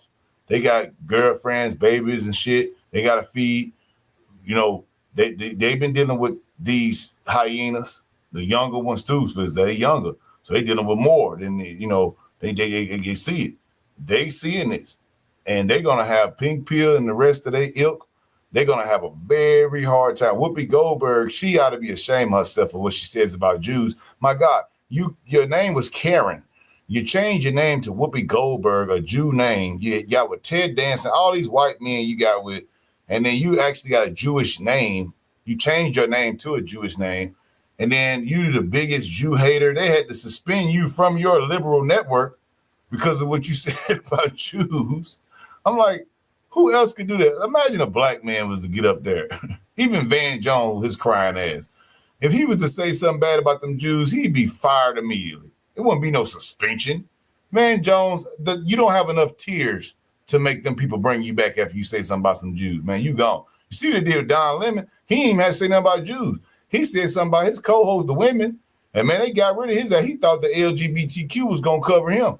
Went over there to Elon, tried to get on some bull, and Elon wound up firing him. He just can't get a job nowhere. These is the damn people that they want you to listen to. And they will get up. Hey, don't you ever forget about Mr. Ascot and how bad it's going for him, boy. We can't never forget about putting him in that mix. He going through it.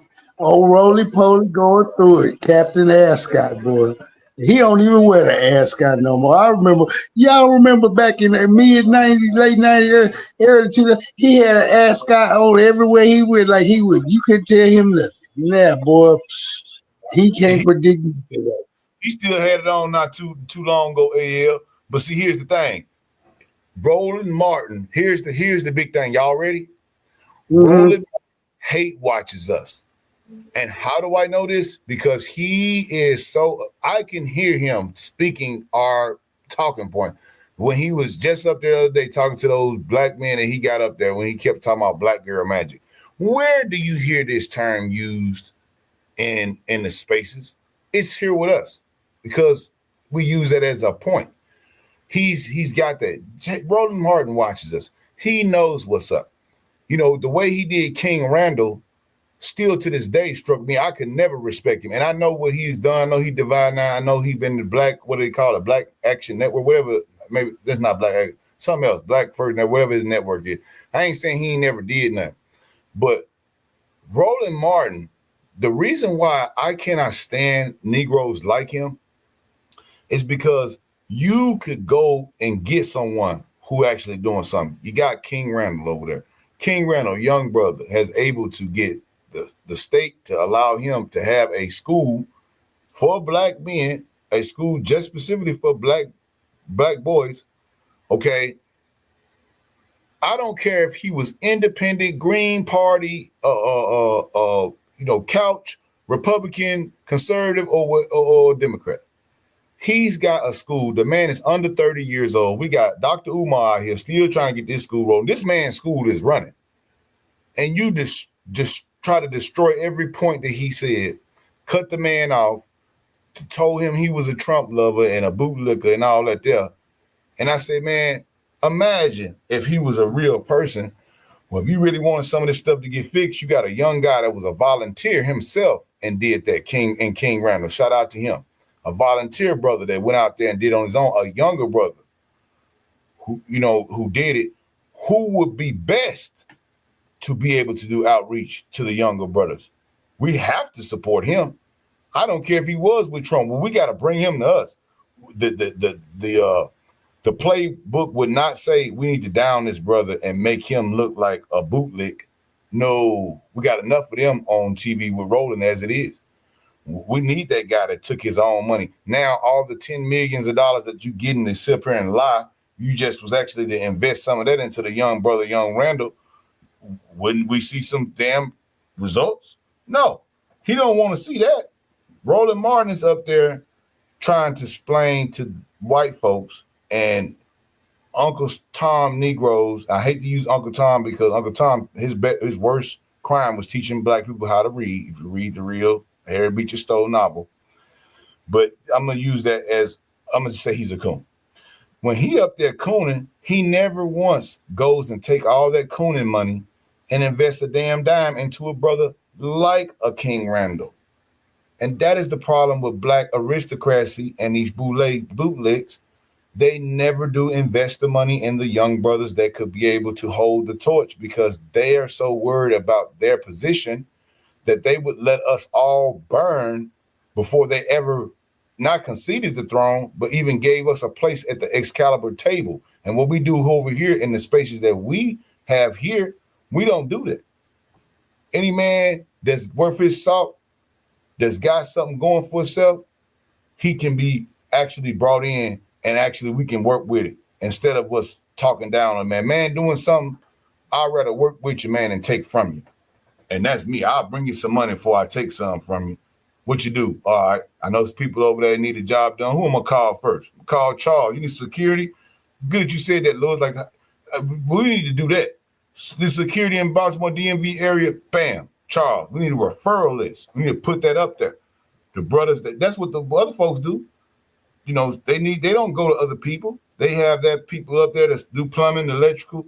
They're gonna go to those people. And we got to start doing that with each other. I think the more that we do that, the more that we had these conversations, especially with land and asset and money generation, we need to talk about that. Yeah, because guess what? You might have a guy that's only making 40,000, maybe 50,000.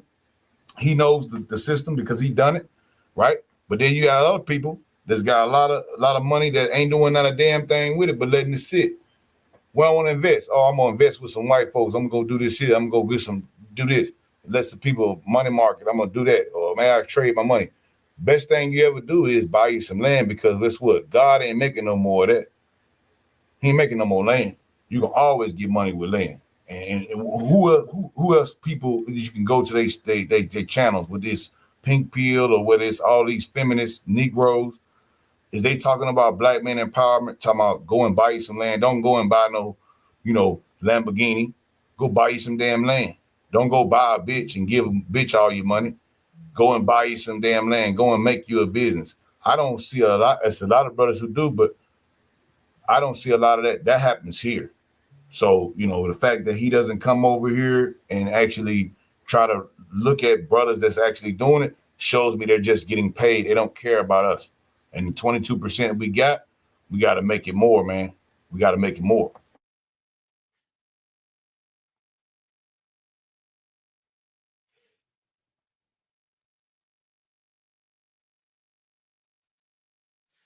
Well, say, Shadow, I done floated you an email, whatnot, real quick.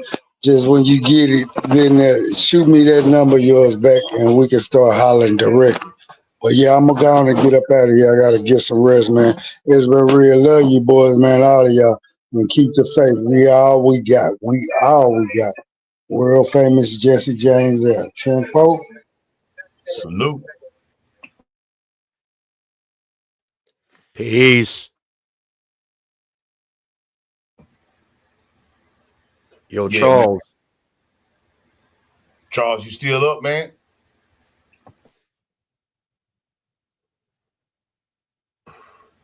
You done got your cigar and your liquor? Oh, man. Charles AFK, man. No, it's been good, man. Lewis, hey, man, you had some good ideas on that too, bro. Like I say, I laugh, and I don't get a chance to get on Clubhouse as much. I downloaded it at one point in time, and I don't know if I had the right people in or whatever. It was just so toxic. I was like, man, I didn't really like it, but it's cool that you actually able to get some of that stuff, because I would have never known about that, man. And seeing some of these people run their mouth is very eye-opening. And that's really is a very important thing. I'm glad you actually brought that video, man. I'd like to take a look at some of that too. Oh yeah, when I get on vacation, I'm gonna because I gotta rip it from my phone that recorded at real time onto my computer, and then I convert it through CapCut and upload it. Yeah, if you got the file, you go into, I don't know what kind of phone you got, but if you go in your file manager, you should be able to either connect it to the computer and drag it over, or you could Bluetooth it. That way it keep you from having to do the real-time recording on the front end to save you a little time. I got an Apple, so I record it through QuickTime. Oh, okay, I see what you're saying. Yeah, the Apple. There's a program, I can't remember the damn name, but there's a program, it's an open source Apple transfer program, and you can actually put that on your computer, and you can actually, instead of having the AirDrop, if you don't have an Apple, like a Mac computer, it'll let you just send it straight to the computer from there. I forgot the name of that. I have to go back and look it up, but yeah, that'll help you out as well. That can kind of get away from having the AirDrop thing. You can still send it to your computer. You know what I mean? Yeah. I'll send it to you. It's open source. I don't think you have to pay for it. It's open source. Okay. I'm right now. I'm revamping the logo, the Bravo Mike Brigade, the 22. I'm making a logo off of this. Yeah, man. Yeah, I'm telling you, man. That 22. That's got to be. I'm telling you, I got to put it on the shirt, man, because the Fighting 22. Yeah, dog. Like, I'm gonna have that 22 on the shirt. I already got my shirt, man, working on some stuff. I'm trying to get the logo final down. But man, yeah, we need a lot of different ones, man. It'd be dope, man. I see a logo, I'll make that into a shirt. I'm telling you, we need that. We need merch. It needs to be a big. We can't stop with this, because the one thing when you always see, certain people get complacent, right? It's like, we gotta win. Man, we can't go with that. The impetus has to be to strike. That's how wars are won. They're not won by taking land and staying there. We need recon. We need forward recon. We need forward force projection. Okay, we need to get out there and keep going. You know what I'm saying? Because that's how we win. We stick in one place. Now they can line in the artillery on us, and they can just shell us to death. You know what I'm saying? We got to keep moving, man. Voting with pride. Yeah, that shirt is gonna be dope, man. I'm gonna have to get it set up, man. A lot of these, I would go online, and when I first got with my partner, he actually do screen press and laminate print and all that. And I was shopping with who was that? It was the guys that do the damn cards, and they do shirts too. And they charged me about $30 for a custom 2X tall. And my brother was like, man, I could do that, man. You know, and I gave him some bread, man, to do my shirt. Came out way better than what they sent me. And that's another thing. We have to use brothers who do they shirts and stuff like that. People gotta, shop with your interests, man. You know what I'm saying? For These sure. things be done. If you do that logo, man, where you gonna put it, man? It's gonna be how you gonna do it? I'm making it on Canva right now. Okay. I got the Canva app where you just I'm experimenting, fucking around right now. Canva is that's a web, it's a web applet and an app. Yeah. Okay.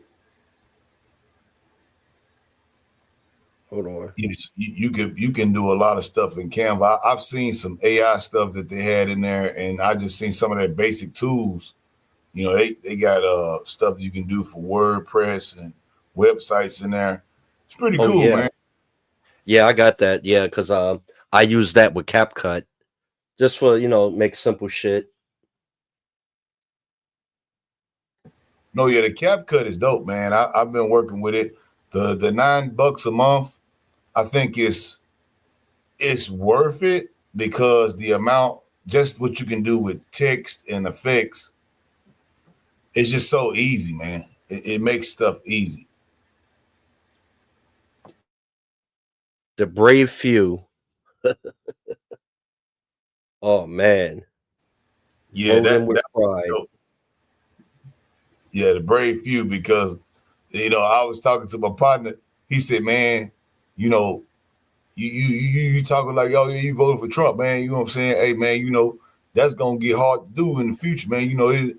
I'm like, bro, look, when did we start caring about that, man? You know what I'm saying? Like, bro, you think I'm scared? Nigga, I've been telling people that I rock with the actual money.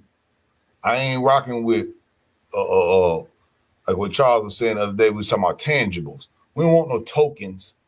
We're just setting up that tokenization of our whole deal. That's why we got to the person of color thing. And they ain't going against people of color, but it's the point of it. Black people, if you know your history, when they had whites only and colored only, we fought to be called not coloreds. We said we was black people. We made up, we all agreed to that. And I don't understand that person of color stuff, because person of color takes away from us. And they all surprised that, oh, Latinos voted against him. Y'all don't realize these people from different countries. They don't like them over there. The Cubans don't like the Puerto Ricans. The Puerto Ricans don't like the Mexicans. The El Salvadorians can't stand the Mexicans. The Argentinians and the Colombians and the Panamanians. Man, you got so many diaspora for them. They don't fuck with each other like that. So what do you expect? You know what I'm saying? These people don't like each other. The first time I ever heard the term wetback, bro. You know who told me that term? What, a Spanish person? Yeah.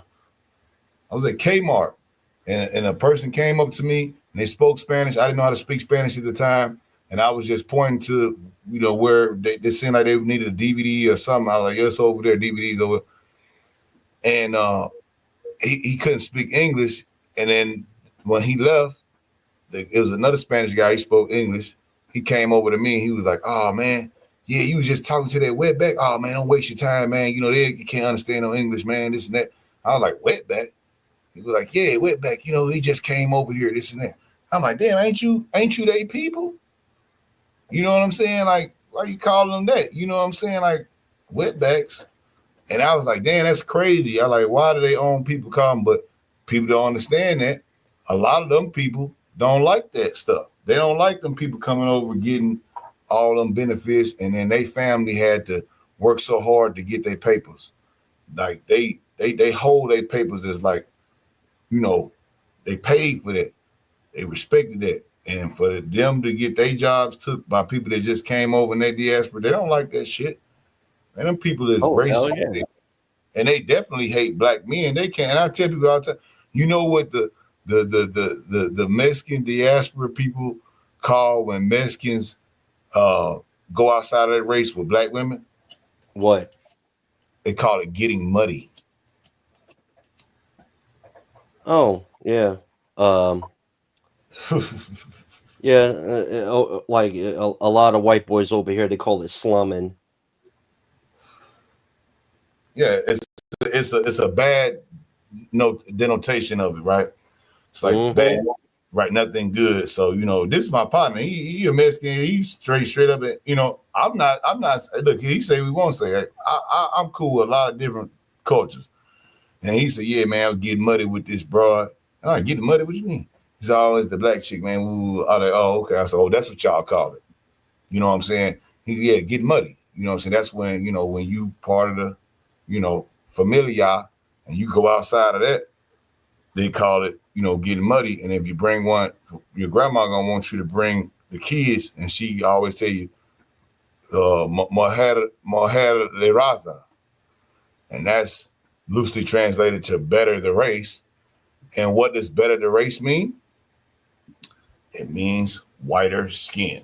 So it means to bring home a woman that is a more lighter skin than their brown people, to make a lighter skinned child, more white centric type of baby, to mujer le raza, to better their race. So bettering their race doesn't mean making more color or getting muddy. It means getting white. And wow. Okay, now you take that, you know what I'm saying? For La Raza, right? So people don't understand that, because they ain't never been in these different cultures. They don't know how they really think. You know what I'm saying? You got people that do mix and match and whatever, but for the most part, those are exceptions. They are really race specific. The Indians are the worst. Indians can't stand if the Indian get a Indian chick get a black dude. That father, I had an Indian chick. Her dad could not stand me, and it was like, it wasn't a problem. I mean, we both worked the same job. I worked for Yahoo at the time. She worked for Yahoo, and the guy, to his credit, he just didn't give a fuck if I was the greatest black Negro in the world, black Superman. He just did not want his daughter to get muddy. He wanted his daughter to be with a white man or Indian. If with a black or even a Mexican, that's below their race. They don't like that. They are very racist against black men. They do not like us. So we're already at that level. And what group is this? That's the Indians. The Well, you gotta look at it. Indians and Pakistanis, they come from a caste system. Right.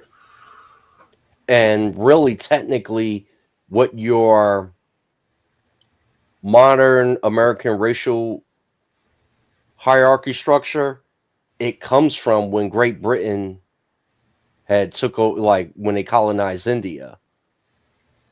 And it was something, I'm glad you mentioned the Indians. I was going down some rabbit hole on YouTube, and it was in Washington State.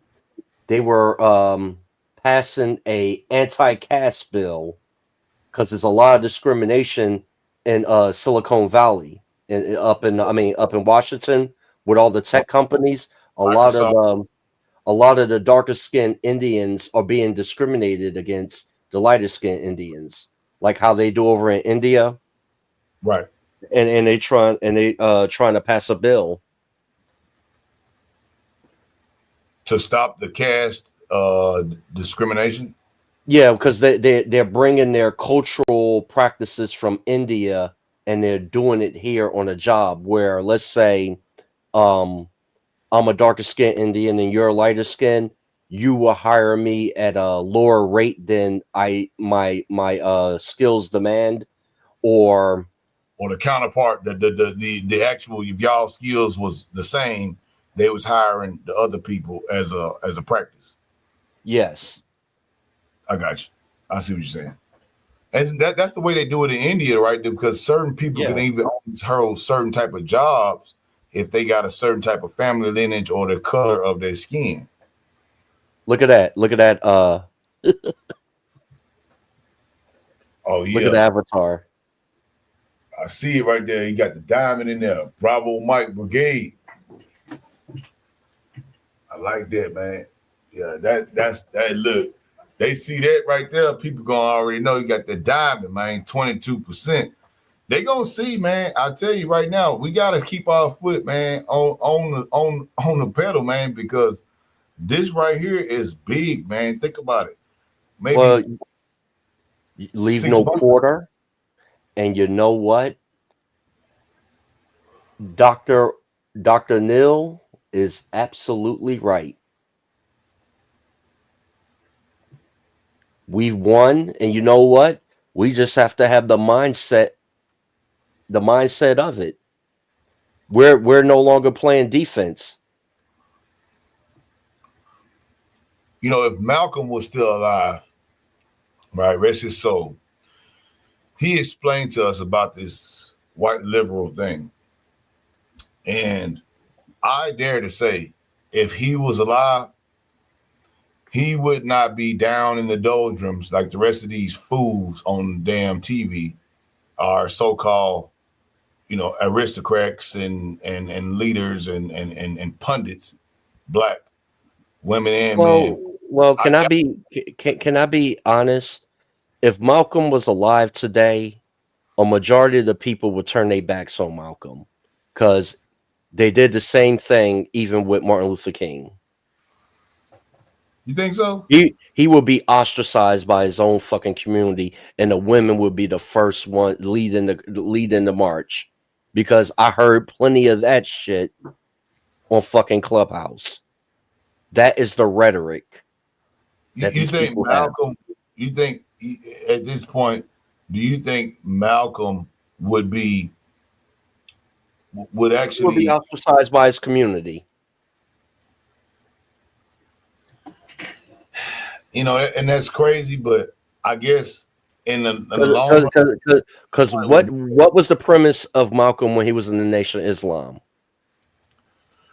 Nation of Islam, when Malcolm came in, he wanted black empowerment. He wanted black empowerment, black men with black women working together. Right. And when he ran into the FUPA with Martin, where he was like, well, we're not going to lay down and take it. We're going to take our rights. You know what I'm saying? We're going to police our own neighborhoods. We're going to have our guns, and we're not going to take it. You know, we're not going to get beat up. We're going to, you know, and that was a militant thing that they saw in him. And we're going to die trying. We're going to die trying, fighting the system.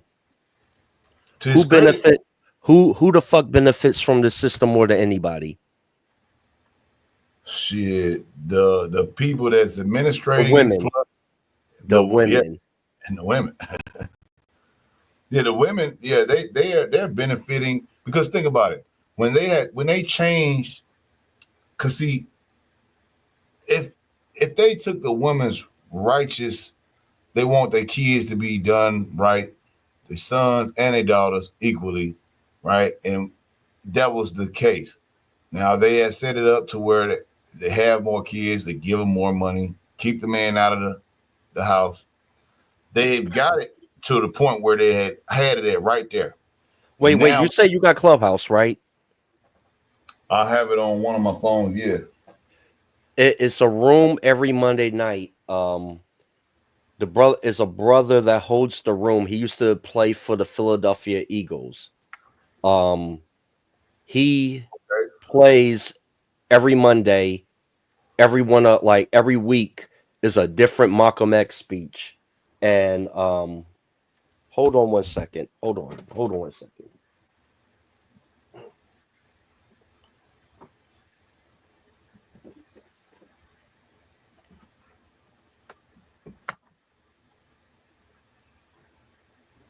Yeah, Malcolm had some speeches, man. You know, a lot of people wanted to get rid of him for what he said, but I got nothing but respect for the man. You know what I'm saying? Are you familiar with this book? Conspiracies Unraveling the Assassination of Malcolm X. I've by- not seen It's by Babazat Kondo. Well, anyway, the brother he covers each one of Malcolm X's speeches, and they cover during that time frame and discuss the what was going on. You got to remember, Malcolm X was not really liked by a majority of the black community during the time. And you got to remember, even Martin Luther King, he wasn't very well received from, like, he was received mainly in the South, but in the North, he wasn't really liked. It was after he was killed that he became, you know, you could say, martyrized. he became a deity. He became a deity. And Right. even when Malcolm, when he died, you got to remember, he wasn't liked, because remember, he was considered a traitor by the Nation of Islam. Even still to this day, it's certain people that they call him a Judas, and where he embraced Sunni Islam.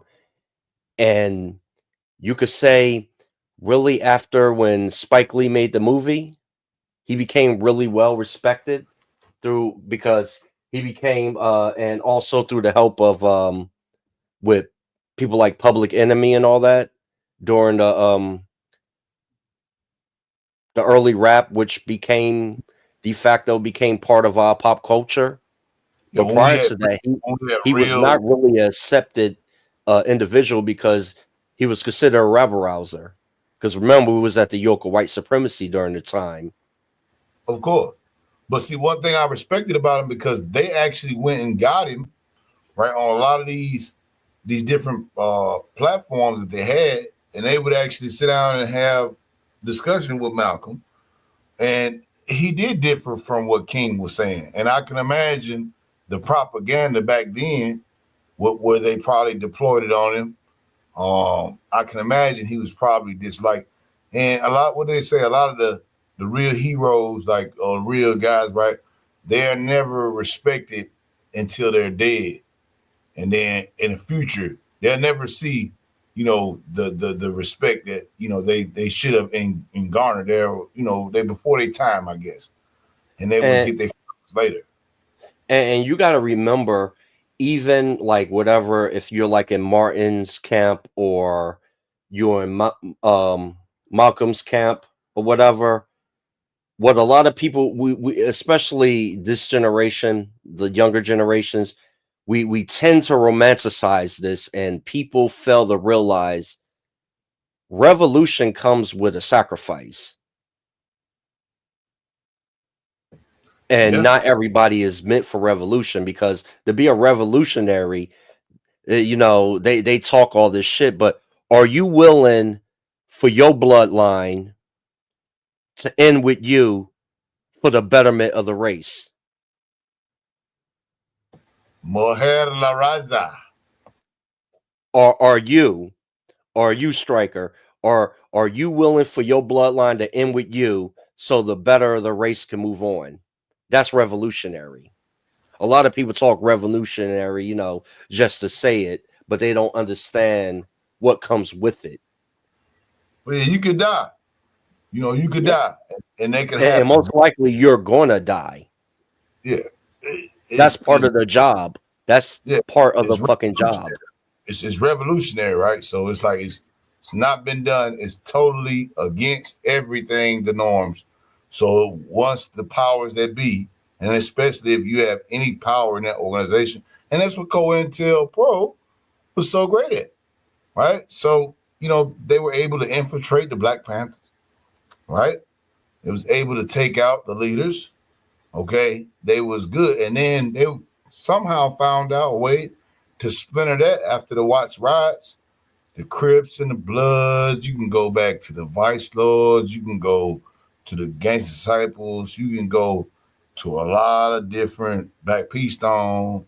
You can go all these different type of gangs and look back in the days. It started from Black empowerment, okay, and they figured out a way to get us to fight each other, and it's been like that since gangster rap. And it's funny you talk about the music because since the gangster rap, they had the East and West Coast War, Bloods and Crips banging on wax. We done went from that to now it's like kill a nigga, kill a nigga, kill a nigga, kill a nigga, mumble rap. You got Hey, Charles, you up? You there, Charles? Go ahead, brother. Oh, hold that thought, Striker. Charles, when we was on the phone, what was our general consensus about this community? It's done. It's a wrap. It's not.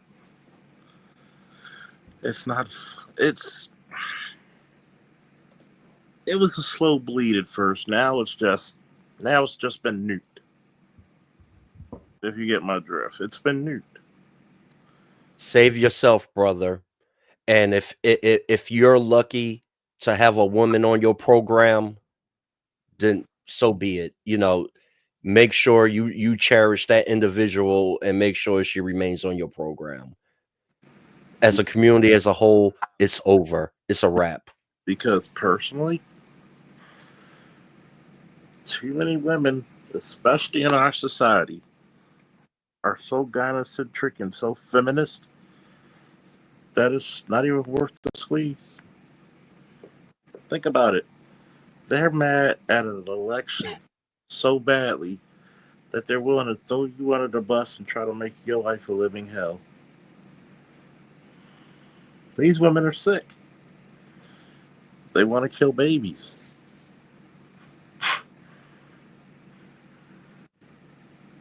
They don't want a guy who works in the market. They don't want a cop. They want a scammer and they want a damn drug dealer.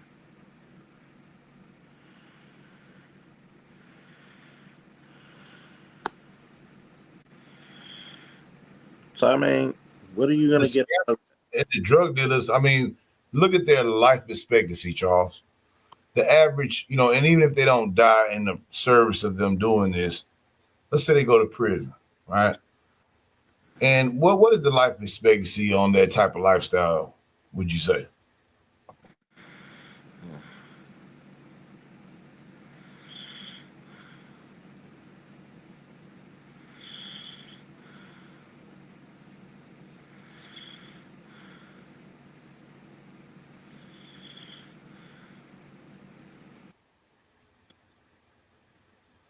Yo, you still there, bro? Hey, Charles. I thought somebody was about to say something, but No, he was asking you a question. oh, what did he say? How long was the life expectancy of a scammer or a drug dealer? Oh, I thought he was just a blank question. Lord Jesus. I say about average. I say if they start at 18, on average, they're probably done at like 40, not 40, 24. And what makes it crazy is that these same chicks, when they die off early, we're talking about the drug dealers, they usually die off early. And this same chick will try to get with a guy who she been avoiding the whole time. Just to get what's the words I'm looking for? Just to get a so-called normal 9-to-5 guy. And even then, she's being disrespectful. I mean, not only save yourself, respect yourself, black man. Respect yourself. But go ahead, who's next? Yeah, no, respect it, man. That's off top, bro. I mean, And all the women do is use them as like once they're used up, they just dispose of them and get a new one. Well, yeah, that's why they don't know who is the baby daddy on Mark. See, because now you would think a lot of them, they do it for the clout, they do it for the money, but I mean, they made a mockery of our entire family dynamic, and he made a whole career out of it, right? And you would say, well, this is bull. You know, this woman's up here for the 10th time. I mean, one of them was like 12. I'm like, 12, man?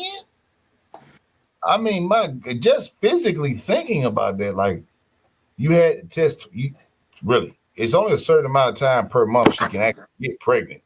12? And then on the 12th, still didn't know who it was. He was stayed up until you know some of these people who've been on the shows. One of my artists was on that show. And he sent me the video. I was like, oh, he said, nah, man, I'm on the show. I'm on Maury. And I was like, what? And it's funny because it was like they was doing the dance and stuff. And I was like, man, and it wound up not being his brother's kid, it was his brother. And it wound up not being his brother's kid. And I sat there and watched. I was like, man, I thought this shit was a joke. He said, nah, man, they called us. She got paid. They bought her. They paid for us. You know, I was in the audience when you see my cameo. He said they paid for me to come up there, paid my brother everything. And he's like, it's real. He's like, yeah, they might have some faker joker motherfuckers up there. He's like, but man, this is real. Like, there are real people out here. It's not made up. And when I noticed that, I was like, oh, so this stuff is real. He's like, yeah, man. Yeah, black dysfunction is very lucrative. Say that again. Black dysfunction is very lucrative. Huh. Yeah, it certainly is, isn't it? Think about it. There's a multi-billion-dollar industry over in Asia because black women do not like their hair. Ooh, you better not say that again. That's gonna make them mad now, Louis. No. Black dysfunction is very lucrative for everyone else. In the words of David Carroll, one of our patron saints, we are the mud sill which everybody stands on. Multi-billion-dollar industry. I mean, that hair, man, it's like gold. I mean, if you couldn't have made it up back in the 50s and say, if we would invest in some synthetic hair, horse hair, or otherwise, we could make $1 billion selling it to black women. Well, in the 50s, you had the conch and that lie and all that stuff you put in to straighten your hair out. Yeah. Like Malcolm. And then in the 70s and the 80s, you had the Jerry curl. Yeah.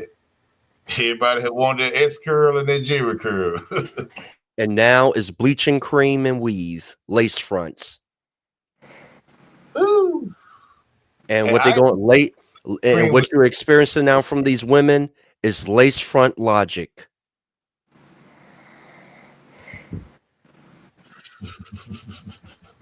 Lace logic. I mean, hey, maybe this is part of the master plan.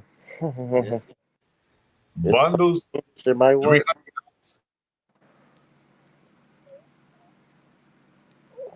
What you say, Charles? I said maybe it's part of their master plan. Maybe they're just seen just like a cartoon supervillain. Who knows? But who is running the show then? Who is their Skeletor? Right?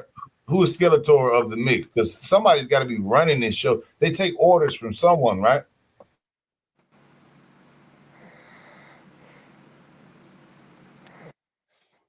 You mean who's the villain in all of this? Oh yeah. Like, who is their Skeletor, right? That, Skeletor, he's the leader of the demons, right?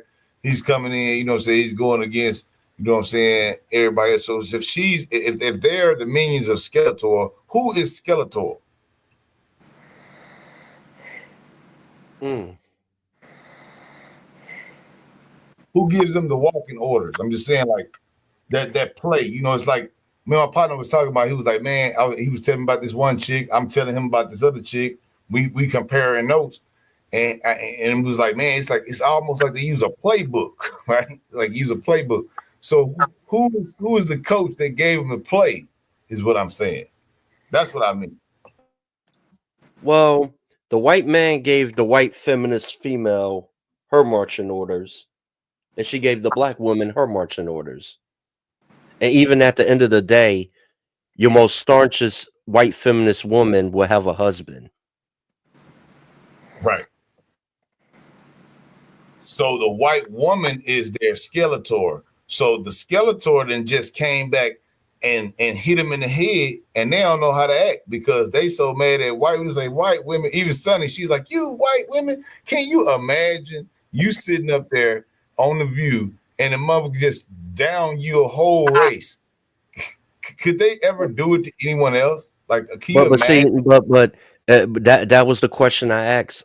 Is it delusion or stupidity? Because anybody with common sense would know.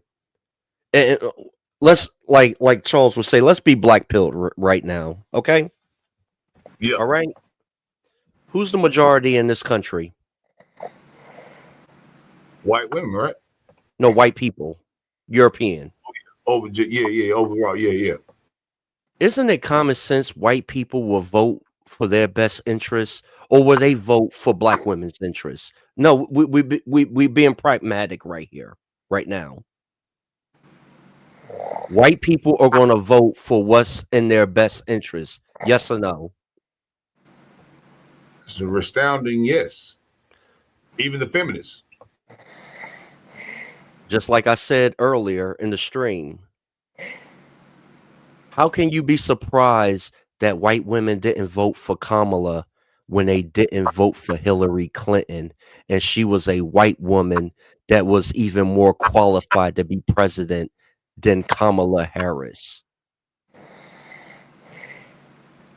They don't look at the past. They know what they know was been told to them. They don't have to go through that here, Louis. They just go to Cardi B.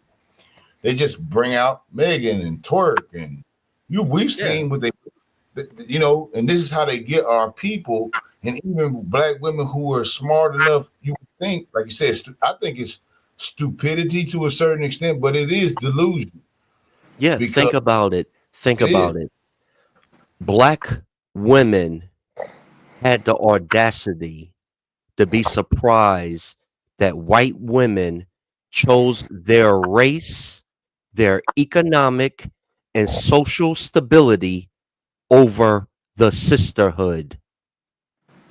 You cannot make that shit up. They thought that white women were more loyal to black women than them being loyal to their man. Now here's the thing. Every group have husbands, right? A woman is beholden to who she gets her money from, right? True. Where do the white woman get her money from?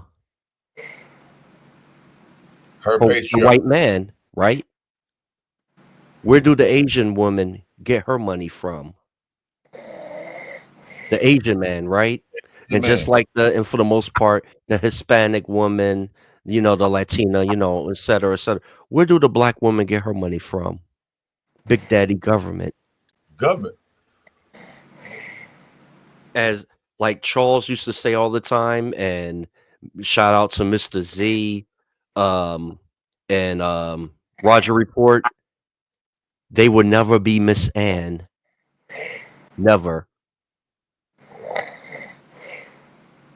Yeah, Miss Ann, that they thought that she was gonna vote for them, and if they really were smart, that's how we know they delusional. They would have seen that this woman ain't even claiming our culture. She only claims it now because she needs your vote. And in 100 days, you think that no one voted for her. You think Miss Ann may remember that? They didn't do no proper primary for her. They stuck her up there because Biden just couldn't finish the job. Biden looks refreshed now. He looks like he got a new win. He's smiling. He's just happy he didn't have to go and get knocked down by Trump. You brought up earlier about with Stephen A. Smith on The View, right? Yeah. And you remember how Stephen A. Smith broke it down where Biden said he was going to be a transitional president, but when the Democrats took up a bunch of seats in the midterm, he started feeling himself. Yeah. I think he took part of it also in sabotaging Kamala out of revenge.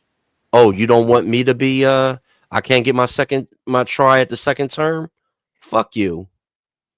If I can't have it, nobody can. That's why you seen Pelosi move the way she did.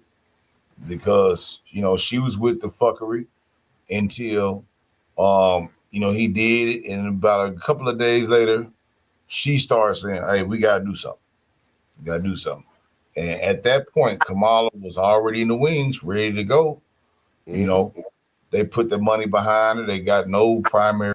Miss Ann remembered that because she remember, like you say, the Hillary Clinton effect can't be marginalized. And you're right, black pill. Let's keep it black pill. If there was a white woman where there was Haley, or even they could have ran two white women, they could have ran a Democratic woman. They could, and they would have been forced to put up they'd probably had to put Tulsi up. They had to do something on the Republican side because they had to put a woman up. They would have rather voted for her over Kamala, and they didn't get the chance to go and vote. They probably voted for Pocahontas. Say that again, brother. If they would have Tulsi, if they didn't run Tulsi Gabbard off to the Republican Party, exactly, Tulsi Gabbard would have been a very qualified candidate. She was there in she's a lieutenant colonel. I didn't even know. I'm looking at her rank. So damn, she's a lieutenant colonel.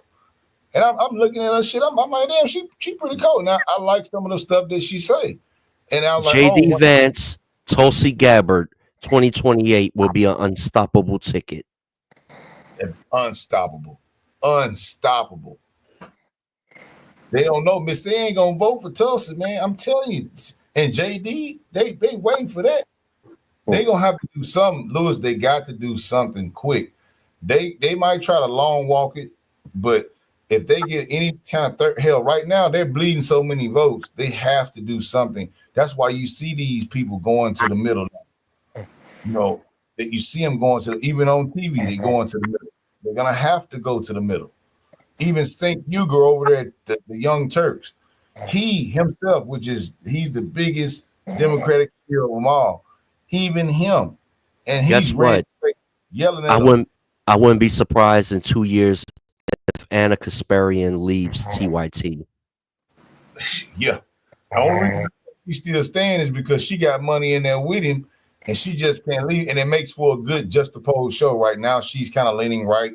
So then Sink's got somebody to really just go back and forth that he just can't cuss out or whatever. But she's gonna eventually get tired of that because remember, she's Miss Ann too. She just don't know it. She started learning though. She ain't figured it out yet. She Miss Ann too. You know what I'm saying? She talked that hot liberal shit with Sink, but she Miss Ann too, bro. You absolutely correct. And you know, with all this rhetoric, black women don't even realize that they're alienating the people in their own party. How much you think white women gonna put up with you insulting them? Oh, it's your fault that Kamala lost the election. Oh, it's your fault. You know what they're gonna say? Know your fucking place. They're literally biting the hand that feeds them. You're witnessing self-destruction right now in the Democratic Party. They've got the ball in terms of actually getting their base back in order, but it's fractured now. They don't know where to go. They're gonna scoop up the glass from Kamala. They're gonna come with somebody, but what they're gonna bring is, I'm saying, as we're talking about it, they're doing it. They have to come back and catch those voters that they lost. And what is that? They didn't expect a lot to vote because they brought in the Latinos, right? So they brought in the people. They would figure, well, if we're gonna let your people get in and give them amnesty, that's our other voting block. So we'll be able to get their vote. So now you done brought these people in from, and then they still ain't voting for you. That's a bigger bleed than the black men. Well, you know what? If the Democratic Party was smart, if I was head of the DNC, okay, you have a week of mourning. All right, Kamala lost. They should be totally focused on 2026 right now. The election's over. We lost. Let's lick our wounds. Now the focus is 2026. Yeah, because they need to get them House seats back and them Senate seats back, right? And maybe you could find a young up-and-coming star to put up in 28. If they're smart, they should be focusing on 2026 right now. I mean, if they had any chance in winning the presidential election for 2028, they would be smart to do that because they're gonna have If they have any brain cells. 2026. The identity politics is gonna have to change though, because remember, they're in charge of the media right now. But the stuff is changing. That's why you see Letitia James. When I saw her say that, and see, that's why I don't want certain people in charge of government. Because now when you didn't got caught up and you know you were doing something you weren't supposed to be doing, you got paid for it, but now the shit ain't come out like you thought it was. And now instead of you just taking your thing, you get up here and say, well, yeah, if Donald Trump come back and try to, if the administration, gonna come back and say something, I'm here for y'all. And if they try to say that we're gonna take money from New York, now this ain't about New York and money taking that you was already getting. This is about you. Hey man, you gonna have to pay for that. You took them folks' money knowing you ain't had no case on that man and did that. If them folks get you, don't try to come back to us now. No. Go ahead. And with this election, you know what this is like? This is the irony of the Democratic Party became too big to fail. They took on too many ideologies all at once and trying to serve. They had too many masters to serve. You had a party with the rainbow. You have the Arabs, of course, but you backed up Israel over that fiasco that took place in the Middle East. And I'm not saying what was happening over there was right or wrong. I'm just saying what was happening. So you're alienating the Arab population, and a lot of them voted for Trump, and a lot of them, a large majority either voted for Trump or they didn't vote at all. And even I was listening to a lot of gay people. They felt alienated by that with the big push on trans. And what a lot of people don't know, a lot of gay people don't like the trans movement. And then here in America, you're pushing illegal immigrants over American citizens. The Democratic Party was alienating a whole bunch of people inside their party. Right. That's where intersectionality goes wrong. You try to cater to all those movements, and then you fail to realize the voters. You need to go after the voters. You're getting on TV. We own the media. Your propaganda has been so stale that it's consisted a lot of as the guy that we don't want you to vote for is bad. Not what we're doing good.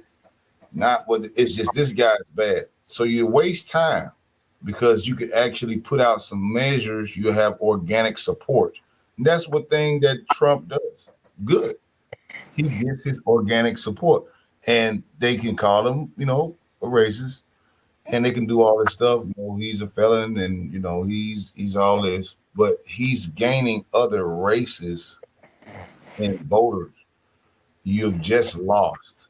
What is their plan? They have to come back to the voters because the American people are not with what you're saying. You have to come back to us, and then what masters will they serve now? Is my question. Yeah. Oh wow, I lost 2 subscribers. Oh, how nice. Yeah, it happens. Yeah, YouTube be doing that. They'll take 2 from me and then get 2. They'll give them right back like a couple days later. Oh man, they got dirty tricks now. They do dirty tricks. I've seen it happen, man. The funny part about it is we talk about a couple subscribers. David Pacman, he got up there complaining about he lost 5,000 subscribers. He's heavy duty left guy, and he's got like almost 2 million some subscribers. I'm like, man, you tripping about 10,000? Oh, we lost 10,000 subscribers. Maybe we ought to start, being more middle of the road. We don't know how we lost. We don't know how Kamala could have lost. It's the fact that the whole country is just racist. And I'm like, yo, bro, can you imagine? You crying about 5,000 subscribers, you lost 10,000 subscribers. Bruh, these people been getting paid millions. That's why I don't feel sorry for them, because you got paid underneath that blanket. The more crazy story you can put out, the clicks, the more hate rage it generates. These media outlets supposed to be real news. All they talk about is the opinion piece all day. They bill it as news. And they confuse the people who don't know no better. And now because of that, that's why you have the 80% of the people can vote for that one party. Because if that one party is in control of the entire media system, so a lot of it is stupidity, and the delusion that they sell you is that they actually give a damn about you. But here's the key: they have to tell you what they're gonna do to you before they do it. So yeah, we make you agree to all of this intersectionality. We're gonna bring in every culture from everywhere, give them money over you, and tell you you're complaining when you see what's going on. So I think that. Hey, Charles. Charles. Hey, Charles. I think Charles fell asleep over there. Charles, you still up, man? Let me call this boy. Because I'm about to go to sleep. Yeah, I'm gonna take it in myself, man. I just thought that was a good point you made, man. Miss Ann did flip flop on him, and I can't say it's a surprise to me. Not this time around. They definitely didn't want Kamala. Maybe if they would have had Hillary back again, but I think at this point Hillary would probably be. They ain't want none of that. They want some masculine energy. They've been having a lot of this weak-wristed Joe Biden, don't know where he at, and Kamala, Miss Ann, she's scared of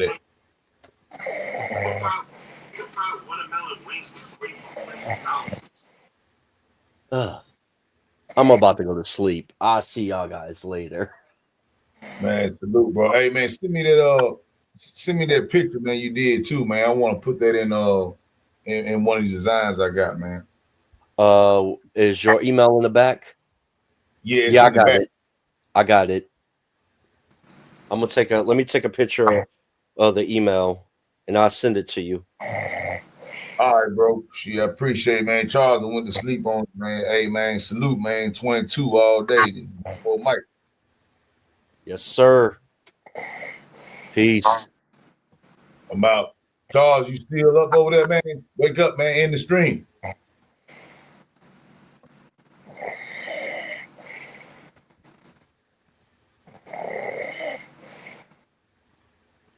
All right, brothers. I'm out, man. All right.